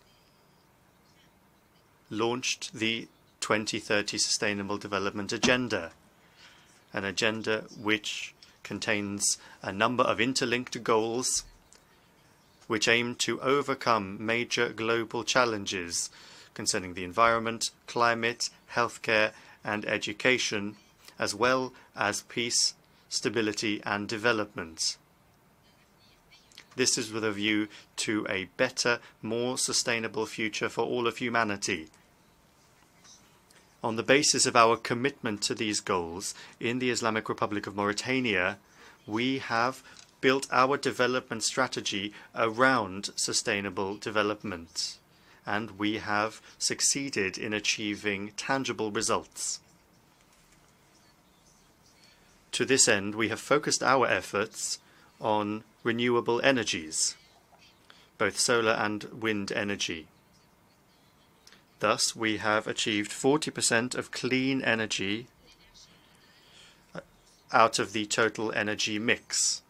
We have tirelessly worked and are tirelessly working to increase this percentage because we are aware of the importance of clean energy and of its positive impact on the environment and its contribution to reducing pollution. What's more, with other states of the Sahel, we have launched the Great Green Wall Initiative to counter the negative impacts of desertification and climate change on our environment and our agricultural resources, in order to fill in the gaps in our production systems and to also provide a counterweight to the economic and social harm caused by these negative impacts. We have also made progress, considerable progress, in combating desertification, in rehabilitating large surface areas so that they can be used once again. On top of this, we are also making efforts within the Permanent Standing Committee for the fight against drought in the Sahel. And we have worked in this area to rationalize the use of our maritime resources and have been able to replenish our magnificent biological diversity. We are currently working with 10 states of the Sahel within the Sahara Energy Initiative, which was launched by the African Development Bank and which aims to make the Sahel one of the greatest regions for the production of solar energy, to allow more than 29 million people to have access to clean energy in the short term. Like other countries in the Sahel that benefit from this initiative, we attach great importance to the environment and to development, and we attach great importance to this initiative, which will most certainly have a very positive impact on the environment and development in our region. Mr. President, the Islamic Republic of Mauritania is determinedly continuing its sustained efforts to bolster compulsory education and to realize gender equality in this area. We are doing this by building a school of the Republic, if you will, where future generations will be schooled in the principles of liberty, equality, tolerance, and openness to others, based on our cultural and civilizational constants. We also constantly are working to improve the quality of education in all of its components, scientific and vocational, in line with the needs of our national economy to accompany globalization as well. We want to make sure that we give all of our citizens basic services, in particular for those who are living in a precarious situation. And in Mauritania, we have managed to improve health coverage, universal health coverage, in a considerable fashion by strengthening health infrastructure with hospitals and equipped medical centers, and also thanks to investment in human resources to train high-level medical personnel. On the subject of the fight against poverty and the accelerated development strategy and the strategy for well-being, shared well-being, we have focused on solutions to social inequalities and disparities by combating insecurity and precarity to improve living conditions of marginalized groups and to promote social solidarity. We are currently working to launch a series of ambitious projects that target these groups of the population to improve purchasing power, boost living conditions, provide greater access to core services in electricity, drinking water, education, and healthcare. We have also made vast efforts to accelerate the pace of economic growth, to improve the business climate as well, by supporting partnership between the public and private sector, and by looking to develop processing industries to rid our economy of being exclusively dependent on the export of commodities. We have also focused on the training of young people through an approach which aims to allow young people to access the jobs market and in so doing to contribute to the development of the national economy. Mr. President, it would be in vain to target sustainable development if we were not to consolidate the rule of law, good governance, safeguard human rights, promote democracy and both individual and collective freedoms. To that end, our country has chosen transparency as a comprehensive approach to the management of public affairs. We have resolutely fought against all forms of corruption and bribery, and we have established legal mechanisms that can eradicate these scourges. At the same time, we have worked to promote the rule of law, to consolidate public freedoms, including freedom of the press, and we have also looked to develop democracy and to guarantee the flexibility and transparency in the work of public institutions. This general approach in the Islamic Republic of Mauritania recently led to the organization of transparent presidential elections, in which the outgoing president did not participate in accordance with the provisions of the Constitution, which does not authorize more than 2 consecutive terms for the same president. The handover of power took place in a flexible and calm way between the 2 presidents who were democratically elected. Mr. President, aware of the fact that security and development are inextricably linked, the Islamic Republic of Mauritania has ensured that it has put in place an effective strategy to combat terrorism and also to combat all forms of extremism by focusing on a holistic approach that takes into account the intellectual dimensions, economic, social, and security dimensions of the problem. My country, hand in hand with brother countries in the Sahel and through its participation in United Nations peacekeeping operations, has contributed to restoring peace and security in the Sahel region and in the African continent in general. We are committed to the disassociation policy when it comes to conflicts, and disassociating conflicts from good neighbourly relations. Here, Mauritania has provided a haven of safety and security for more than 50,000 refugees from the Brother Republic of Mali. We welcome them while we await the restoration of peace in their villages and their towns in the north of Mali. In spite of the considerable pressure that this has meant for our population and our economy. In this respect, we would like to reiterate our tireless commitment to the rights of the Palestinian people, their right to dignity and sovereignty in the context of an independent, viable state with East Jerusalem as its capital in accordance with the Arab Peace Initiative and relevant international resolutions. We denounce also Israeli violations of human rights in Palestine and in the other occupied Palestinian territories. In Libya, we support international efforts which aim to establish peace in this brother country and to ensure its territorial integrity and sovereignty.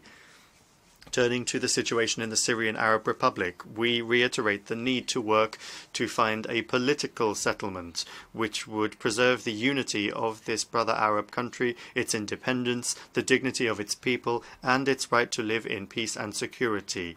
And we welcome the consensus-based Syrian Commission, the Constitutional Committee under the United Nations auspices. On Yemen, we reiterate our support for legality and we call for an approach based on a peaceful settlement to be adopted in accordance with Arab initiatives and relevant international resolutions. We at the same time condemn the terrorist attacks that target the Kingdom of Saudi Arabia. These attacks aim to undermine its national security. We welcome the political agreement concluded in the Brother Republic of Sudan, and we call for this country's name to be removed from the list of state sponsors of terrorism. We also support the government of Somalia in its efforts to restore peace and security, and we reiterate our firm commitment to the objectives of sustainable development to allow everybody to live a decent life. Thank you. Thank His Excellency, the President of the Islamic Republic of Mauritania, for the statement just made. May I request representatives to remain seated while we greet the Head of State.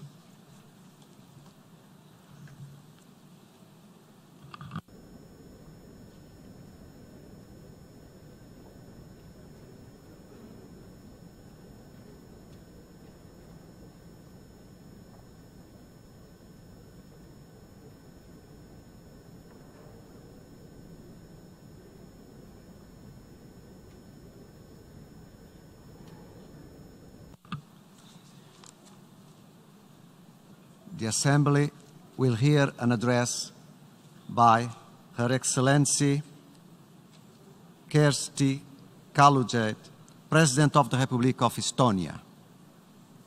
I request the protocol to escort Her Excellency.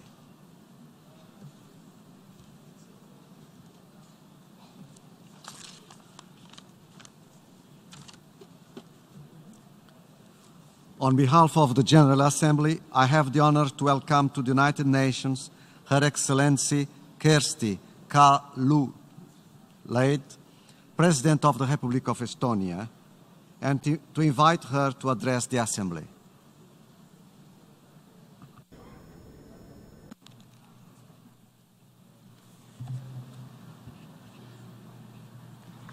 Mr. President, Mr. Secretary General, Excellencies, ladies and gentlemen, brothers and sisters, 40 years ago, 40 years after Europe had been divided between those with power, between those who never hesitated to use this power to the benefit of their own nations and detriment of the others, 45 people from the Baltic states sent out an appeal to the United Nations, to the EU and the countries involved. Their appeal, later known as the Baltic Memorandum, carried the hope that multilateral cooperation based on the rule of law can deliver for the small occupied states located between the two global blocs, the liberal democratic world and the Soviet Union. Just 12 years later, the three Baltic states rejoined the world of free and independent states. This was a victory for democracy and multilateral cooperation. This year, Estonia celebrates the 40-year anniversary of the Baltic Appeal by taking responsibility we could not even dream about during occupation, becoming an elected member of the Security Council of the United Nations. We took this responsibility because we care. We care about the weaker and the weakest among states and within societies. We care about those whose voice needs amplification by the multilateral world in order to be heard. We care about nations facing genocide.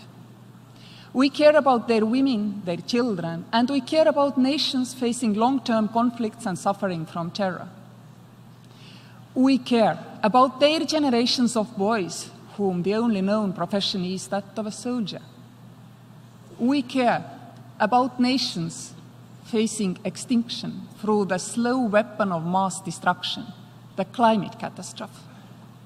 We care about nations facing famine and famine-induced disturbances due to the climate change.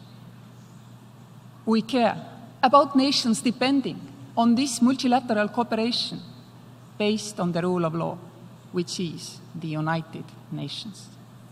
We care because we know that true harmony for humankind, never yet achieved, depends on our capability to show compassion for the fate of the others. Multilateralism is nothing but showing compassion for the fate of others. Compassion was shown to us when we regained our independence and rebuilt our state. We are now ready to return this compassion shown to us. We are ready to take an elected seat for the period of 2021 behind the most difficult table of international cooperation, the Security Council. We are ready to serve our electorate and all the others too, as true service for humankind in a multilateral system always demands. We will talk with the countries, not just about them. Respect for the international rule of law and the efforts taken by those who preceded us in implementing it will guide our actions, our decisions, and our debates. We have nothing but respect for varied but sincere positions and opinions on how to resolve the pressing issues we are facing to support our decision-making. Those steered by compassion for the humankind and compassion for this planet we habit can always rely on Estonia. The moral authority of the United Nations as the global carer for humanity is dear to our hearts. We have a lot of long-standing and painful issues to tackle, like the fate of women and children in conflict zones. But we also have new emerging challenges related to new technologies.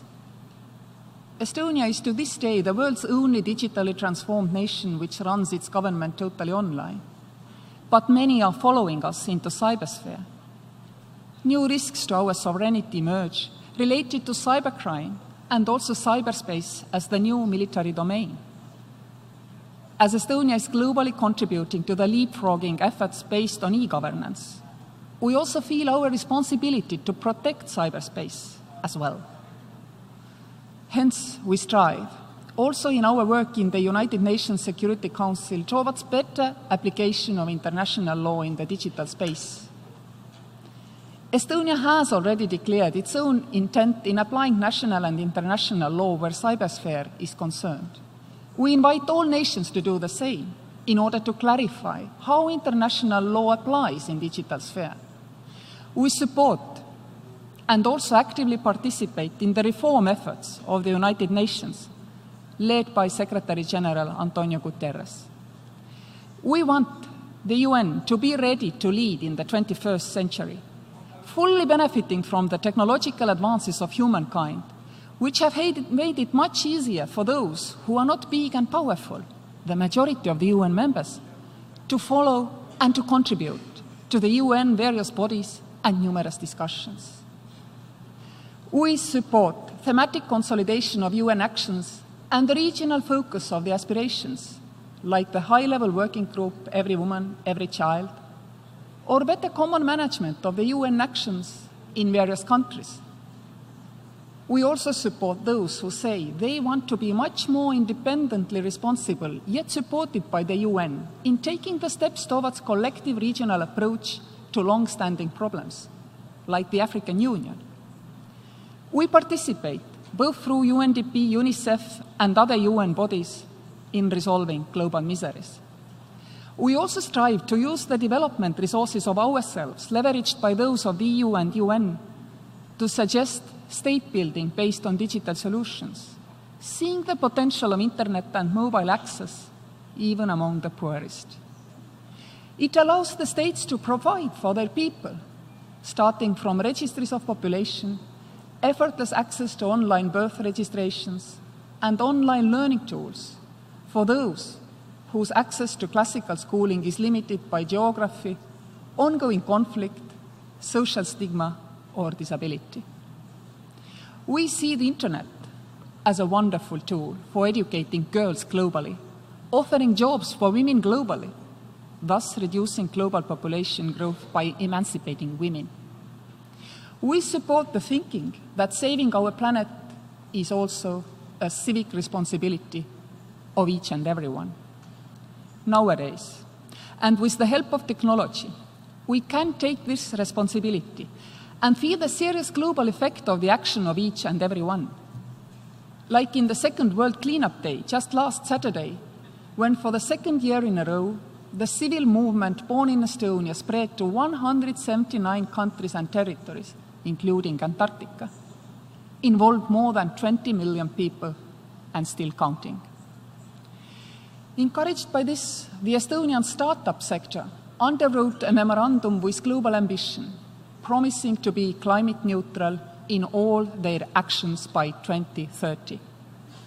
They bring some serious market power and also startup thinking behind the table, including their ability to quickly and globally mobilize masses of people.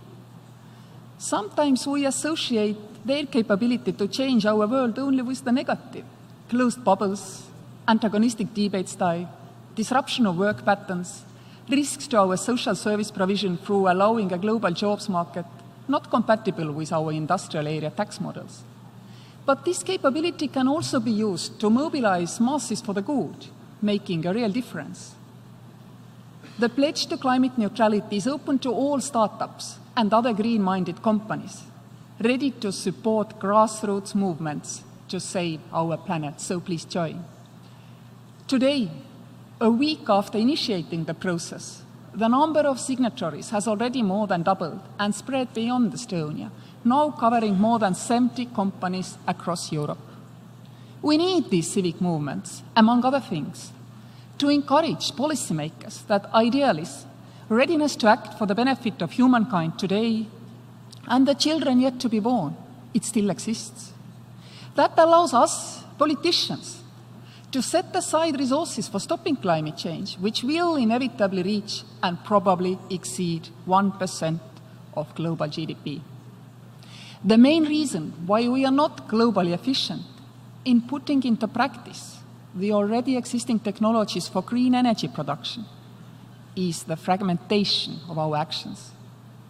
It is an obstacle to global green development. It is an obstacle to harnessing solar energy for the benefit of us all, even if we know that the surface not exceeding the territory of Spain is all we need to cater for global energy needs of us all. It is an obstacle to making each and every microgrid globally rely on renewables and developing access to electricity among those who currently have none. And there is no one but the UN to help us overcome this fragmentation. We welcome the first Global Climate Summit as the sign that UN is ready for this challenge. Climate change remains the biggest existential challenge the world is facing. In this light, it is disturbing to know that we still keep subsidizing trillions of dollars into its source, the fossil fuel industry. The destructive force of climate change is not evenly distributed around the world. There are places more vulnerable than the others.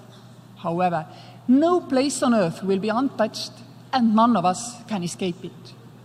Many people across the globe already experience threats with regard to their livelihoods and indeed lives.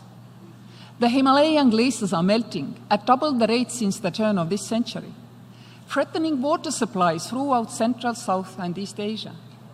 Arctic permafrost is melting decades earlier than even the worst-case scenarios predict, threatening to unlock vast amounts of methane, a powerful greenhouse gas. Many people in small island developing states live in a constant fear of inundation by rising seas. The situation will only get worse unless we address it now and do it with ambition and urgency. Yet our efforts and progress are far from enough to avoid obvious adverse effects of this global crisis, a crisis that no country can solve alone. Security issues related to climate change are further addressed by the Group of Friends on Climate and Security, where Estonia also participates. Science tells us that climate change is happening, it's imminent, and it also indicates the best practices to tackle it. Looking for the best solutions, we must rely on science. There is a common perception that replacing fossil fuels with biomass is carbon neutral, whereas science has told us that this is not entirely correct. Renewable energy is not necessarily carbon neutral. In fact, burning wood can actually increase CO2 emissions and would make it even harder for us to receive climate neutrality goals by mid-century. Instead, it's more efficient to use wood for making products. And in this case, it's not only carbon neutral, it's carbon positive, as these products store carbon for their entire lifetime. We in Estonia appreciate this, and every fourth wooden house exported in the world is made by Estonians. Climate change and environmental degradation is one of these few things where we need to share collective responsibility. In this battle, we are all on the same side, and it is the only way we can win. We have one good example to take with us from the past where our collective effort once already paid off. It was back in 1987 when we agreed to protect the ozone layer by phasing out numerous substances that were responsible for its depletion.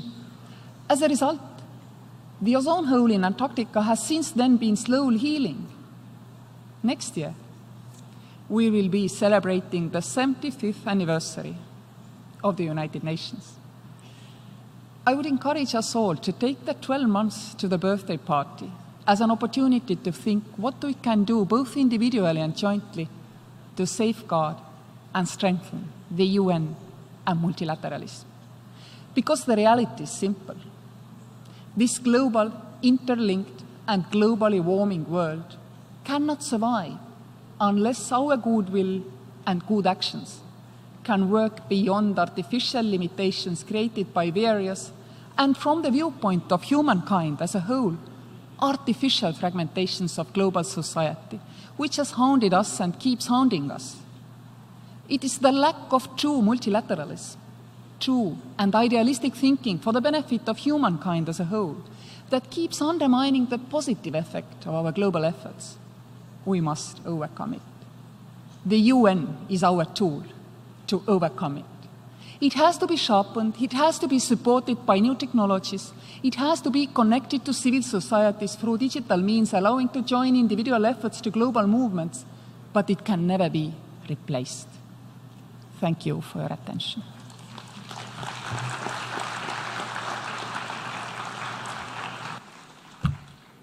On behalf of the General Assembly, I wish to thank Her Excellency, the President of the Republic of Estonia, for the statement just made.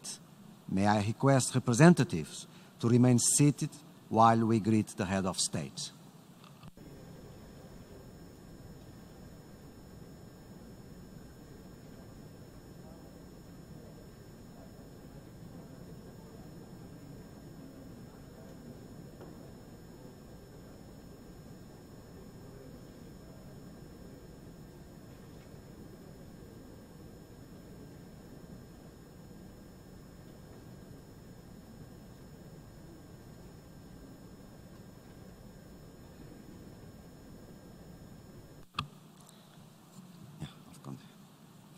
The Assembly will hear an address by His Excellency Alpha Condé, President of the Republic of Guinea. I request protocol to escort His Excellency.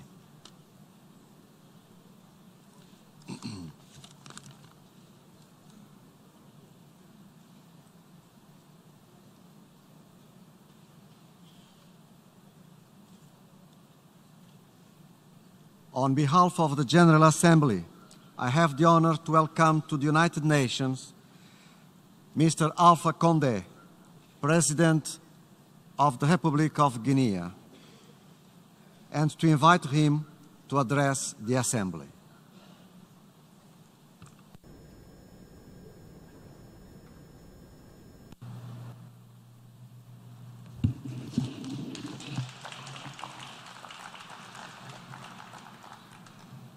Monsieur le Président, President, Your Excellencies, ladies and gentlemen, heads of state and of government, Secretary General of the United Nations, ladies and gentlemen delegates, ladies and gentlemen.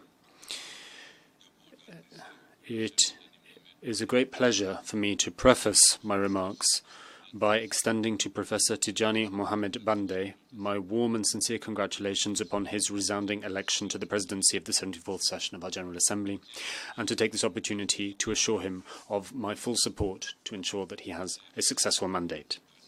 And I would also like to take this opportunity to pay deserved tribute to Ms. Maria Fernanda Espinosa Garces for the remarkable work accomplished during her mandate, which will go down in history as a very successful presidency of the General Assembly.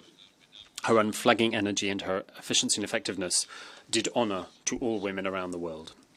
President, we live in a world full of challenges of all stripes: inequalities, armed conflict, terrorism and violent extremism, global warming, natural disasters, intolerance, and the migration phenomenon. A more just, more inclusive and a world of greater solidarity has always been one of my dreams and aspirations, first as a young revolutionary student and later as a political activist at a time where our aspiration for a better world was what we lived and breathed. I often hark back with nostalgia to that time where we put the human being, their future and their status at the heart and centre of our concerns. A sense of ethics and of moral order were vital in the system of the values that we upheld and championed at that time. Today, everything seems to have been stood on its head.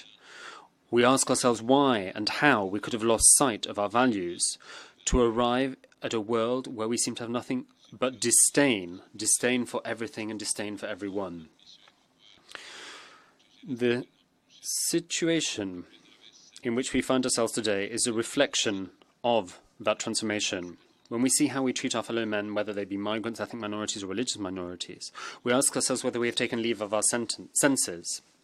Let us not forget that our time on this earth is fleeting, and that our mission and duty is to protect and respect our neighbour and to preserve this earth which we have borrowed from our ancestors and which we have to hand over in our turn to future generations. We must get back to basics, back to our core values. An absolutely perfect world is perhaps a pipe dream, but if each and every one of us took a step, made a gesture with the goal of improving the conditions of well-being of our fellow humankind, of our brothers and sisters, a better world is possible. For my part, I have tried to make my modest contribution throughout my life, but particularly since my election to the presidency of my country. Throughout my life, it has been my ambition to tangibly contribute to a more just Guinea, where each citizen, irrespective of their background or their social status, could flourish in a healthy environment. The first years were a struggle. The coffers of the state were empty, and our country found no sympathetic ear nor credibility in the IMF, the World Bank, or the international organizations. We had to take up our pilgrim staff and expend ourselves and our energy on negotiating and convincing. We succeeded in cancelling the debt, and we succeeded in making the necessary reforms. We had, for example, to release some 4,000 officers from the armed forces into early retirement. Difficult choices had to be made. We had to chart our course for our country even as Ebola emerged to ravage our nation. We lived through a very difficult period, which we overcame thanks to the sense of responsibility and collaboration of all Guineans, my fellow citizens, to whom today I pay tribute. This is a great people, believe me, who've always known how to pick themselves up after every tribulation. President, restoring investor faith in Guinea was an arduous task, but today we are seeing a strong growth in private investment in Guinea, and that across all sectors. In terms of the fight against poverty, the government of Guinea set up the National Agency for the Financing of Local Collectivities and the National Agency for Social and Economic Inclusion that have acted as channels for a fairer distribution of wealth. In particular, we have moved to allocate 15% of mining income to local collectivities, and we've also taken steps to ensure direct cash transfers to vulnerable populations in the most remote areas of the country. Having dedicated my mandate to young people and to women, their participation in the decision-making process is at the heart of the actions of the government that I lead. The rollout of a microcredit program has allowed us to disperse some 100 billion Guinean francs to women through the vehicle of revolving credit. Modern empowerment centres for women have been built, and thousands of women benefit from training in all of the branches. In the field of employment, to date 6,857 women have been recruited into the civil service in the period between 2010 and 2018. Turning my attention to the agricultural sector, 3,314 rural dwellers have been trained in improved agricultural output techniques. Naturally, these measures benefit those with disabilities as well, who are encouraged in Guinea to participate in the workplace. In terms of environmental action, and in particular the fight against global warming, Guinea has committed to reducing by 13% greenhouse gas emissions. A vast program of reforestation covering 2 million hectares across Guinean territory is to run between now and 2030. President, gender equality is one of the priorities of my government. In addition to ensuring gender equality in the school and university bodies, as well as taking steps to eliminate early marriage and other discriminatory practices, I would like particularly to highlight the projects that we have pursued that have allowed for economic self-sufficiency for women, as well as programs to keep girls in school and open up to them options in STEM education. To combat unemployment, we have rolled out public-private partnership programs targeting in particular young people and women, which have disbursed thus far $140 million worth of investment. But we do not intend to rest on our laurels. We will considerably increase the amount we've invested in these programs on these tracks. President, it has been possible to launch several projects in the field of infrastructure which have completely changed the face of Guinea. But building on the existing success, we intend, with the participation of our public and private partners, to roll out in short order major construction projects for social housing, as well as for the construction of road, rail and port infrastructure, thanks to the implementation of special economic zones that will finally allow Guinea to become a country that exports finished or value-added products. President, at COP21, the African Initiative for Renewable Energies AIR was launched. And then, under my later chairmanship of the African Union, a firm commitment was made by all African countries to make this initiative a model to be followed whenever Africa was speaking with one voice. And an administration council for the AIR was set up.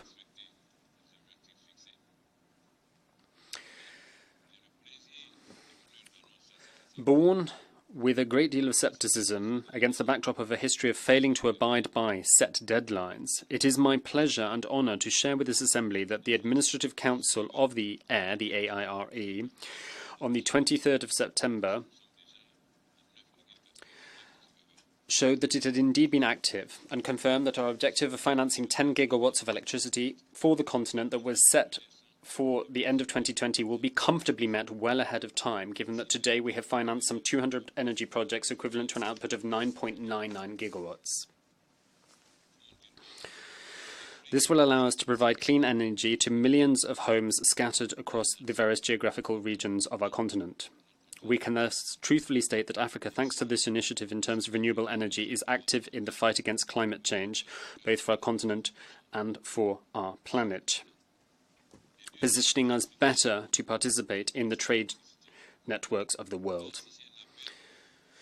President, 2/3 of Africans have no access to electricity, and I launch before you all an appeal to encourage and solicit involvement by public and private partners from around the world to invest in the renewable energy sector in Africa. This will allow our continent to make more efficient and effective use of its resources, thus making for a better life and a brighter future for our young people, so that they may finally see emigration as a choice and not as their only option. When Africa wins, the whole world wins, because Africa is the future of the world. Thank you very much.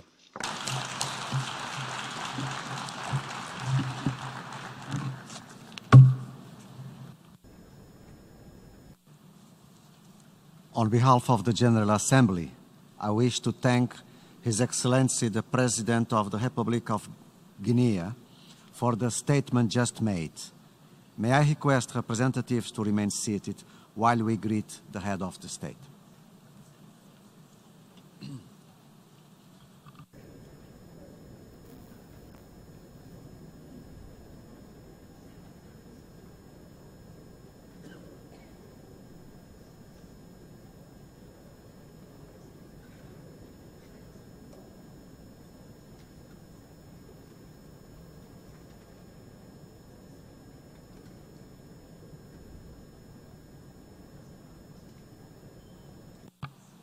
the Assembly will hear an address by His Excellency Edgar Chagua Lungu, President of the Republic of Zambia.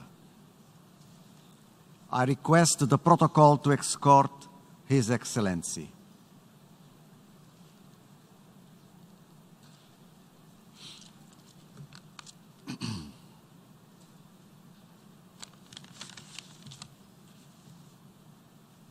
On behalf of the General Assembly, I have the honor to welcome to the United Nations His Excellency Edgar Chagua Lungu, President of the Republic of Zambia, and to invite him to address the Assembly.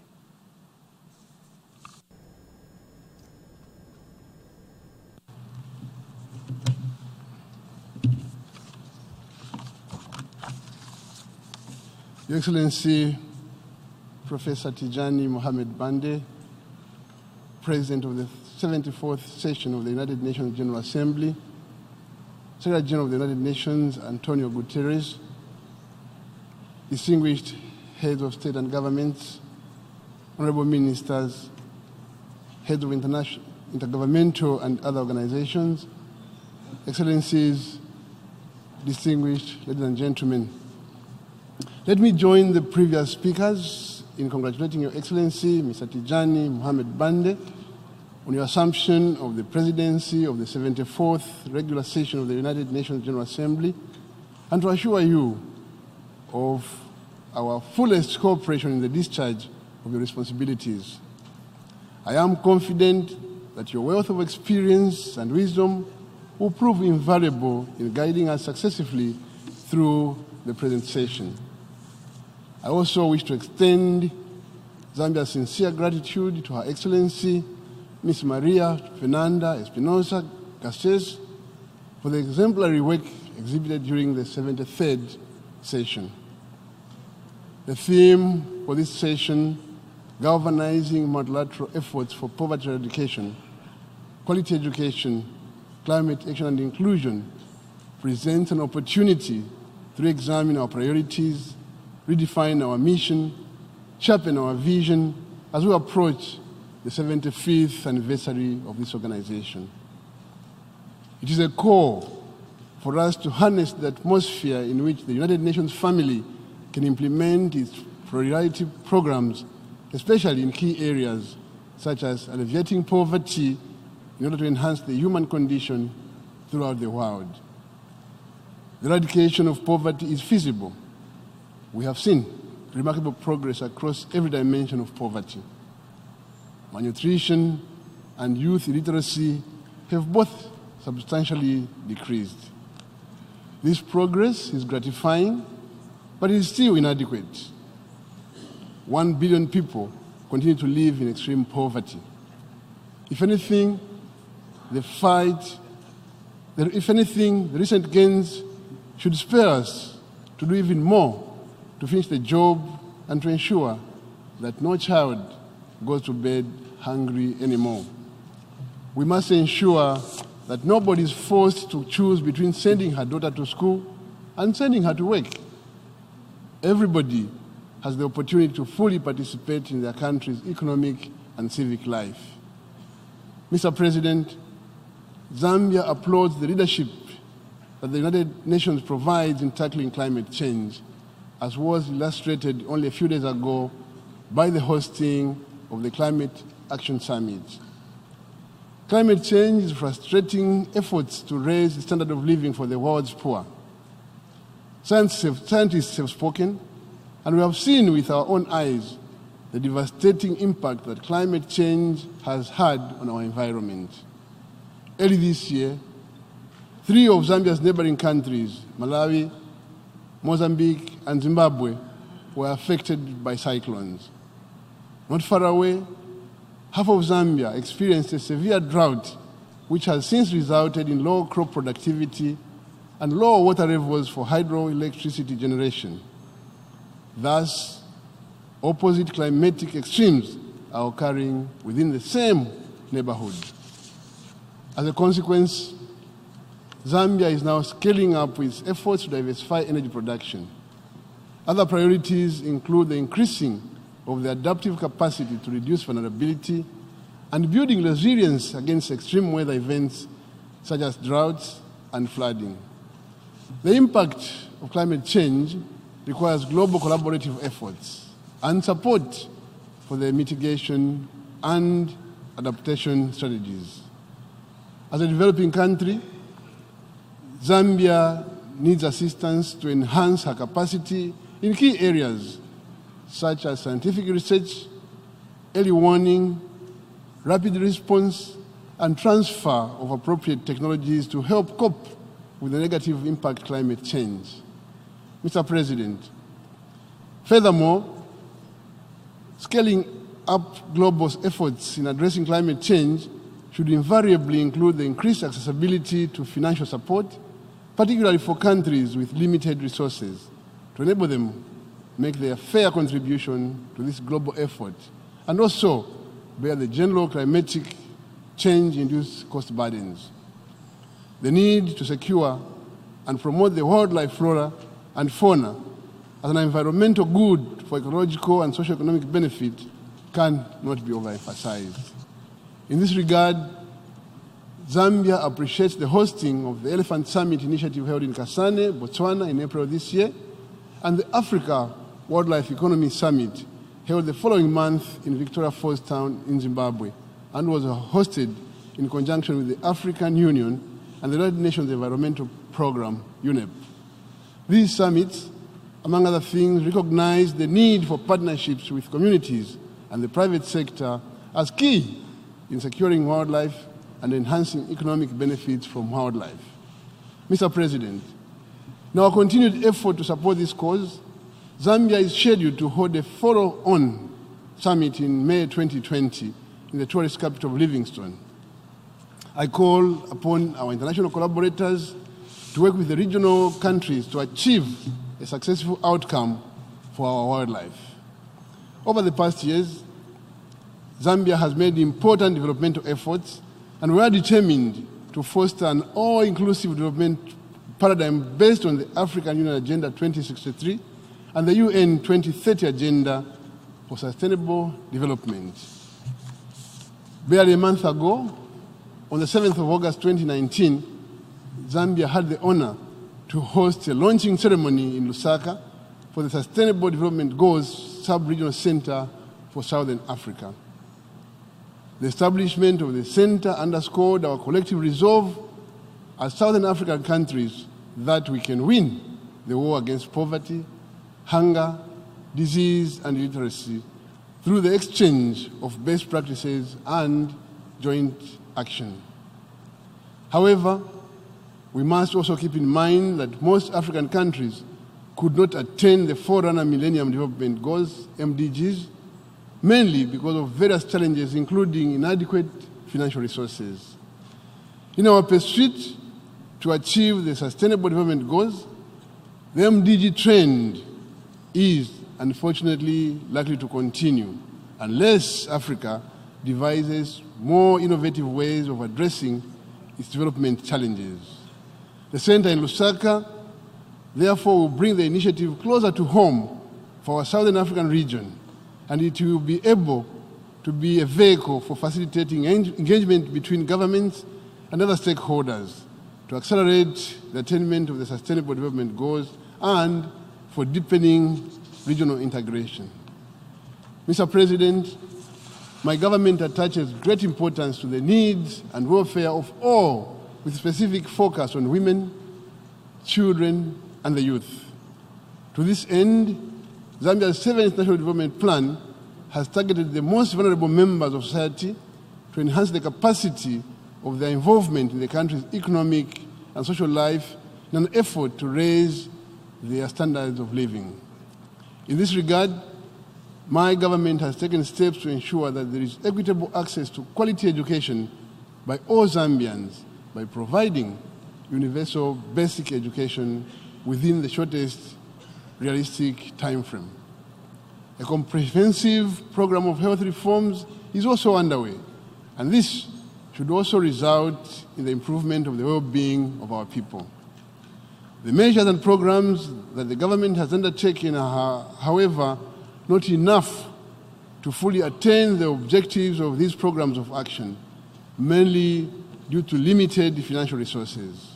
We can only call on all partners to join efforts, and together let us help to improve the lives of our people. The horrifying shadows of poverty are darkened even further for Africa's refugee children. Zambia is a plateau of peace and a home to many refugees. We therefore appeal to the United Nations and other humanitarian organizations of the world to help us share this burden. Together, we can restore dignity and help in looking after the refugees. Mr. President, Zambia continues to make tremendous strides in the campaign to end child marriage. In this regard, we have also continued to engage traditional leaders to reform traditions and customs which promote child marriage. Currently, we're in the process of harmonizing statutory and customary law on marriage to prohibit early marriages. We're also repealing several discriminatory and outdated statutes related to children in order to come up with a children's code to domesticate the provisions of the Convention on the Rights of the Child. As a designated African Union champion on ending child marriage, I am encouraged that the campaign is growing from strength to strength. However, much more needs to be done. We call on all partners to join efforts, and together let us raise our voices to protect our children and the youth. Mr. President, peace, security, and the rule of law continue to be the basis for meaningful development of any society. In keeping with this understanding, Zambia was for a year, until last month, chair of the Southern African Development Community SADC organ on politics, defense, and security cooperation. In this role, Zambia contributed to the regional mechanism on conflict prevention and peace-building efforts. As a state party to several international instruments aimed at countering the threat of proliferation, Zambia hosted a SADC regional awareness meeting on the implementation of UN Resolution 1540 and 2004. The resolution is a vital element in the global architecture to prevent the proliferation of nuclear, chemical, and biological weapons to non-state actors, including terrorists.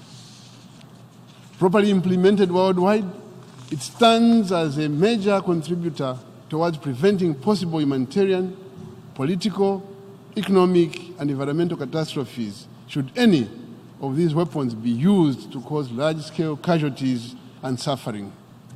It is clear that such a possibility is not just theoretical.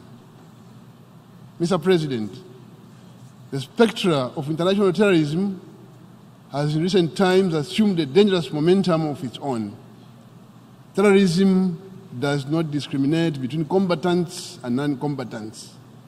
Innocent bystanders have to bear the brunt of this scourge. To protect human life, the international community should continue to seriously address this vice. This assembly must expedite its conclusion of the long overdue Comprehensive International Convention on Combating Terrorism. In our pursuit to combat terrorism, the Zambian government has recently established an anti-terrorism center, which is a national body comprising all national stakeholders to coordinate counter-terrorism efforts of individual security agencies, which is in keeping with the United Nations Global Counter-Terrorism Strategy. Mr. President, there is no doubt that the United Nations continue to remain the only multilateral institution capable of addressing the challenges of our one world. The world looks to this body to encourage dialogue among civilizations of all global challenges in an inclusive manner, offering the only practical way to ensure meaningful and effective international cooperation. To be effective and efficient, there is need to reform the United Nations, particularly as we will, over the coming year, commemorate 75 years of existence and reflect on its future. Zambia believes that within the United Nations evolution, Time has come for the meaningful reform, including of the Security Council. Time has come for the Security Council to be representative, democratic, and accountable to all member states, irrespective of status. This is essential for its integrity as the custodian of international peace. Given that Africa constitutes the second largest bloc of the UN membership, proposals to reform the Security Council should heed Africa's call as espoused in the Zuluini consensus. Mr. President, in conclusion, I wish to reaffirm Zambia's commitment to cooperate with the international community in addressing the numerous problems affecting our people, including ending poverty. To this end, Mr. President, we should not remain indecisive and indifferent to this serious issue, neither should we forego this opportunity to make the world a better place for all humanity. I thank you.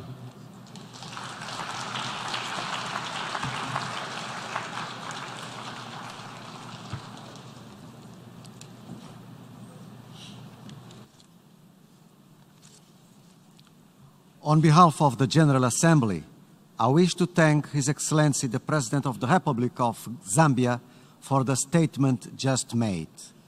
May I request representatives to remain seated while we greet the Head of State.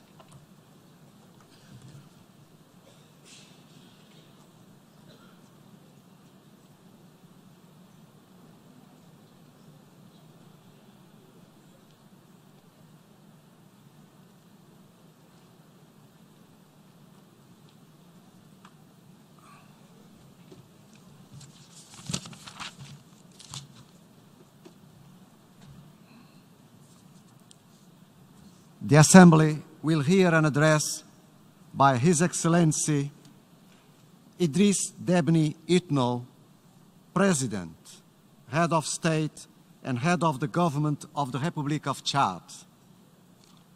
I request protocol to escort His Excellency.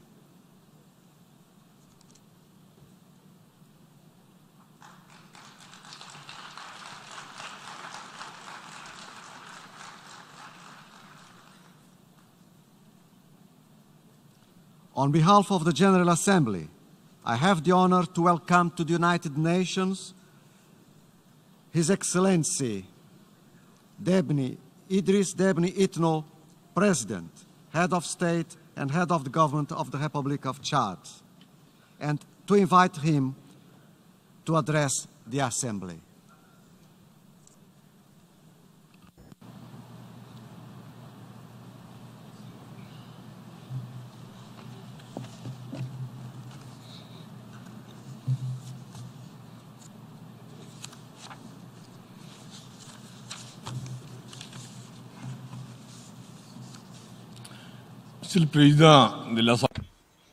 Mr. President of the General Assembly, ladies and gentlemen, heads of state and heads of delegation, Mr. Secretary General of the United Nations, distinguished guests, ladies and gentlemen. First of all, on behalf of my delegation and also in my own capacity, I should like to offer my warmest congratulations to His Excellency Mr. Tijani Mohamed Bande, Permanent Representative of the Federal Republic of Nigeria to the United Nations, upon his brilliant election to the presidency of the 74th session of the General Assembly. I wish him every success in his mission and assure him of the support of the delegation of Chad throughout his mandate. I would also like to express our sincere thanks and congratulations to Her Excellency Ms. Maria Fernanda Espinosa, outgoing President of the General Assembly, for the excellent work done during her mandate, and for the attention that she paid to the countries of the Lake Chad Basin, including my own, when she made a working visit there in May 2018. Allow me also to express my great appreciation and my support to His Excellency, the Secretary General, Mr. Antonio Guterres, for his leadership and his commitment to reinvigorating the role of the UN to better respond to the vast expectations of all peoples through a strong involvement of regional organizations. In this respect, Chad welcomes the exemplary partnership which is developing between the United Nations and the African Union. Excellencies, ladies and gentlemen, the theme chosen for this session of the General Assembly, galvanizing multilateral efforts for poverty eradication, quality education, climate action and inclusion, comes at an opportune moment to assess the progress made in implementing some of our commitments under the 2030 Agenda. I welcome the relevance of this theme. It both underscores the weakness of the efforts made in the face of our shared socio-economic and environmental challenges, and also demonstrates the urgent need for greater mobilization by the international community to implement the major sustainable development goals that were agreed under the 2030 Agenda. This includes the eradication of extreme poverty, access to good quality education, the fight against climate change, and the reduction of inequalities. We note with regret that the excitement in the air when the 2030 Agenda was adopted in September 2015 was not followed by far-reaching results compared to the commitments that were made. However, this agenda was a consensus document that reconciled the concerns and positions of all those involved. In the absence of robust action and the planned resources that are still lacking, our shared dream of building a stable and peaceful world where all of our peoples can prosper is currently giving way to fear and uncertainty.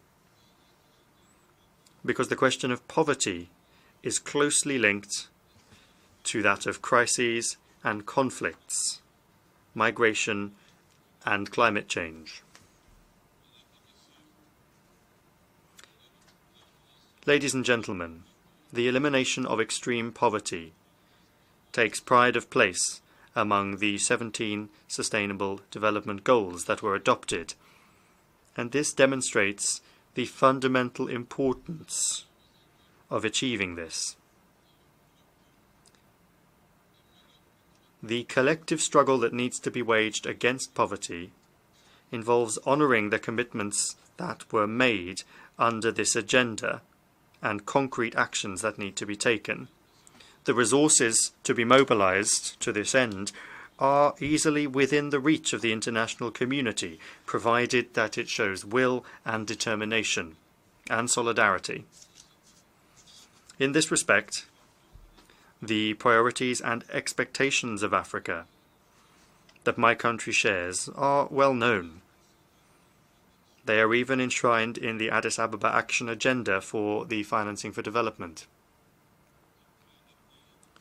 4 years after the adoption of the 2030 Agenda, the expected results are far from being delivered. The lack of progress on every front is more than concerning, at a time when our expectations in terms of development are more than pressing. How can we hope to combat poverty if the commitments made to that end under the Addis Ababa Action Agenda never become more than promises? It seems to me urgent that some of our chief concerns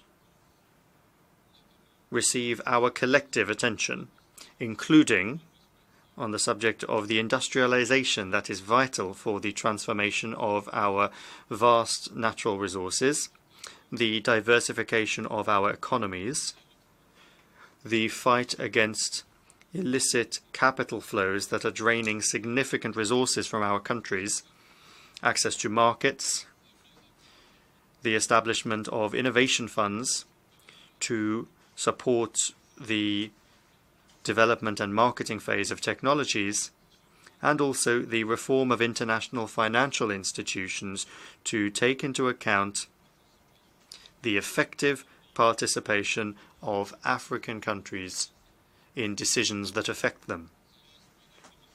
Excellencies, ladies and gentlemen,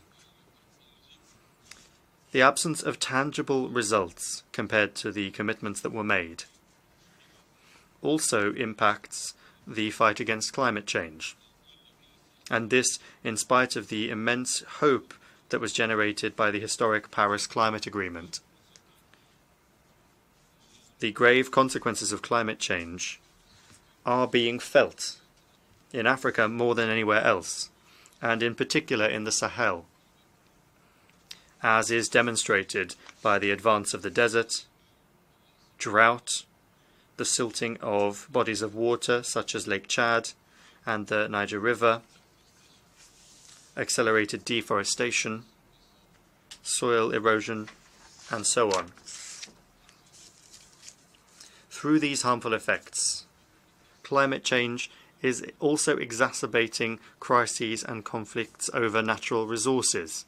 It is generating food insecurity, causing mass population exoduses, making access to basic social services more precarious, and accentuating poverty to the point of forcing young unemployed people into the arms of terrorist groups. In the face of this grave threat, Chad joins its voice with the voice of many other countries to reiterate its firm appeal for a substantial reduction in greenhouse gas emissions and for the bolstering of resilience to climate change. The Paris Climate Agreement is only credible if it is accompanied by tangible action to respect and honour the commitments that were taken by all parties according to the principle of common but differentiated responsibility. I would like to underscore the crushing need to honour the commitment that was made by developed countries to mobilize $100 billion a year by 2020 to meet the needs of developing countries for mitigation and adaptation. The full operationalization of the Green Climate Fund is urgent in this regard. Ladies and gentlemen, our children having access to good quality education is a tool that can be levered to combat poverty and climate change in the long term. Quality education is also a driver of knowledge and transformation in our societies. It goes without saying that it is the best guarantee for a better world. However, hundreds of millions of children around the world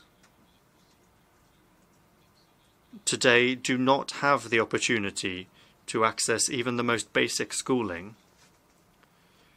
The primary causes making school inaccessible for these children continue to be underdevelopment, poverty, devastating conflicts, obscurantism, and so on.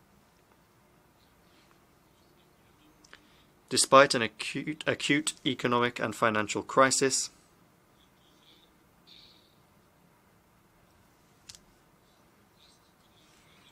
that has drastically reduced our investments in vital sectors, Chad continues to pay particular attention to education by devoting 15 to 16% of its budget to education each year, over the last 10 years, the number of pupils has skyrocketed.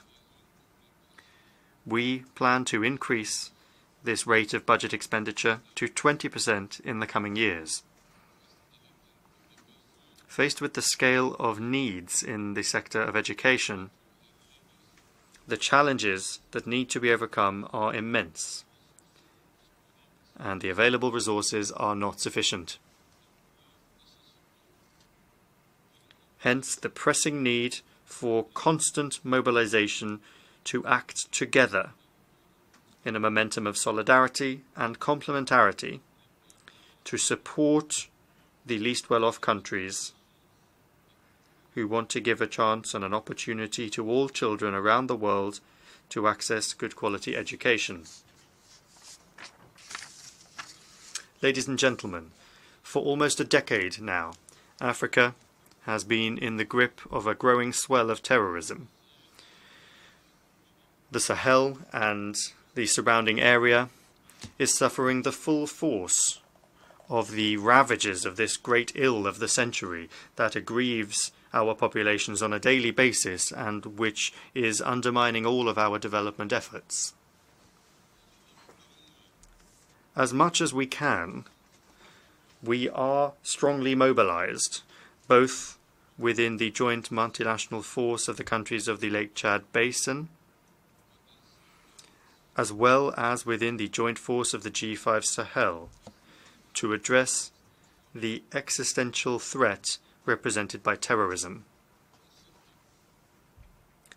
In this struggle against a blind and often invisible enemy that is becoming unexpectedly resilient, the enormous sacrifices made have not allowed us to vanquish this enemy.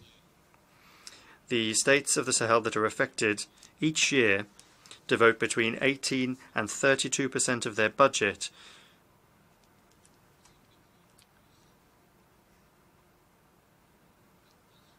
to this increasingly untenable security effort. This constant mobilization on the part of these states for several years now against terrorism cannot go ignored by the international community, whose support is vital if we are to win this fight. In this vein, and from this rostrum, I reiterate the appeal of the member states of the G5 Sahel to the members of the United Nations Security Council, asking them to ensure lasting financing for the G5 Sahel force from the United Nations regular budget through a mandate under Chapter 7 of the United Nations Charter. What's more, looking to the current pooling of efforts of the forces of the G5 Sahel and the Lake Chad Basin Commission and the states of ECOWAS, we underscore the need for greater, more adapted coordination of actions of all of the actors present in the Sahel, including international forces such as MINUSMA and Barkhane, and this while respecting the purpose of each entity. Chad stands ready to make its modest contribution to this coordination to wage a more effective struggle against terrorism. Excellencies, ladies and gentlemen, I can't discuss terrorism and insecurity in the Sahel without talking also about the Libyan crisis that is having incalculable consequences on this region. In spite of laudable initiatives on the part of the international community aiming to bring an end to this serious crisis, which has lasted for far too long, the situation continues to be extremely worrying and also continues to take a dramatic turn. The efforts that have been made to help our Libyan brothers restore peace are being undermined by inter-Libyan armed confrontations that are aggravated by multiple external interference in many different forms. Resolving this crisis will involve the Libyan brothers themselves, collectively and individually, acknowledging the situation that they are in. They must understand that they are the primary masters and authors of their destiny, and that violence is not an option to resolve the crisis. In this war, there will be no winners and there will be no losers apart from one loser, which will be the Libyan people. We must all work with a view to a global, inclusive dialogue, bringing together all of the protagonists in this crisis. With this in mind, we call on all armed parties, including tribal chiefs and community chiefs, to participate in a national dialogue that will be a prelude to the holding of credible elections. As in the past, we continue to stand ready to support the efforts of the United Nations and the African Union to restore peace and stability to this country. Bringing peace and stability back to Libya will be a condition for the return of peace and stability to neighbouring countries and to the entire Sahel to a large extent. With this in mind, Chad calls for strong involvement by the African Union alongside the United Nations in pursuit of a lasting solution through a synergy of efforts. Whatever we may say, Libya has been and will continue to be an African country. Excellencies, ladies and gentlemen, the question of UN reform, including reform of the Security Council, which Africa firmly calls for, at all sessions of the United Nations General Assembly, deserves our full attention. This legitimate claim cannot be diluted in the interminable negotiations that have lasted for years without any progress being made. Africa is asking for nothing other than reparation for a flagrant prejudice against an entire continent with more than 1 billion people that is unjustly deprived of its legitimate place in the United Nations system.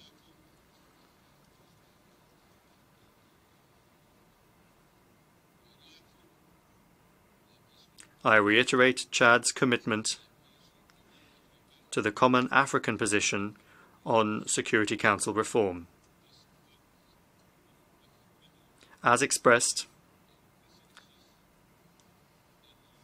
in the Esselwini Consensus,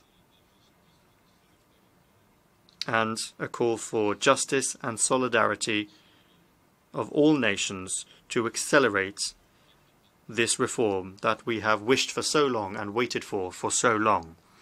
Excellencies, ladies and gentlemen, to conclude, I would like to express Chad's solidarity and sympathy with all countries that are currently going through difficult situations due to crises, conflicts, or natural disasters. In this respect, Chad welcomes the momentum of dialogue and reconciliation that has been begun in the Central African Republic, the Sudan, and South Sudan, and calls on all stakeholders to work harder to achieve lasting peace in these respective brother countries. Therefore, Chad reiterates its position of principle on the Israeli-Arab conflict, calling on all parties to adhere to the two-state solutions, the solution of two states, Israel and Palestine, living side by side in peace. in accordance with the relevant resolutions of the UN Security Council and the Arab Peace Initiative of 2002. Lastly, Chad reiterates its call for the lifting of the embargo unjustly imposed on Cuba, which severely prejudices and harms the people of this country. It is because we are committed to the founding principles of the UN, and because we believe in its ideals of peace, justice, sovereign equality between states and prosperity for all, that we come each year to this great meeting, the General Assembly.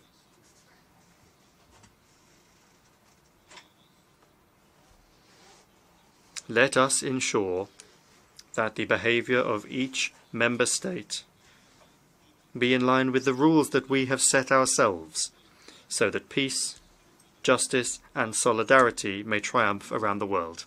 Thank you for your kind attention.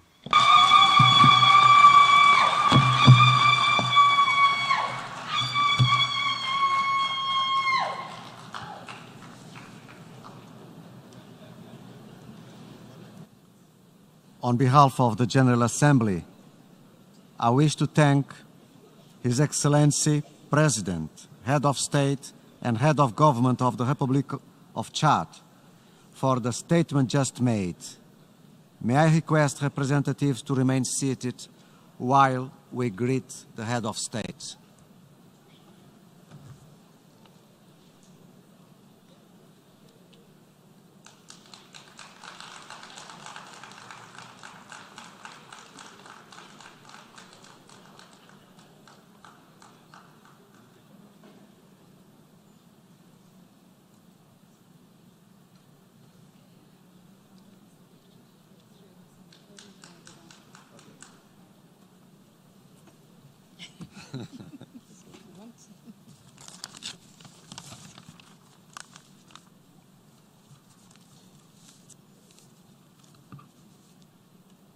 The Assembly will hear an address by His Excellency Juan Orlando Hernández Alvarado, President of the Republic of Honduras.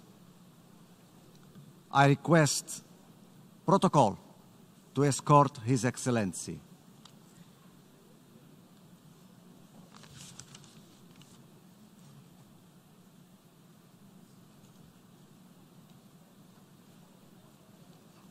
On behalf of the General Assembly, I have the honor to welcome to the United Nations His Excellency Juan Orlando Hernández Alvaro, President of the Republic of Honduras, and to invite him to address the Assembly.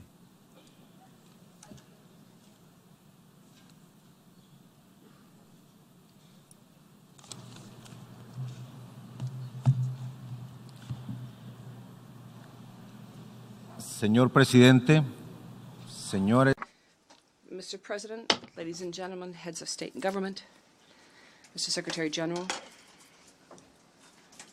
permanent representatives and delegates, it's with a special pleasure that I come from a beautiful land called Honduras to extend my greetings to you. The beginning of a history of my country, and in recent years,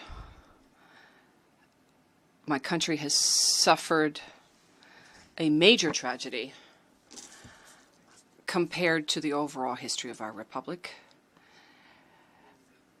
Corruption went unpunished, which created a vicious circle of gangs who managed to, and criminals that managed to penetrate all sectors of societies. We were, and we are continuing to deal with this impunity to the last day of my government. At one point, we were the country that was the most dangerous in the world. Now we no longer are. We had a homicide rate which is one of the highest. Today, it's been reduced by half. We worked with the police. We set up investigation mechanisms, investigation of networks of criminal organized crime, and now we have much stronger institutions. The gangs and criminal groups were armed like the drug traffickers. They used extortion, assassination, massacres. They managed to penetrate demonstrations that then became violent with bloodshed, burnings. They took over communications and public order forces.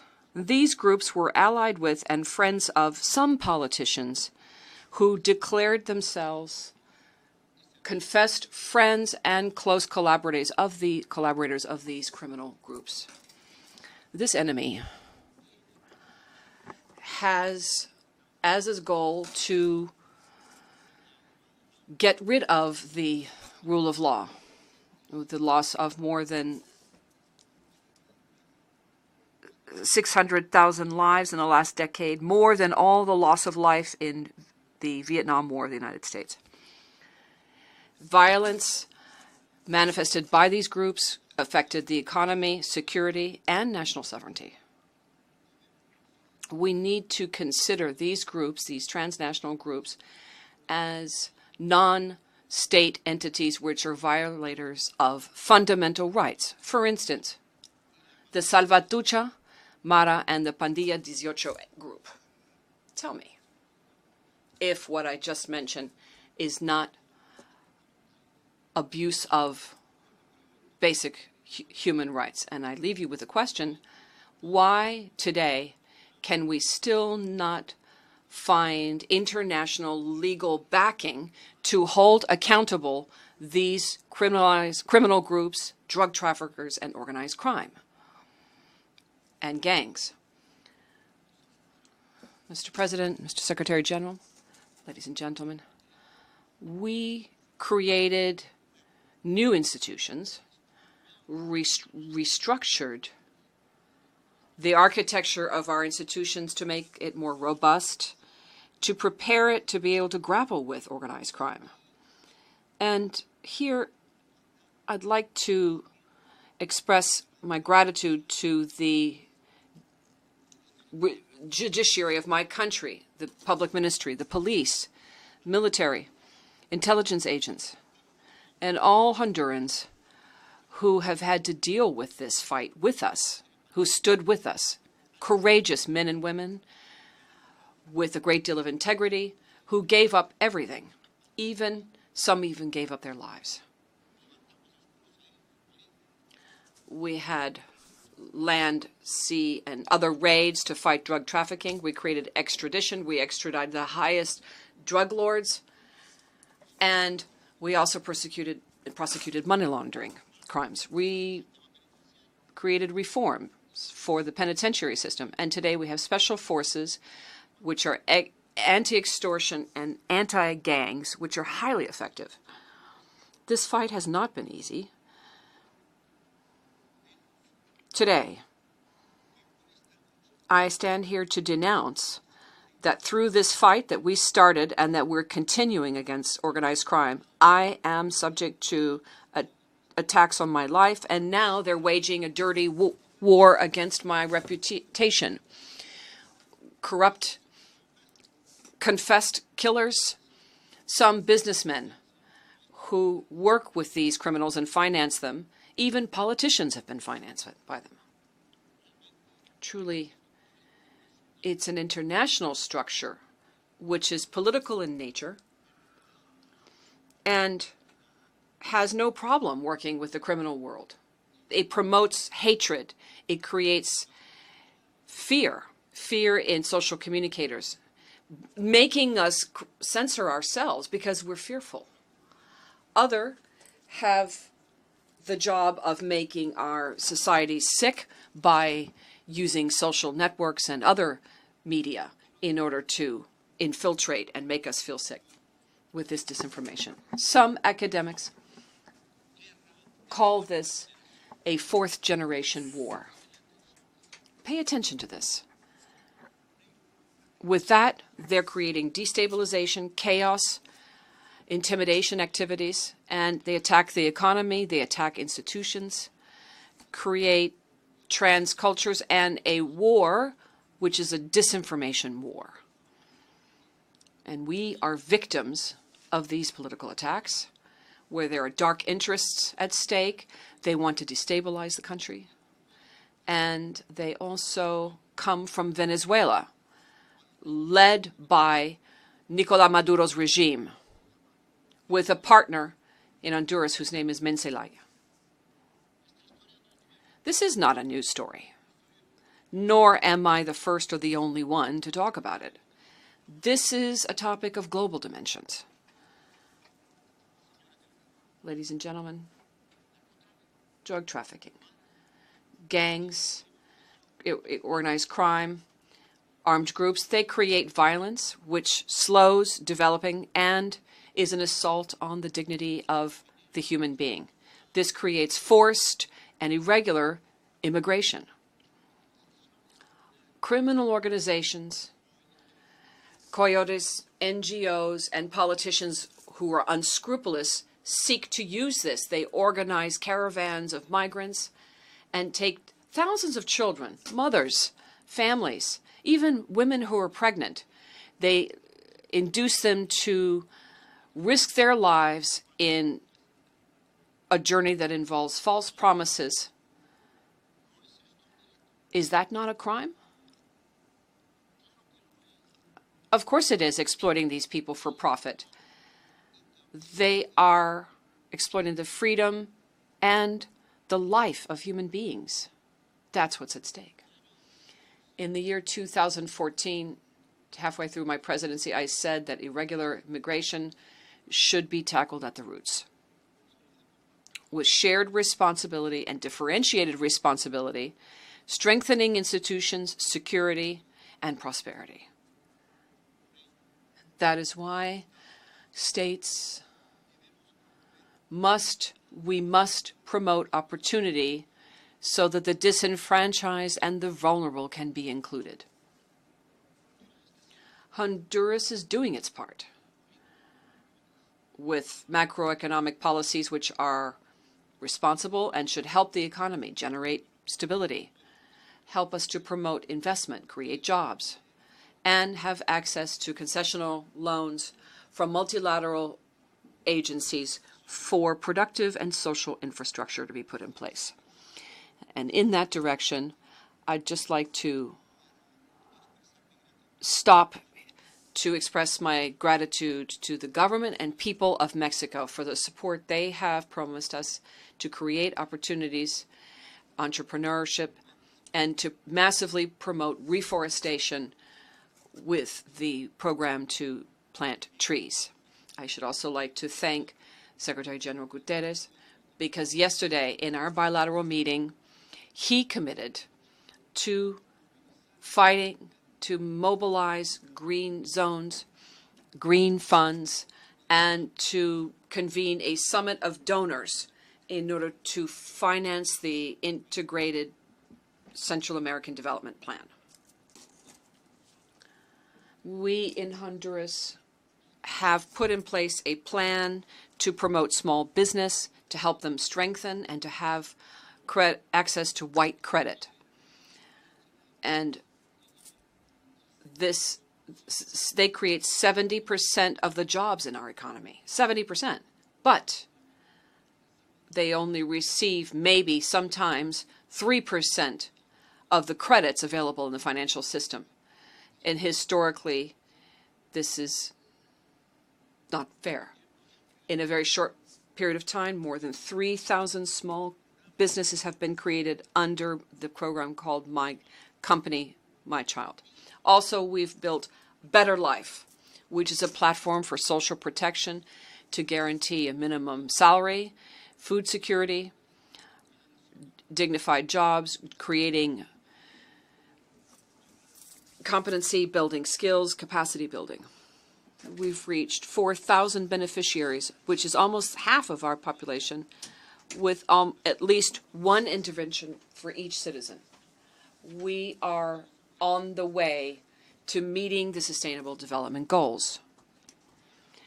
We continue to support youth and to promote construction of our Honduras. We have an innovative program of more than 15,000 grants for national citizens used in national university, and hundreds of students are now studying specialties.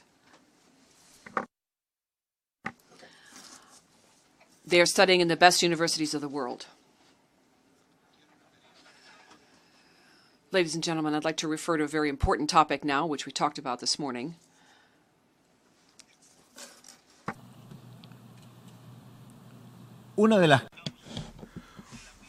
One of the causes of migration is the coffee crises due to the low prices, and also as a consequence of climate change. Honduras is the 5th producer in the world, it represents 5% of GDP, the production of coffee, and our harvest has dropped by 15%. We have had a shortfall of $400 million in the past 2 years of revenues. But this impact also has a social, because 90% of those who produce coffee are small farmers, family farmers. You, all of you are coffee drinkers around the world. I want to ask all of you a question. If you would dare ask those who sell that cup of coffee to you whether they're paying a fair price to the producers, would you ask that question? Would you even consider it? Think about it. Think about it, because I am certain that if the answer is yes, that would be very powerful. It would be very powerful because it could change the lives of some 120 million families of coffee producers around the world. Mr. President, Secretary General, distinguished members of this General Assembly, now I would like to refer to a topic about which everyone is speaking, but on which there are no concrete results to be seen. Let us not fool ourselves. There are no concrete outcomes or results. We will continue waiting for flooding and droughts to hit us, for millions of people to be displaced without a future, and sometimes losing their lives. We're going to keep on seeing this. This is the reality. You want evidence of that? You want to experience that? Come to Central America. Come to Honduras. There are destructive rainfalls, extended droughts, plagues and diseases like we've never experienced before. This is what people call climate change, and now they call it climate crisis. The Index of Climate Risk, German Watch, indicates that Honduras, Puerto Rico, Myanmar are the 3 most affected countries by extreme climate events around the world. Those are the 3 countries that are the most affected. But nevertheless, neither Honduras nor Puerto Rico nor Myanmar are countries that contribute the most to damaging the environment. That is not fair. We have to pay. We have to pay for something that is the responsibility of other countries.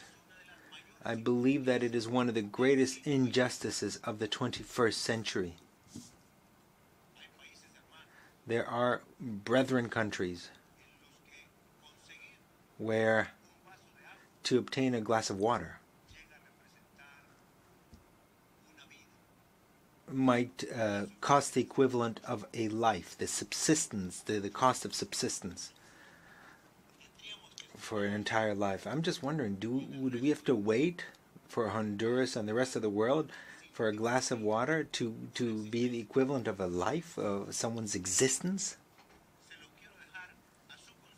I want to leave that up to your very conscience. We in Honduras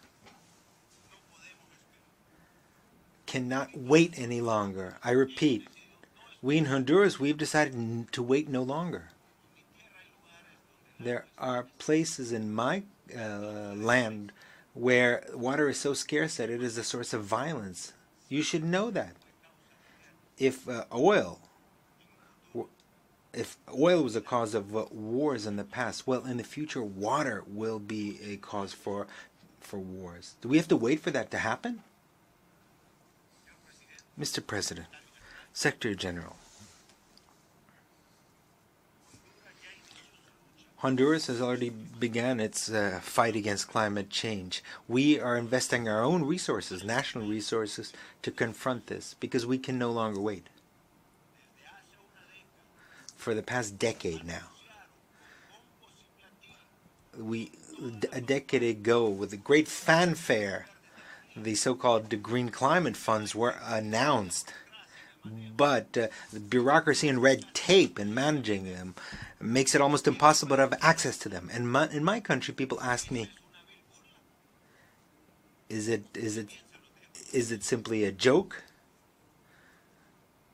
And also, that is something that you should think about and leave it up to your conscience. In Honduras, we are developing systems for agricultural production adapted to climate change with our own resources. We're implementing technology, agricultural research centers. We are also building protective facilities for such as greenhouses, intelligent irrigation systems. We are conducting campaigns for reforestation, creating jobs, raising awareness among young people to preserve our forests. And we're doing with our own funding. Mr. President, Secretary General, it's now or never.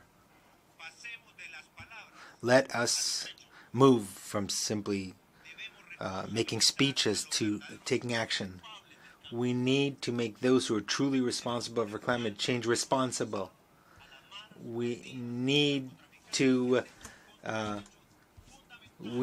combat drug traffickers, the Mara gangs and others who violate human rights. But we also need to create a common front to fight for sustainable development. We also need to act against climate change if we want to live, if we want to survive, if we want to subsist. Thank you very much.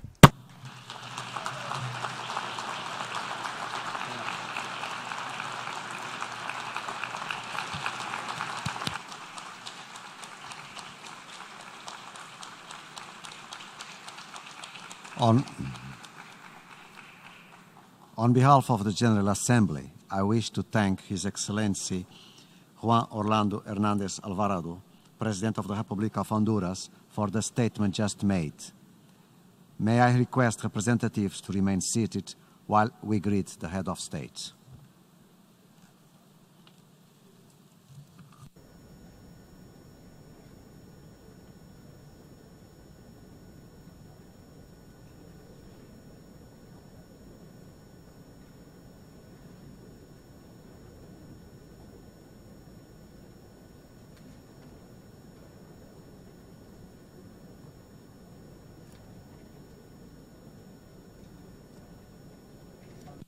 We shall now continue the general debate. The Assembly will hear an address by His Excellency Scott Morrison, Prime Minister of the Commonwealth of Australia. May I request protocol to escort His Excellency.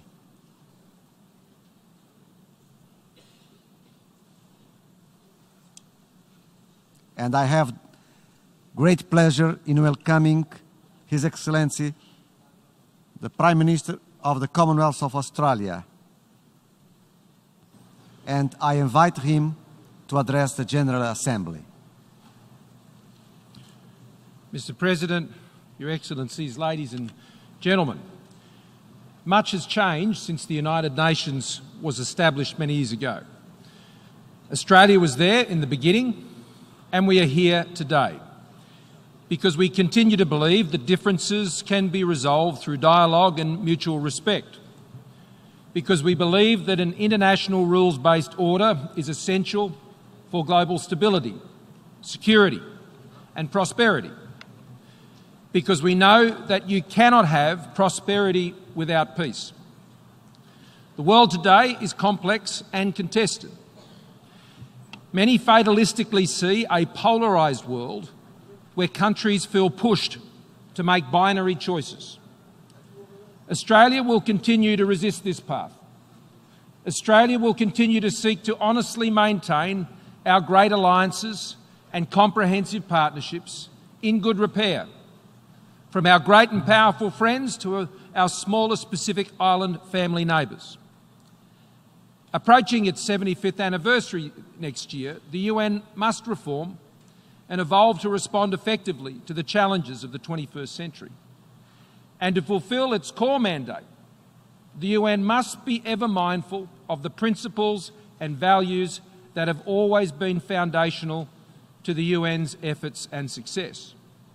Peaceful settlement of disputes in accordance with international law, respect for the sovereignty and independence of all states, open markets that facilitate the free flow of trade and capital and ideas, freedom of faith and freedom of expression, respect for human rights, and combating disadvantage, discrimination and persecution based on disability, gender, religion, sexuality, age, race or ethnicity.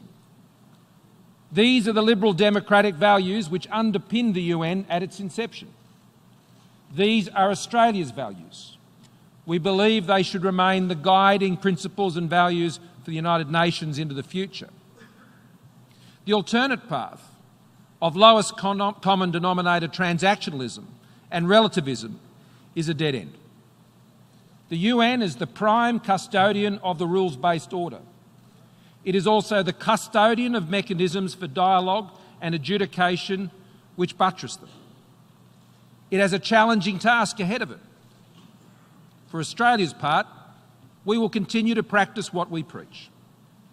Last month, Australia ratified a maritime treaty setting out a new sea boundary with Timor-Leste. This followed the first ever conciliation initiated under the UN Convention on the Law of the Sea. This demonstrates that the UN and its norms are central to a cooperative, rules-based approach to global challenges. In the Pacific, we are also stepping up. Australia is the single largest development partner for Pacific Island nations. This is an instinctive response for Australia, consistent with our clear national interests and our commitment to our Pacific family, our vuvale, our whānau. Our goal is simple: that the Southwest Pacific is secure strategically, stable economically, sovereign politically, and sustainable environmentally. The UN's work in partnership with Australia has also helped to build a more sustainable and resilient Pacific, to support local climate change actions and resilience, to strive for gender equality through the empowerment of women and girls, to support continuing improvement in health outcomes and to bolster regional peace, including through the Bougainville Referendum Support Project. Today, I would like to take the opportunity, though, to speak about Australia's response to the great global environmental challenges. Firstly, how Australia is acting to protect our oceans. Australia is an island continent. Australia has the world's third largest maritime jurisdiction, stretching from the Great Southern Ocean to the vast Pacific and Indian Oceans. Over 85% of Australians' population lives within just 50 kilometres of the coast. Australia's Indigenous peoples have been linked to the land and our sea for more than 65,000 years. Our oceans connect Australia with the world. 99% of Australia's trade by volume is carried by sea. And by 2025, marine industries will contribute around $100 billion each year to our economy. So our prosperity and security rely on the established laws that govern freedom of navigation, be it in the Strait of Hormuz or closer to home. Protecting our oceans is also one of the world's most pressing environmental challenges. To protect our oceans, Australia is committed to leading urgent action to combat plastic pollution that is choking our oceans, to tackle over-exploitation of our fisheries, to prevent ocean habitat destruction, and of course to take action on climate change. Scientists estimate that in just 30 years' time, the weight of plastics in our oceans may exceed the weight of the fish in those oceans.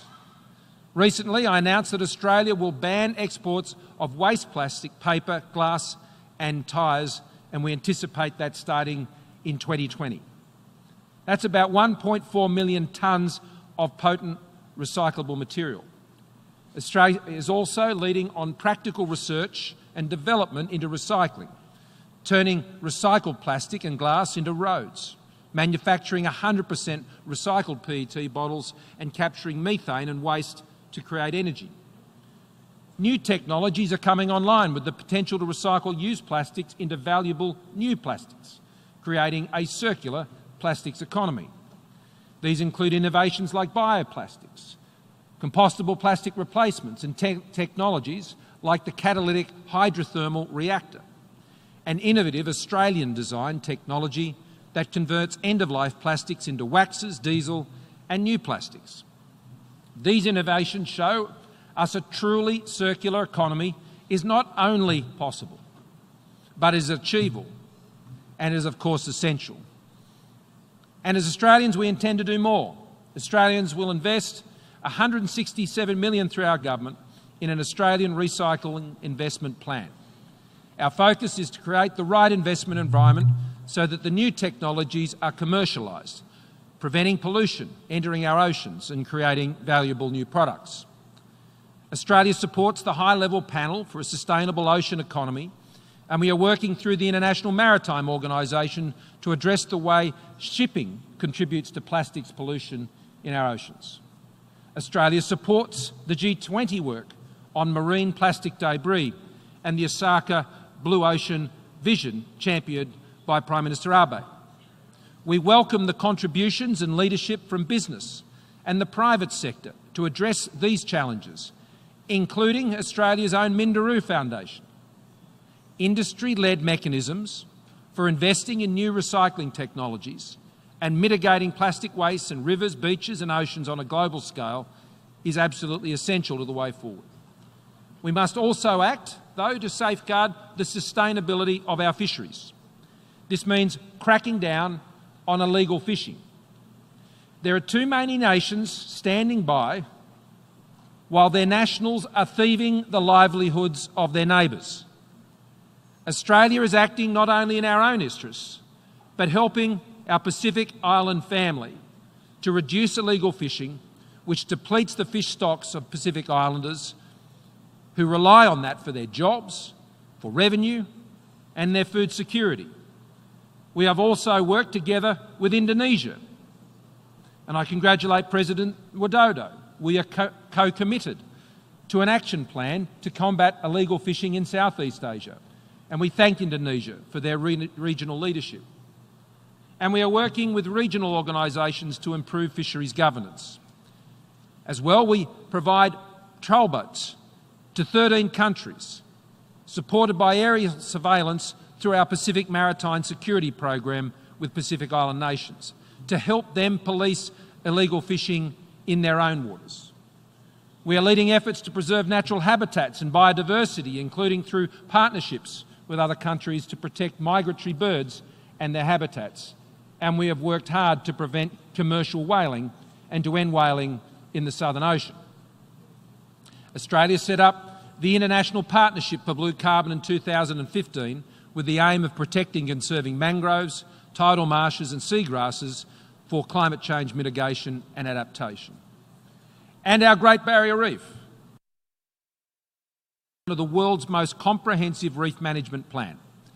The UNESCO World Heritage Committee has found that Australia's management of our reef is highly sophisticated and considered by many as the gold standard for large-scale marine protected areas. Australia's 2 billion Reef 2050 long-term sustainability plan is based on the best available science, draws on 40 years of analysis and experience underpinned by the management of the Great Barrier Reef Marine Park Authority. Australia's continued support for reef, coral and water quality science will ensure that our Great Barrier Reef remains one of the best managed World Heritage Sites in the world.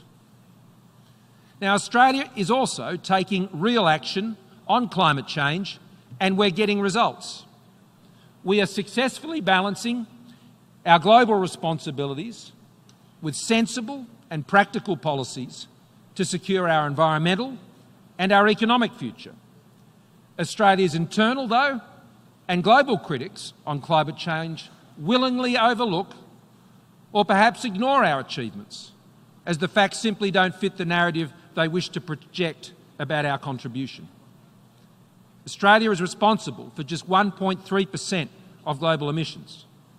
Australia is doing our bit on climate change, and we reject any suggestion to the contrary.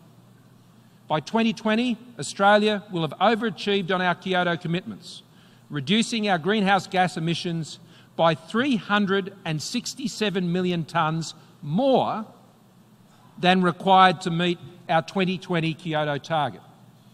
Now, there are a few members, whether at this forum or the OECD, who can make this claim.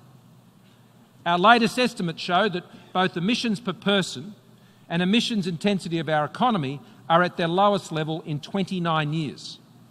In 2012, it was estimated Australia would release some 693 million tonnes of emissions in 2020. As of 2018, this estimate has fallen to 540 million tonnes. Australia's electricity sector is producing less emissions. In the year to March 2019, emissions from Australia's electricity sector were 15.7% lower than the peak recorded in the year to June 2009. And while we are a resource-rich country, it is important to note that Australia only accounts for around 5.5% of the world's coal production. So having met, and we will exceed, our Kyoto targets, Australia will also meet our Paris commitments as well, and we stand by them. We are committed to reducing greenhouse gas emissions by 26 to 28% below 2005 levels by 2030. This is a credible, fair, responsible and achievable contribution to global climate change action. It represents a halving of our emissions per person in Australia, or a 2/3 reduction in emissions per unit of gross domestic product. At the centre of our domestic efforts is a $3.5 billion climate solutions plan that I successfully, as Prime Minister, took to our recent national election, supporting practical projects like capturing methane from waste, revegetation of degraded land and soil carbon. Through our climate solutions plan, we are supporting the transition to renewable energy with projects such as Snowy 2.0, the largest pumped hydro station project in the Southern Hemisphere. And we are investing significantly in research and development to use the best science and business expertise to commercialise new renewable technologies and integrate renewables into our electricity grid. Australia now has the highest per capita investment in clean energy technologies of anywhere in the world, and 1 in 5 Australian households has rooftop solar systems. In 2018, $13.2 billion was invested in clean energy technologies in Australia.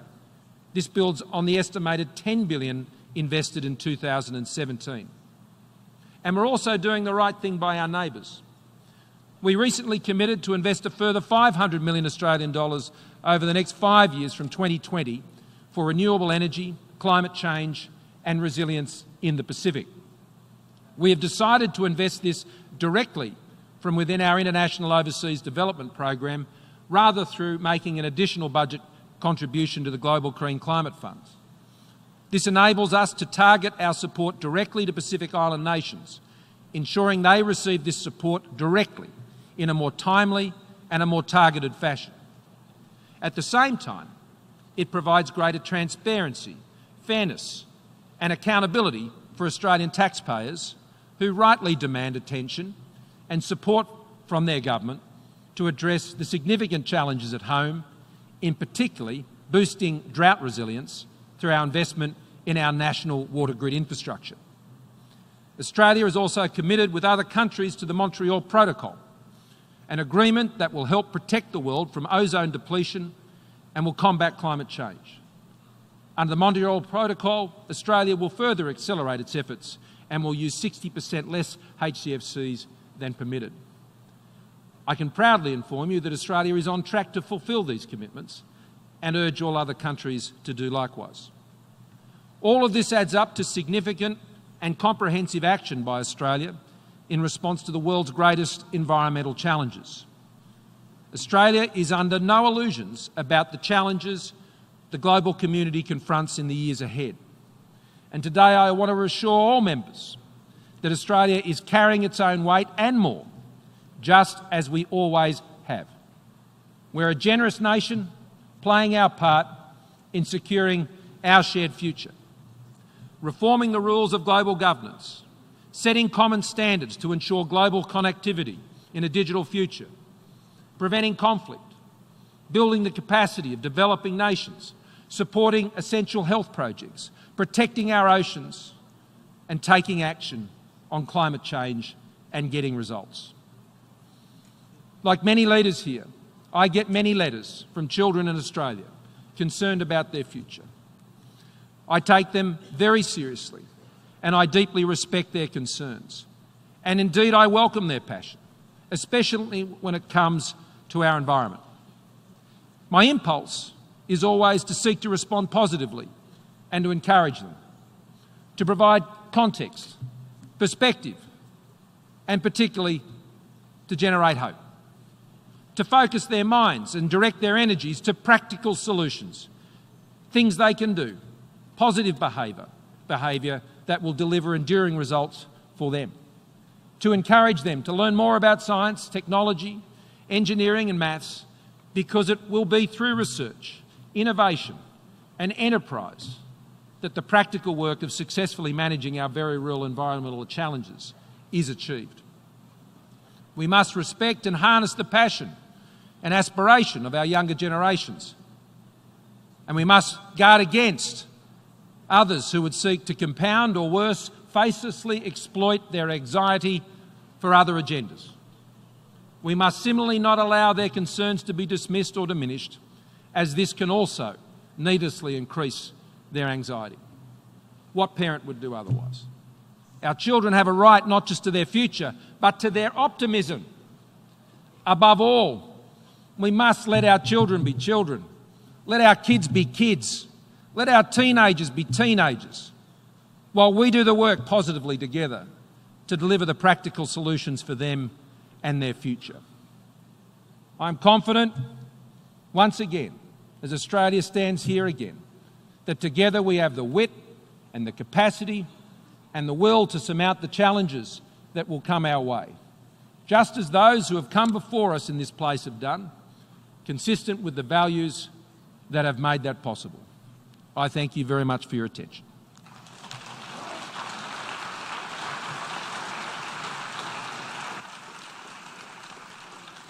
On behalf of the General Assembly, I wish to thank His Excellency, Prime Minister of the Commonwealth of Australia, for the statement just made, and I request protocol to escort His Excellency. Thank you.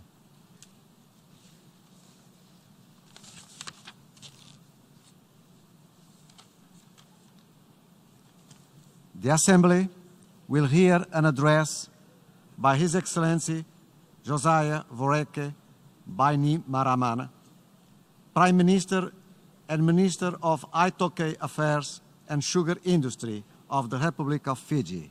May I request protocol to escort His Excellency. I have great pleasure in welcoming His Excellency, the Prime Minister and Minister for Itoke Affairs and Sugar Industry of the Republic of Fiji, and invite him to address the General Assembly.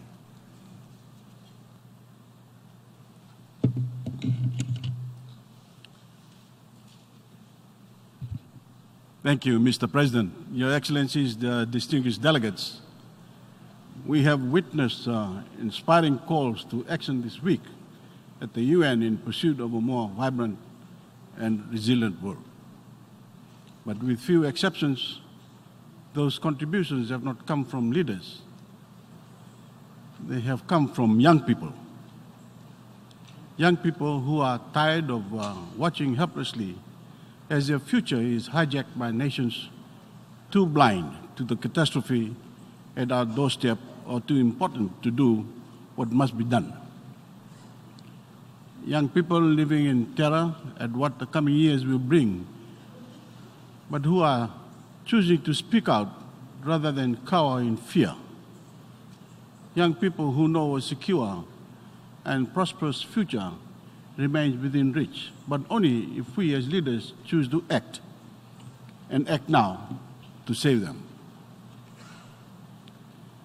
Your Excellencies, of all the contributions made at the UN this week, of all the words spoken, some of the most thought-provoking and certainly the most passionate have come from our young people, inspiring and sometimes goading us as national leaders to use our power and influence to look beyond our narrow political objectives and to think more broadly about the world they will inherit.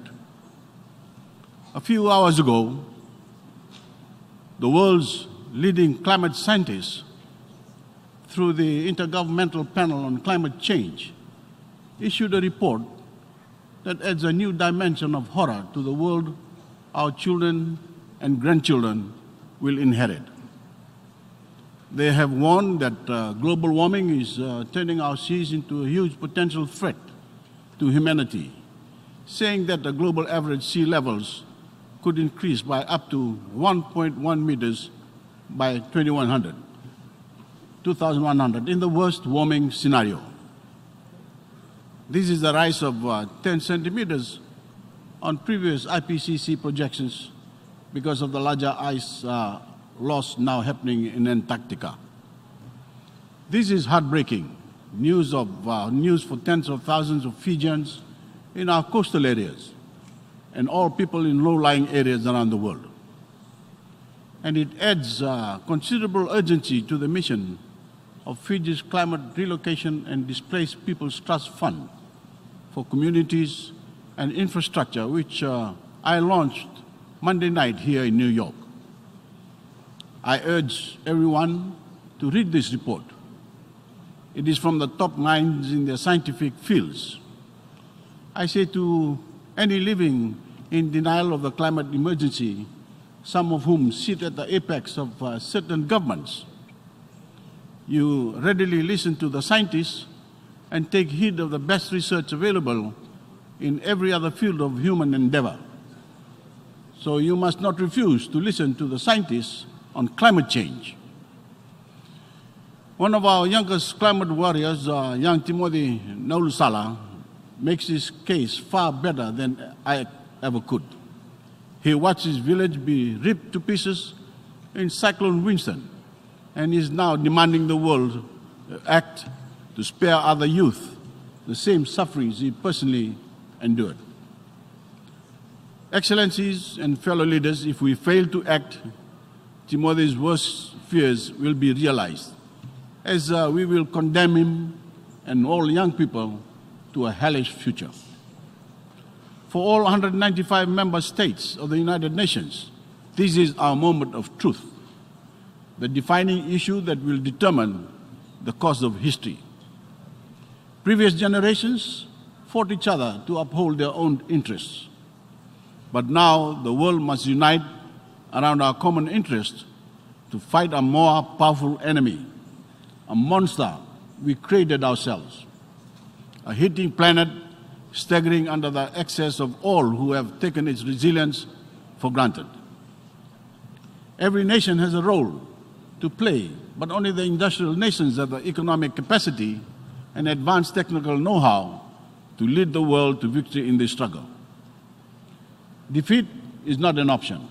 So to those who did not come to New York this week with fresh plans to tackle the climate crisis, or who came merely out of curiosity to observe, again, please examine the evidence, examine the facts. And for the sake of our children and our grandchildren, face up to your responsibility to lead. To stave off catastrophe, there is no alternative but to commit to net zero carbon emissions by 2050. There is no alternative but to cap the average global temperature at 1.5 degrees Celsius above the pre-industrial age and preferably lower. Because even at 1 degree warming, entire species are being made extinct and our coral reefs are dying. There is no alternative but to rapidly scale down the use of fossil fuels and rapidly scale up the development of renewable energy. And there is no alternative but to rapidly phase out the use of coal.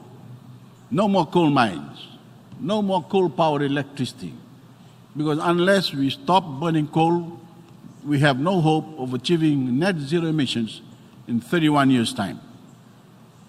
We must also bring oceans into the heart of the UNFCCC process at the Blue COP25 in Chile in December, because you can't have a stable climate without a healthy ocean.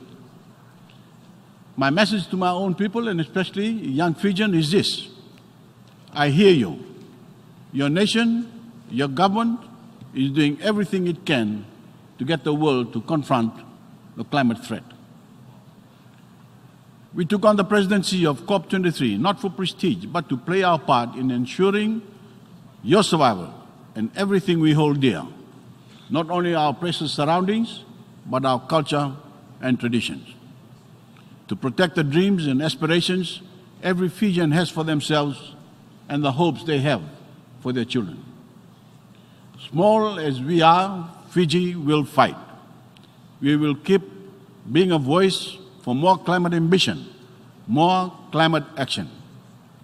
We will continue to advance our case in the great forums of the world, not only on behalf of Fijians and other Pacific Islanders, but the climate vulnerable everywhere.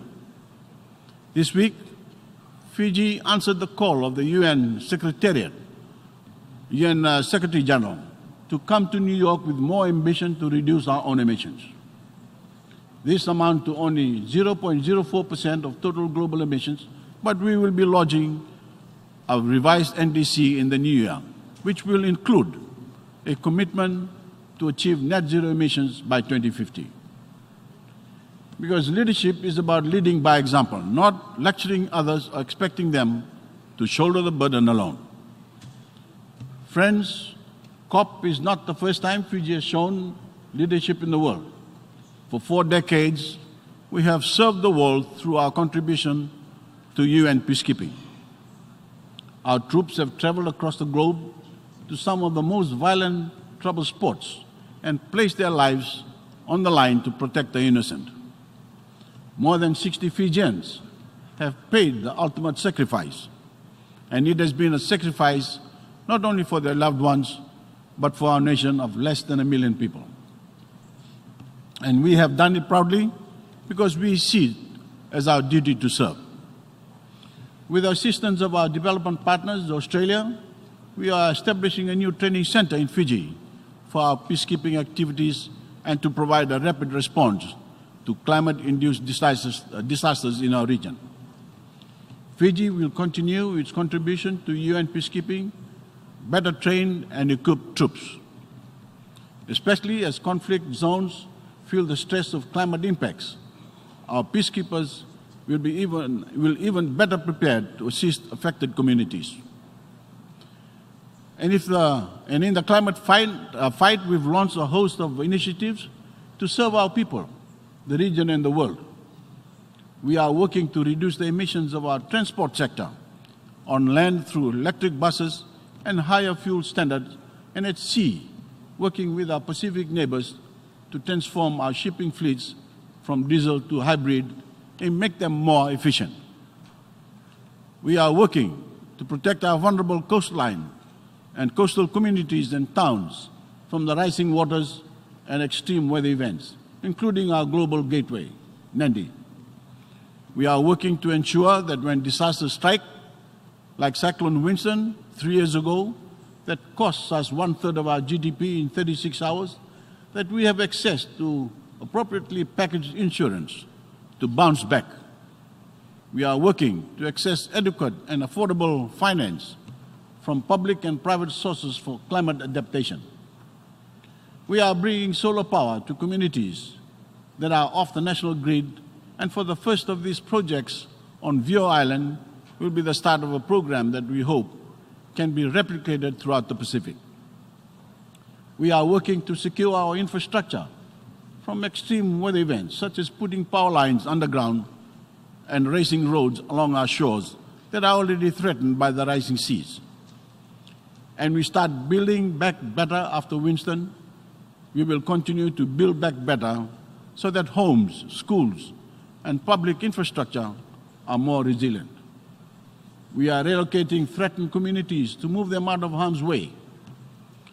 Our Climate Relocation and Displaced People Trust Fund is operational, and we are seeking global support to assist our people who are displaced and to move the infrastructure they rely on, such as schools, health centers, roads, bridges, and our public utilities.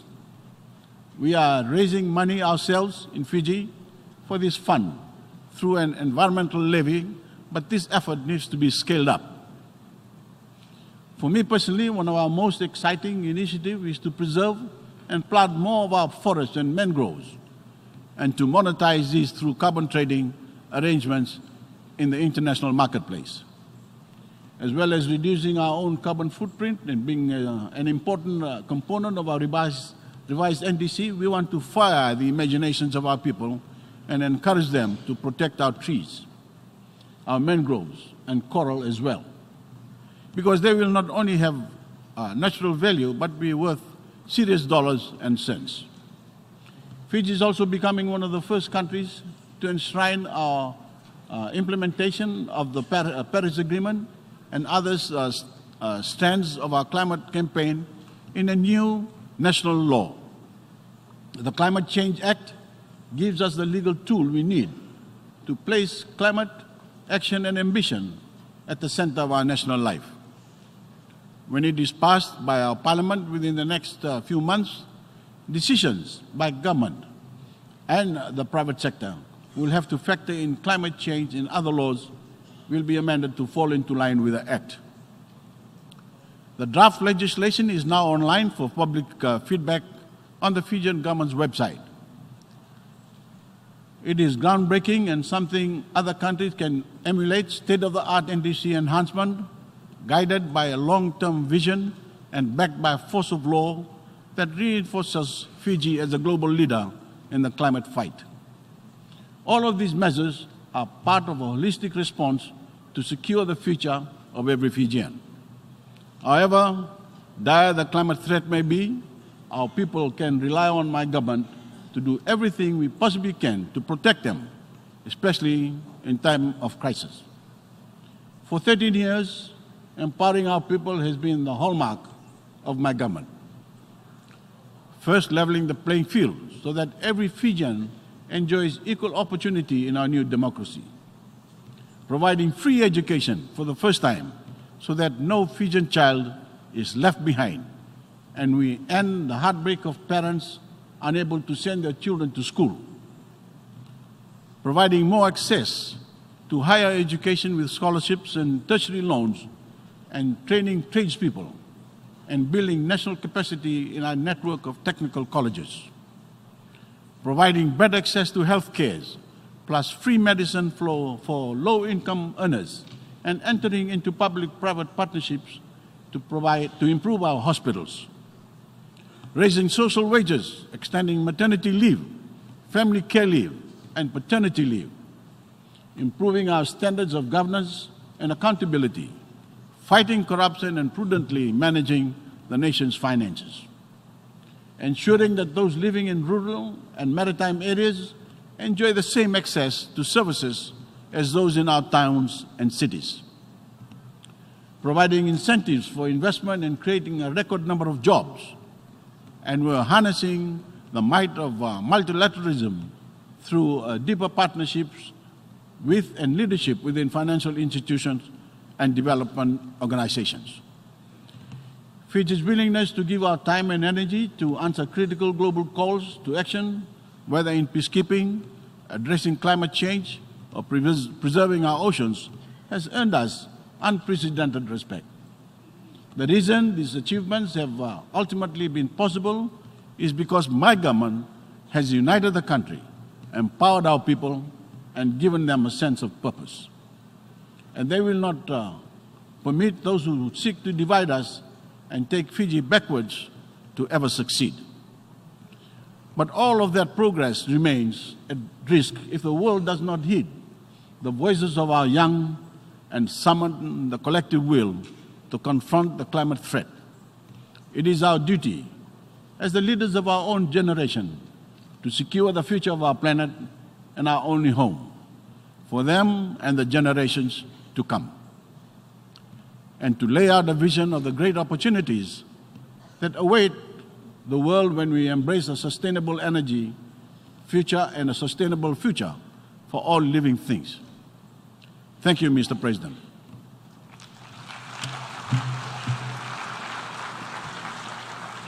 On behalf of the General Assembly, I wish to thank His Excellency, the Prime Minister and Minister for Aitoke Affairs and Sugar Industry of the Republic of Fiji for the statement just made, and I request protocol to escort His Excellency. Thank you.